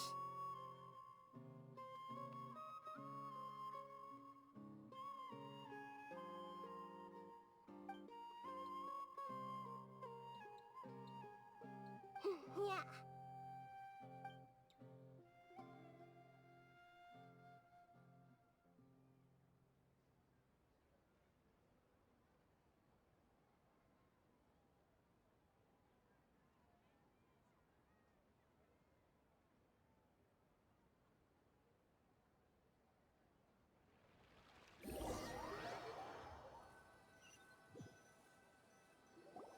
Are you awake?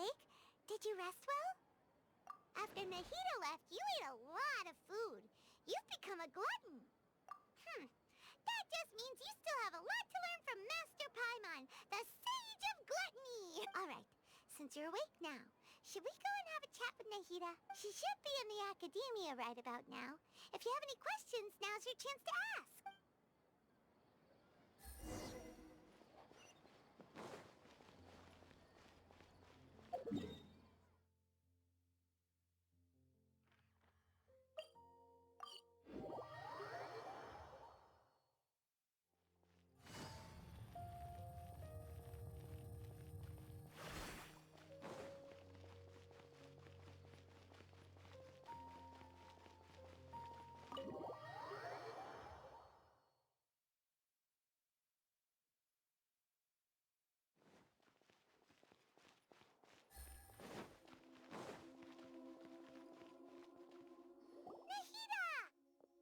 Hello, Traveler and Paimon.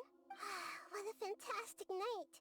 I'm still immersed in all the happiness and joy, like a candle floating on water. So are we, and that's why we're here to talk with you. Is there anything you want to know? After recent events, the Akasha can no longer function as it used to. I've given it some thought, and have decided to shut it down permanently. But this is definitely not a bad thing. Even from the beginning, I've been planning to shut it down. The Akasha's centralized administration of knowledge has always restrained people's curiosity and curtailed the number of paths available to them. I don't think this is good for Sumeru. Although people may initially feel a little uncomfortable with the loss of the Akasha, they will soon understand that this life is more suitable for them. And as for the future of Sumeru, I'm preparing to regain control of the Academia. The former sages have received their punishment, but the new sages have yet to be selected. I will oversee the process personally. I hope that the new 6 great sages will be more focused on academics. Sumeru needs such leaders more than ever. The other big issue is the people of King Deshret. All the residents of the desert, in fact. They have been mistreated for far too long. I've already taken some measures to address this. It will take some time to rebuild everything, but no matter if it's culture, friendship, or trust, we will rebuild it. You mean, what happened after the doctor put you to sleep? Not exactly. The top-ranked Fatui Harbingers, up to number 3, possess power comparable to that of gods. I was no match for him in that kind of situation. However, in spite of the bad situation, I still managed to make a fair deal with the doctor. I'm sure you remember the entity that changed your fate, the Heavenly Principles. In fact, the Heavenly Principles has been quiet since the Conria disaster 500 years ago. I used this point as leverage against the doctor.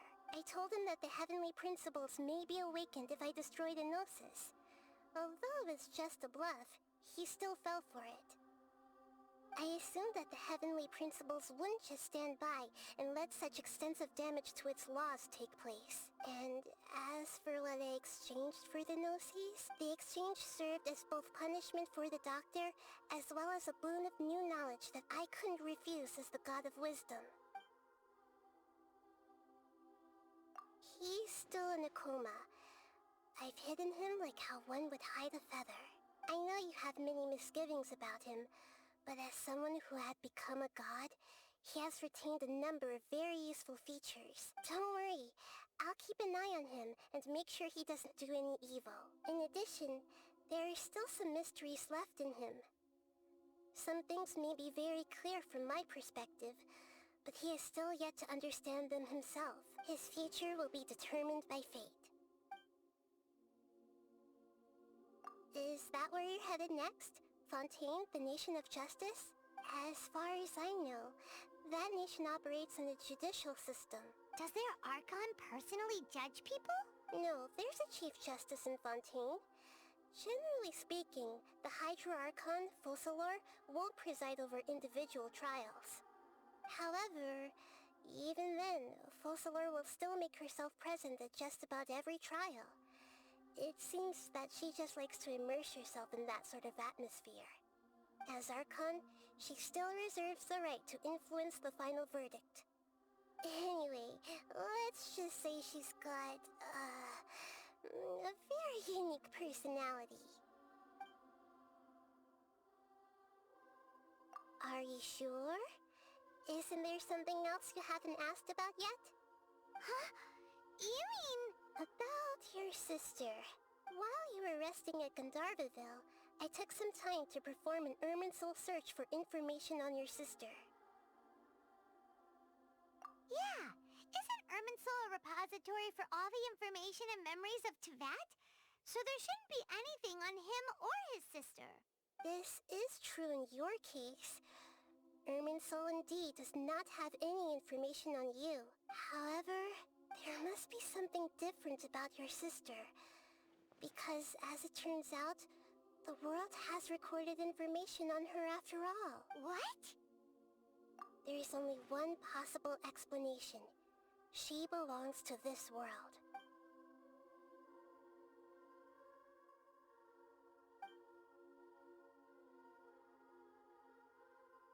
But nothing about this makes any sense!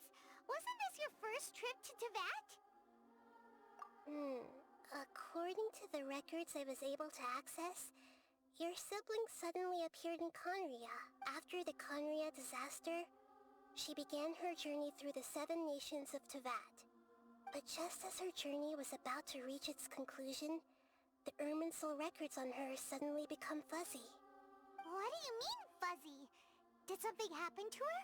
All I know for sure is that somebody, for reasons only they can know, is deliberately obfuscating her fate.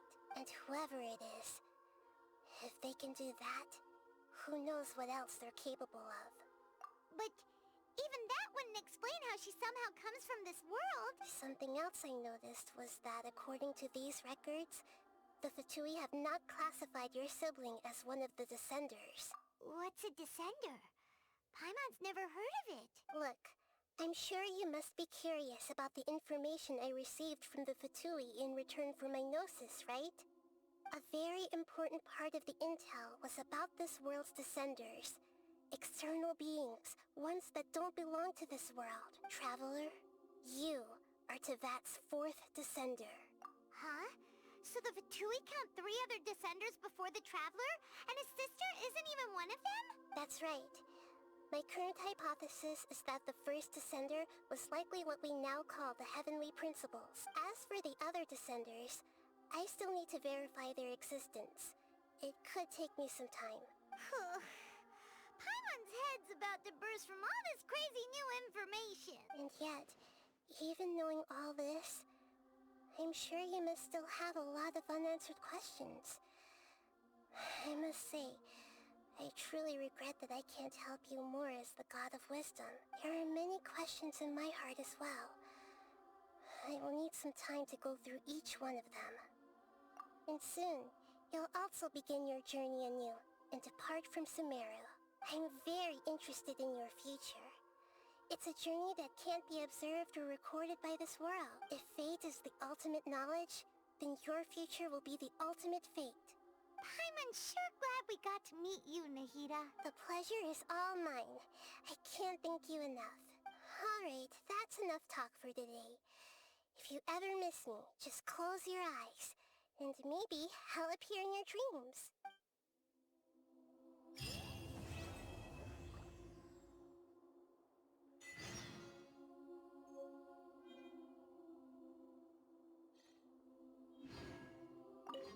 Is there anything you want? And soon, I'm very... If fate is the ultimate... Paimon's sure... The pleasure is... Alright.